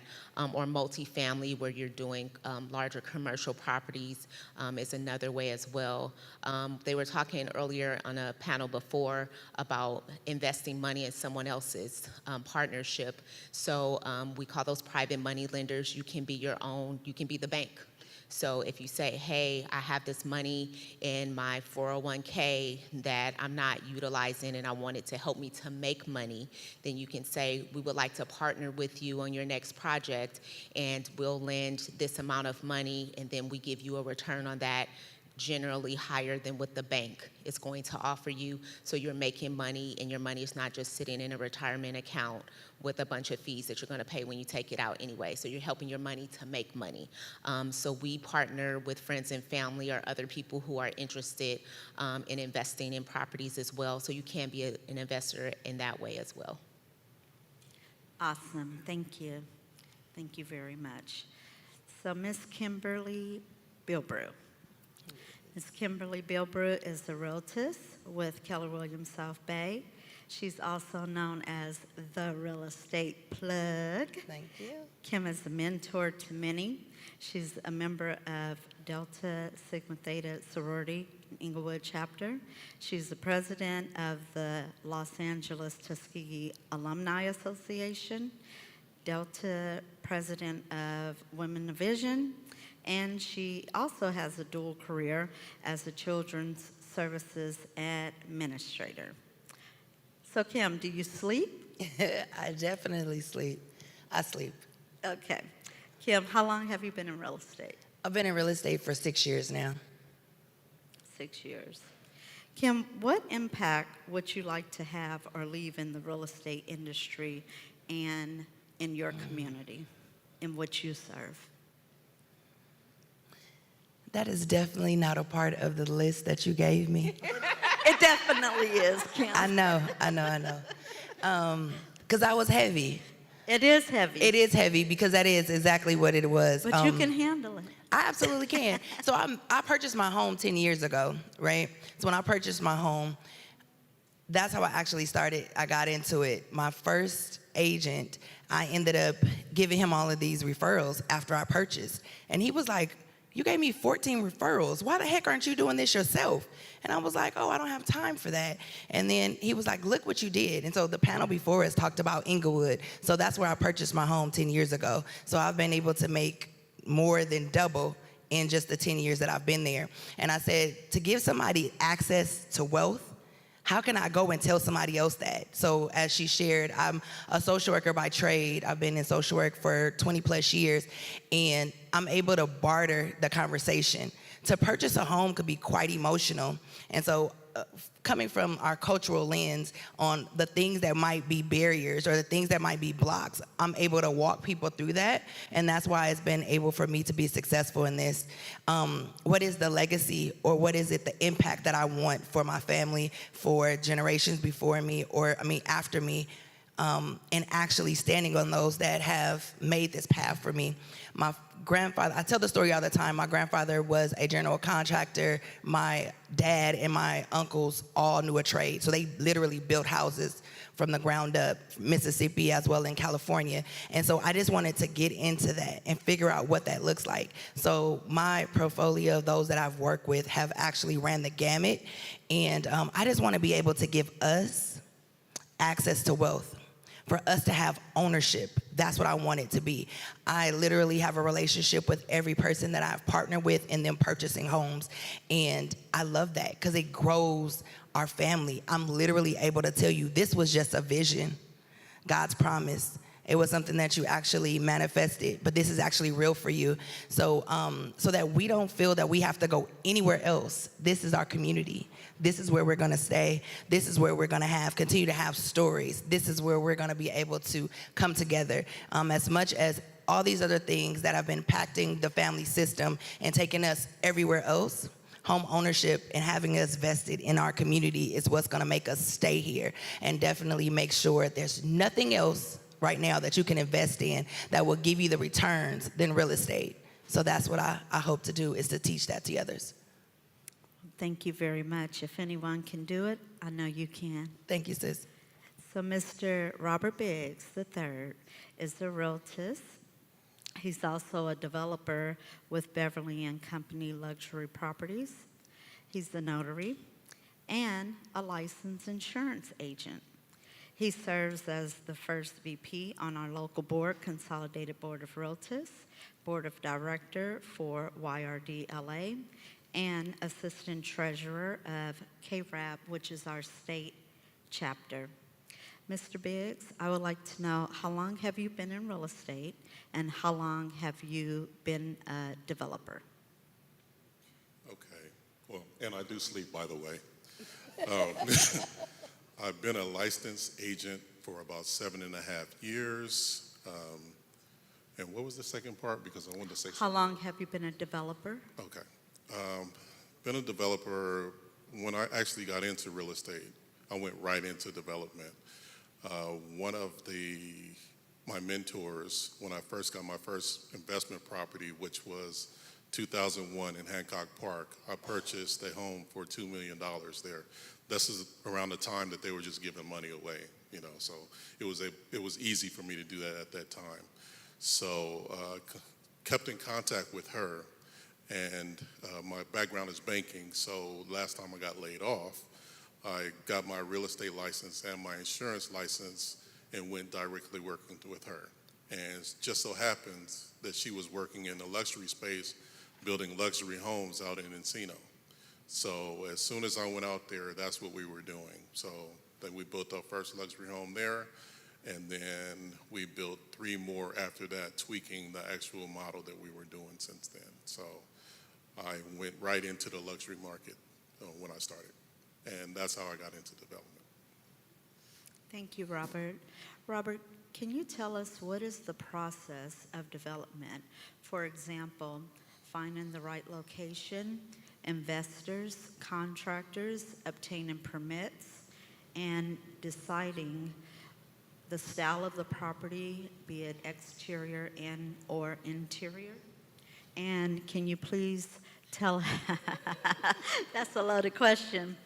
And please tell us about your new development that you're working on. Wow, okay. Well, the process goes, basically you need to identify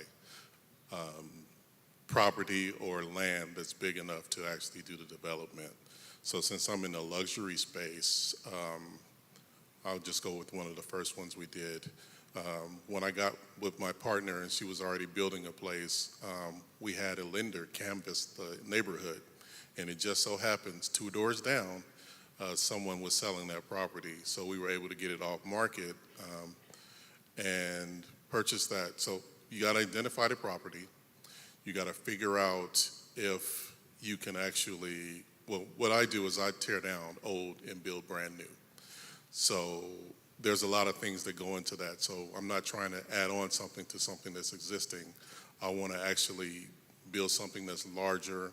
So I have to make sure that the land is actually large enough in order to build that scope of project. So you have to make sure that you're able to build that type of property.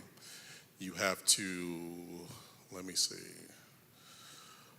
Since I tear down, first we got to go through demolition. So we tear down, after we purchase the house, spending so much money, $600,000-$700,000 at that time, because now that price is about $1 million to actually buy something and actually tear it down. Then you have to go into the foundation portion of it, the concrete pouring. You got to get, it's a lot. It is certainly a lot. You have to get all your trades lined up. You have to get your architectural plans in order. You have to get your landscaping plan in order. You have to, all these parts are actually moving within the same scope. You have to have your schedule for your contractor in order with everybody, all the trades that are going on as well. So you know you'll have your plumbing, you'll have your HVAC, which is your air conditioning and heating. You'll have, what else? The framing. All of these guys somewhat have to work with one another in order to make everything work right.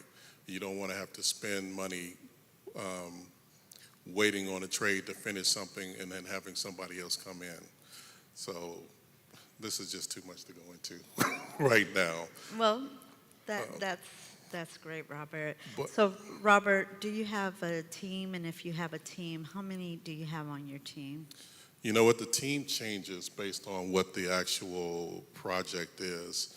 I definitely have electricians that I use. I have plumbers that I use. I have air conditioning and heating guys that I use. But it's just a matter of if they're actually available at that time. And keep in mind, anybody that you use for any project is only as good as their last project. So I've had people that I've worked with from start to finish on a bunch of different projects, then all of a sudden they start dropping the ball, and you have to reassess what your business is and kind of, make a decision at that time if you need to move on and get somebody else in there.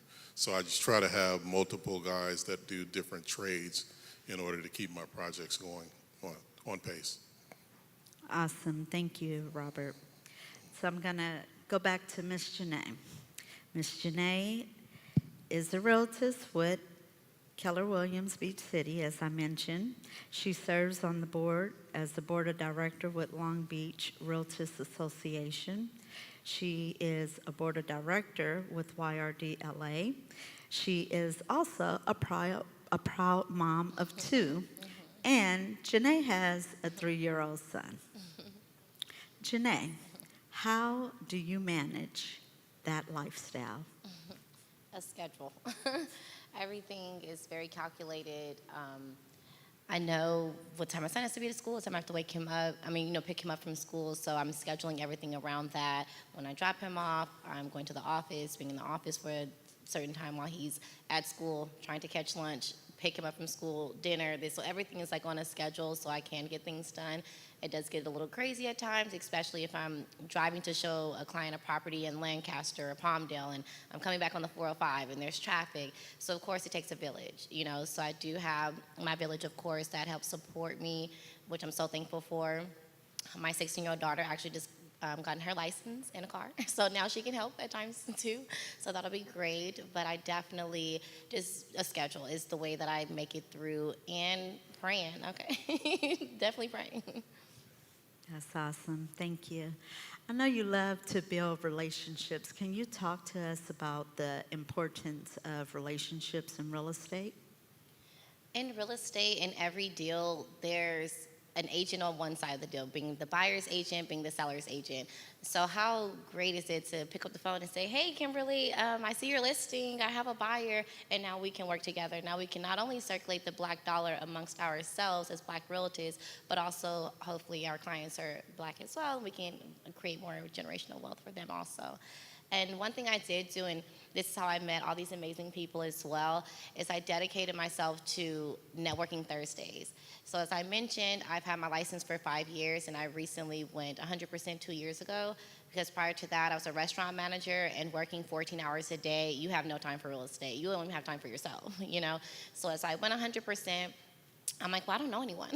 I'm like, I need to know everyone, because there's other, agents on the other side of the deal. So I committed myself to a networking Thursdays, and every Thursday I would go network, and I would go to consolidated events, YRD events, Black professional events, any events on a Thursday. And I would invite people. I'm like, hey, you guys come out on a Thursday. And I'm trying to even encourage everyone to come out so we can nurture those relationships, because it's one thing to meet someone, it's another thing to nurture that relationship. So my thing is, like, if we all meet up on Thursdays, we're nurturing the relationship. We can get to know each other even more.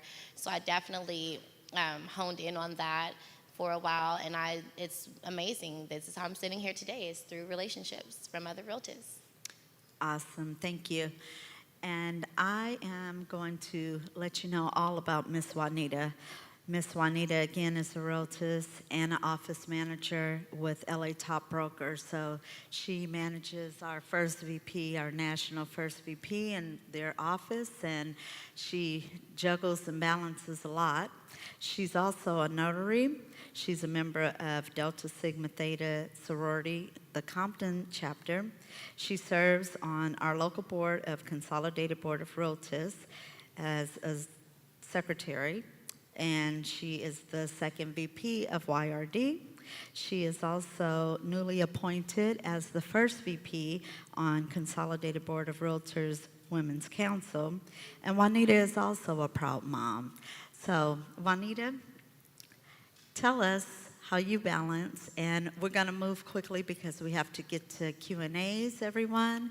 I hate to wrap this up really quick because I really wanted to talk about the life in a day and balance of all of our amazing panelists, because it's very important to have systems in place to keep you in order and to keep you structured and disciplined so that you can move in excellence. And I want to say that all of these lovely people on the panel who are my friends, who I love, they all move in excellence. So Juanita, please tell us.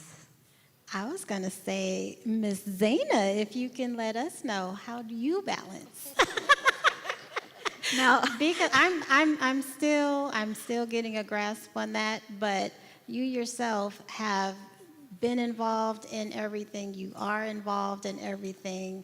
You have your daughters. How do you balance? Because I'm still learning. Now, you all see how Juanita tricked me? She turned this right back around on me. Well, for one, I am very systematic. I have a place in my home for everything. I live a pretty much minimalist lifestyle, and I'm just kind of germaphobe, cleanophobe, all that kind of stuff. So I have to have a system in place. And if I know that I'm going out the next morning, like today, everything that I needed was in a bag and on the handle of my door so that I would not forget anything.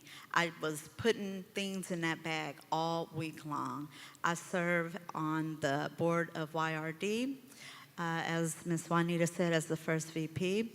I serve on Consolidated Board of Realtors as a board of director. I am a mom of 2 adult children, so that is very helpful that they are adults and self-sufficient on their own. And I am newly appointed as the Los Angeles County Commissioner for Older Adults. I am just getting into that position, so I'll have to figure out how to balance that. But systems and prayer, patience, and just meditation and all of my Zenful processes. So Lastly, we want to talk about a program that we have upcoming for YRDLA. Juanita, since you are leading that project, can I have you tell our community about the project, and hopefully they will be interested in bringing their children out. Okay, so the project that she is speaking of, it's called YEP, so that's Young Entrepreneur Program. And so what we are doing is taking high school students, young college students, teaching them about becoming entrepreneurs. So letting them know the difference between being an employee and owning a business. We're pouring into them to let them know that they can attain their dreams on their terms. Everyone is not college-minded, and it's okay. Everyone isn't able to even afford college nowadays, and it's okay. You're still able to have a successful lifestyle by going into another industry. One of the real estate professions. We have real estate agents, mortgage brokers, stagers, HVAC, title, escrow, inspectors, appraisers. There's a long list. So we expose them to this information at an early age so that they're able to see how just another opportunity that maybe they would not have seen before. And also a lot of these professions you're able to do maybe alongside another full-time profession. So it just opens them up. It's also going to talk about credit. It's also going to talk about budget and managing your money. It's also going to, it has a component where we go visit a development site, and they have the opportunity to see how something goes from nothing to the building process to a new home that a family is going to be living in. So it's something that we're really excited about. It's going to launch in 2 weeks. If you're interested, we have a sign up on our YRD table. So your sons, daughters, nieces, nephews, people that you know that may be interested, please see myself or Zaina. We can give you some more information or take down your information and let you know when our first meeting is. Awesome. Thank you, Juanita. This is our first cohort, hopefully not the last.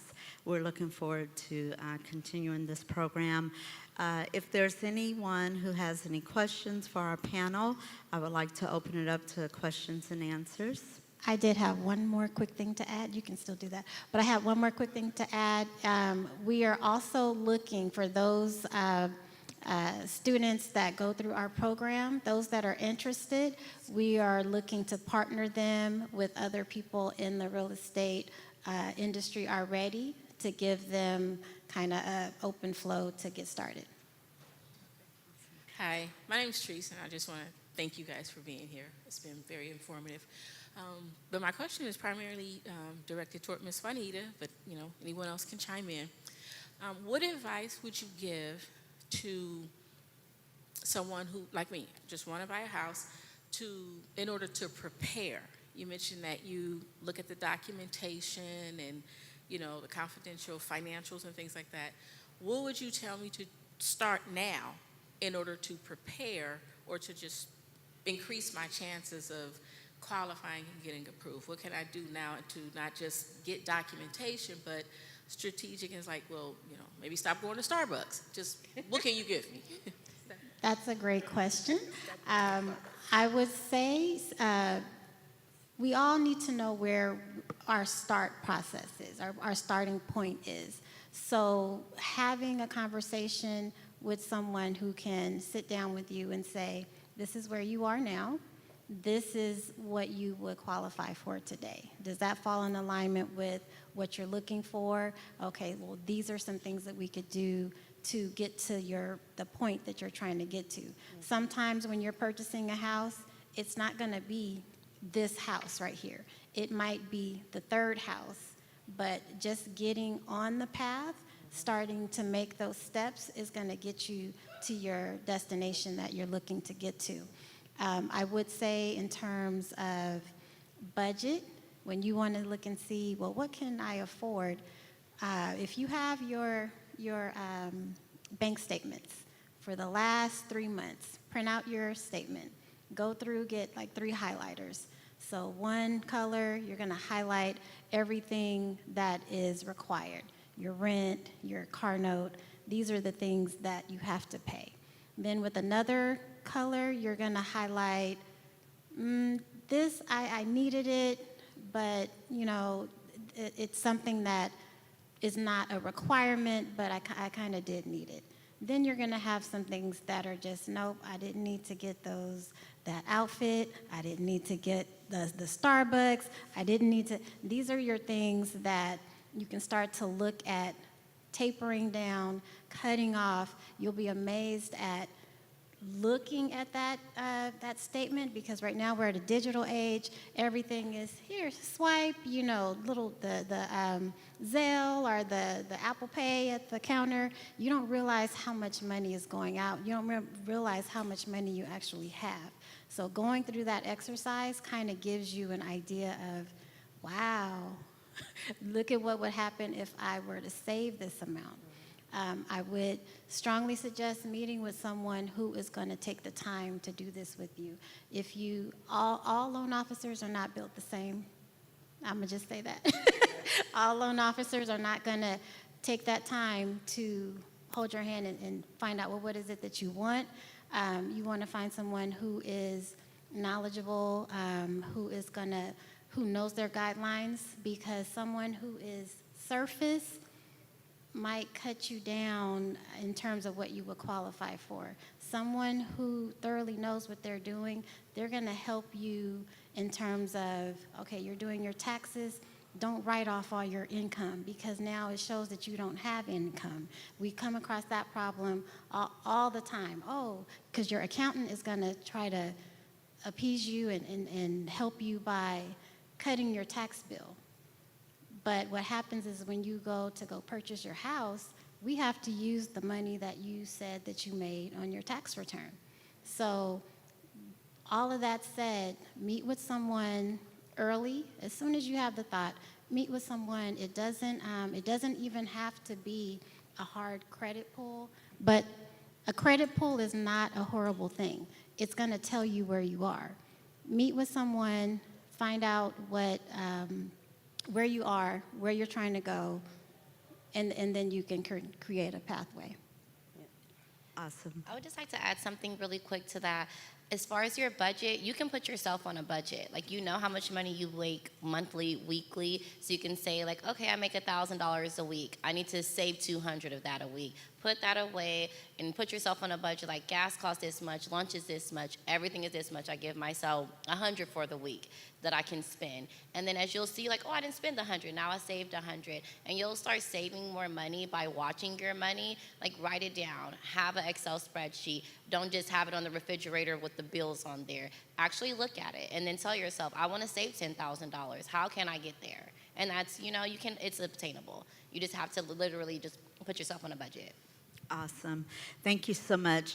Everyone, our panelists will be in the lobby area. Please connect with them, get their information. As you can see, they are experts in our field, so you would want to connect with them, and let's do business together and create generational wealth.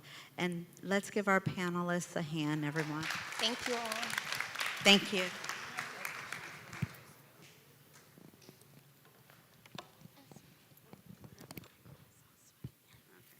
All right, thank you so much. Can we get a picture with everyone? Yeah, stand up, please, as a group pic. And then you can do all right. While they're taking a picture, we're going to have our national first vice president come up, because we are a national organization, Mr. Ashley Thomas. And while he's making his way, we're going to ask all realtors to come to the stage. If you're with the LA chapter or Long Beach chapter, did anyone come far? Anyone lives outside of LA area that attended today? No? Everyone is local? May I ask, where'd you come from? What'd she say? Orange County. So the reason why I asked is we do have an Orange County chapter. We have chapters all over the U.S. All right? And we're also going to do a giveaway. If you did not get a raffle ticket, if you could raise your hand. Oh, that's everybody. All right. So we're going to bless everybody with a raffle ticket because we're going to do a giveaway. So we're going to have our national first vice president, Mr. Ashley Thomas. Thank you. Are you good?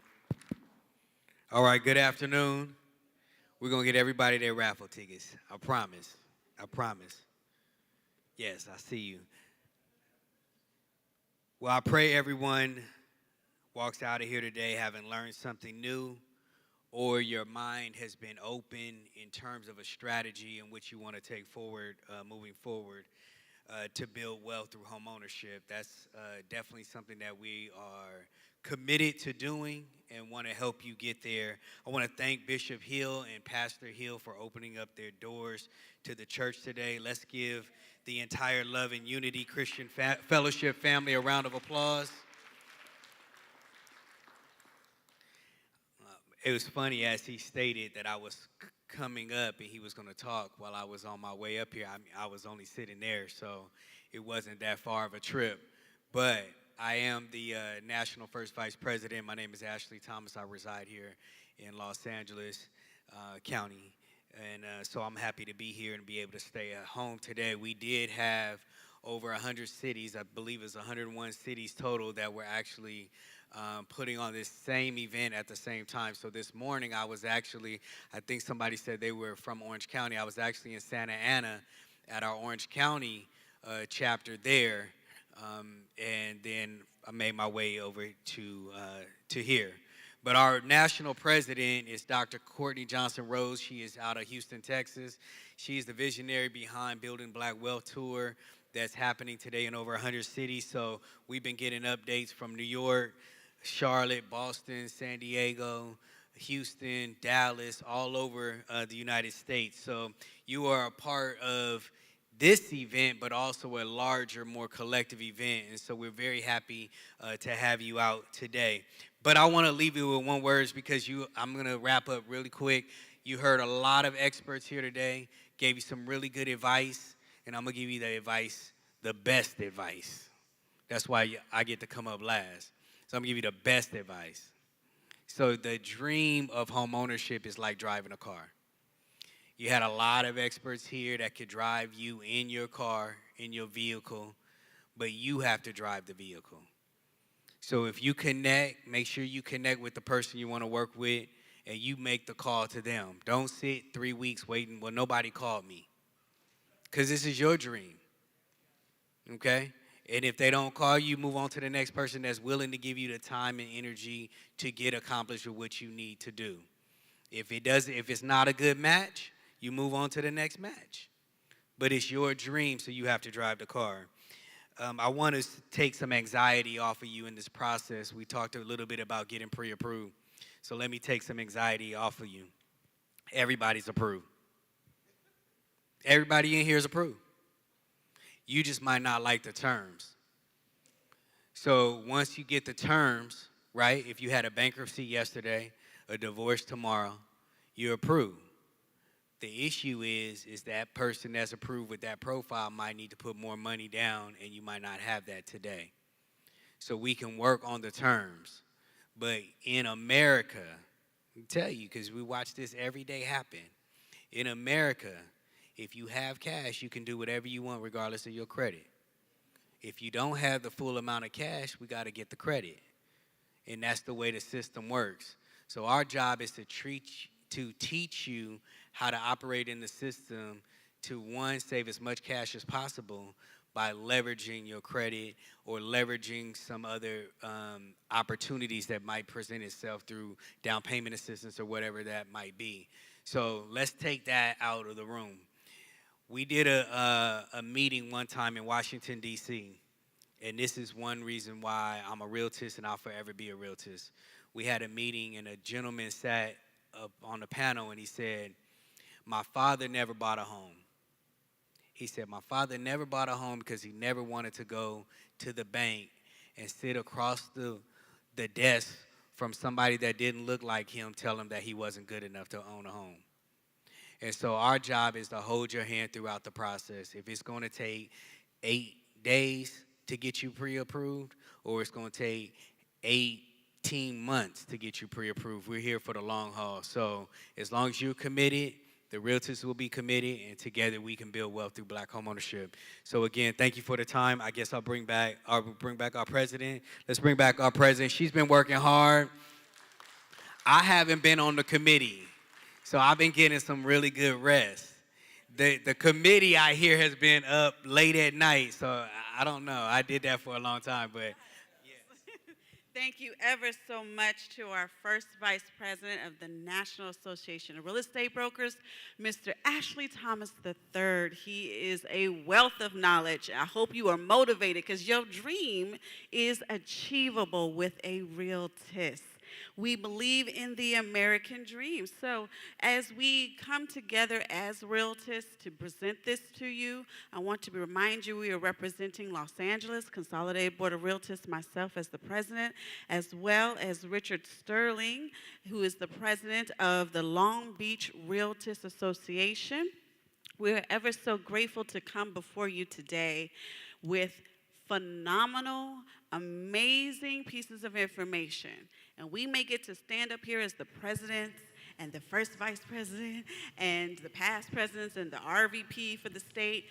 Trust me, there's so many other people behind us. And so we want to say thank you to everyone. We want to thank our sponsors. We want to thank the committee as a whole. Thank you so much to our affiliates, Women's Council, YRD, LA. We're so grateful for you. We're going to keep thanking everybody because you are phenomenal.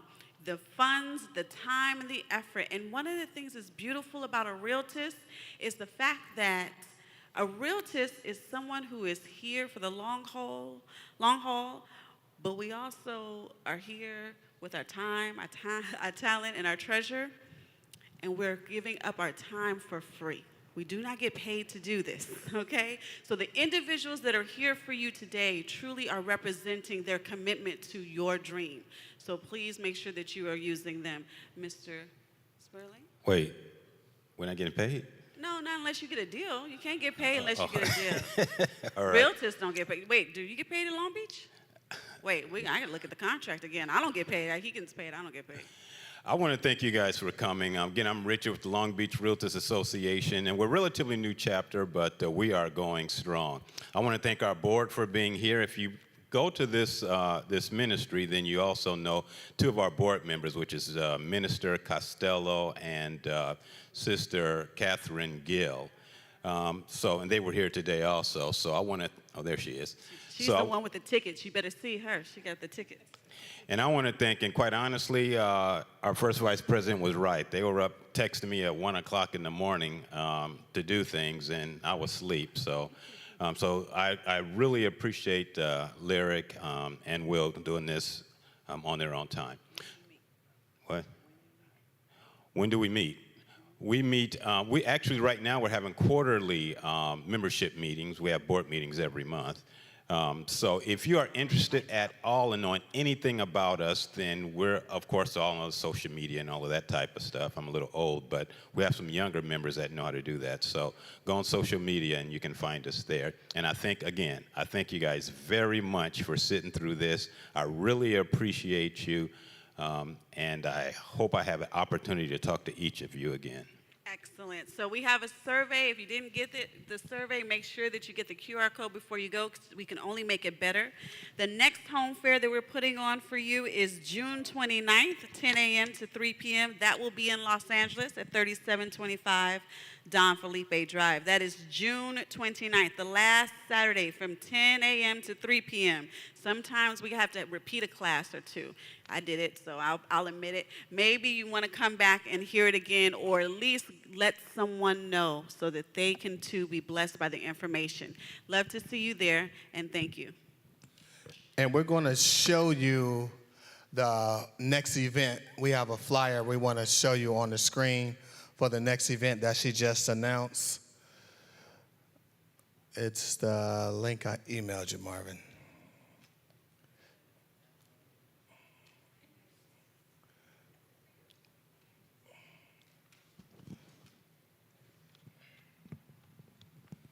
Okay, while he's finding that, we do have the survey available on the laptop over here. Everybody got a ticket? Did everybody get a raffle ticket? All right, perfect. So if you have an item to raffle off, we're going to ask you to come to the front at this time. All right, Long Beach got something to raffle off. Let's see. Woo-hoo. All right. Oh, you got some goodies. I see Apple. Ooh, I like Long Beach. If you have a raffle gift, please come up at this time. Okay, we have these speaker things. What are they? JBL speakers. With the case. Okay, I ought to wrap this, huh? Oh, no, I can't. We're in church. The winner is 3068797.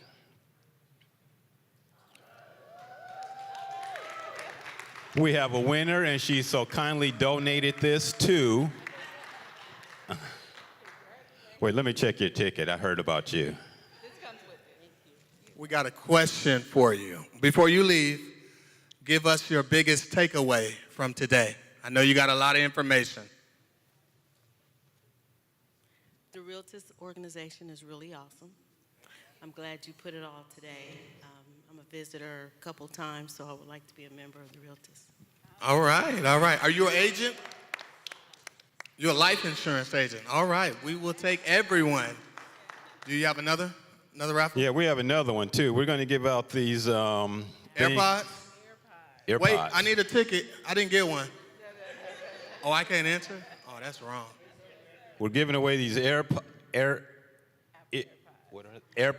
Apple AirPods. So let me pull a ticket here. Here you go. Let me get you a ticket. All right, the winner is, and don't be writing numbers on your ticket either, 3068799.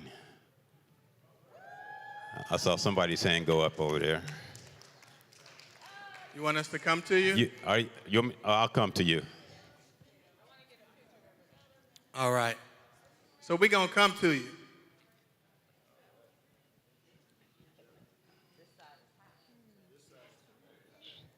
And when I hold my hand out, I'm just waiting for a tip. Oh. Is it right? Is it right? All right, so tell us your biggest takeaway and tell us who you are. Okay, my name is Dale Whitfield, and it's so much to take in today, but I enjoyed the whole thing. And I do have questions later regarding, I want to sell my home and for my children because I'm in a place, I have 2 daughters now and I need 4 bedrooms. So I want to sell my home and so I can get it for my children. Woo, that's a raffle right there. Who's going to sell her home? Wait a minute. I say we put all the agent's card in a bucket. Check that prize and see if my card's on there. Woo, that's a tough one. All right. Any other giveaways? No? All right. Well, I have a giveaway. I have a pair of tickets to see CeCe Winans. Oh, Who want to see CeCe Winans? My ticket right All here. right. 3. Let's see if your hands stay up though. 87.97. Who want to see CeCe Winans tonight? It's tonight at 6 o'clock. All right, let's pull it out. Let's see. Tonight at 6 o'clock, LA Live. Yep, I got 2. All right, here we go. We're going to put our survey up. Or actually, this is our next event coming up also. So take a picture of that, save the date. Was this good information, by the way? Yeah? Valuable? So next time you're going to bring 5 people with you? All right. Next time we need to pack out the church, okay? All right, so our winner is 3, 0, 6, 8, 7, 8. One more number. Who won so far? Don't matter, right? All right. Here we go. So 306-8787. I heard it right here. You won? Are you going to go tonight? It's at 6 o'clock. All right. Come on down. All right. Well, actually, yeah, come on down. We want to get your name. Wait and a what was minute. your biggest takeaway? How many tickets are you giving? You get a pair of tickets, so you get One to take pair. somebody. Now, do you have somebody to go with, or do you want me to pull another ticket? All Okay, right, all right. amen. She said, I got a pair. That's right. There it is. Congratulations. Thank you. Congratulations. Give us your name and your biggest takeaway today. My name is Deborah Denton, and being able to prepare yourself and the things that you may need to eliminate in order to qualify. That was very important. Making a highlighting with a certain color so you can identify what you should and should not do. All right, there we go. Amen. Let's give it up to her. So I'm going to give it to you. I promise. Wait. We need to get a picture. I'm going to give it to you, so don't take off too soon. Get a picture. All right? All right, so we have a survey we're going to show on the screen at this time. If you guys can, give us the survey. We want to know what we did right, what we could work on, okay? Oh, we got one more raffle. Come on, let's bring it up. Well, wait, where's my ticket at? You can't give nothing away without my ticket. No, go ahead. All right, tell us who you are and what you're raffling off. Okay. My name is Brother Charles from 1-800-UNITE-US. We're in the business of sending people to black-owned businesses and professionals. So the next time somebody calls in for a real estate agent or a loan broker, I want to give them to the winner of this raffle. All right. All right. Our professionals need to put their ticket. Referral. Oh, this is my ticket. No, keep your ticket in your pocket. You oh. giving something away, Oh, right? I see. Pull the ticket. Okay, I Pull got the you. winner. I got you. Winner, chicken dinner. Okay. So let's see. The number I have here is 306-8838. 8838. All right. All right, Okay, all right. congratulations. Miss Kim, go ahead, girl. Good job. Yes. All right. Yeah, Kimberly, come take a picture, baby. That's Yeah, right. That's the evidence. right there. Mm-hmm. Okay. All right. All Yes, right. indeed. Excellent. All right. I Thank love you. what you had to say on stage. Learned a few things. Thank you. Okay. Thank you. Are you going to pray us? Here you go. Is she going to pray us? All right, any more giveaways? Speak now, forever hold your peace. And I don't have a survey yet. Anybody want to bless? No? That's it? All right.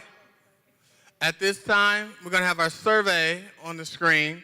While they're getting that together, we're going to have our closing prayer by Dr. Renisha Scott, also a First Lady. Yes. All right. All right. Well, this was an amazing event. How many people enjoyed the event? All right. I know I did. I had a great time serving with all of you all on today. So I hope that you had some takeaways. I hope that you learned something. I hope that you grew, because our goal is that we grow together. So let us go to the Lord in prayer. If you can bow your heads in reverence to God. Dear most gracious and heavenly Father, Lord, we just come to you right now just to say thank you. We thank you for this opportunity to share information with our community. We thank you for the opportunity to serve your people, Father. Lord, we pray that you just germinate these seeds that have been planted on today, Lord. Help us to grow, Lord. And as we learn, Lord, help us to help someone else, Father. Help us to grow together, to learn together, Lord, that we may serve your kingdom. Lord, we thank you for all of your servants, Lord, that helped to put this on today. We thank you for the man of God who opened up his doors for us to be able to serve the people on today, Lord.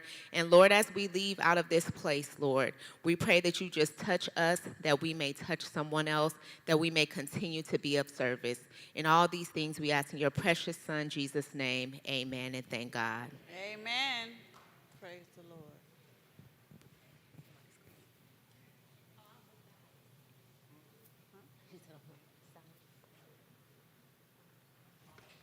Guess what? It's dinner time. So we actually have some extra sandwiches available.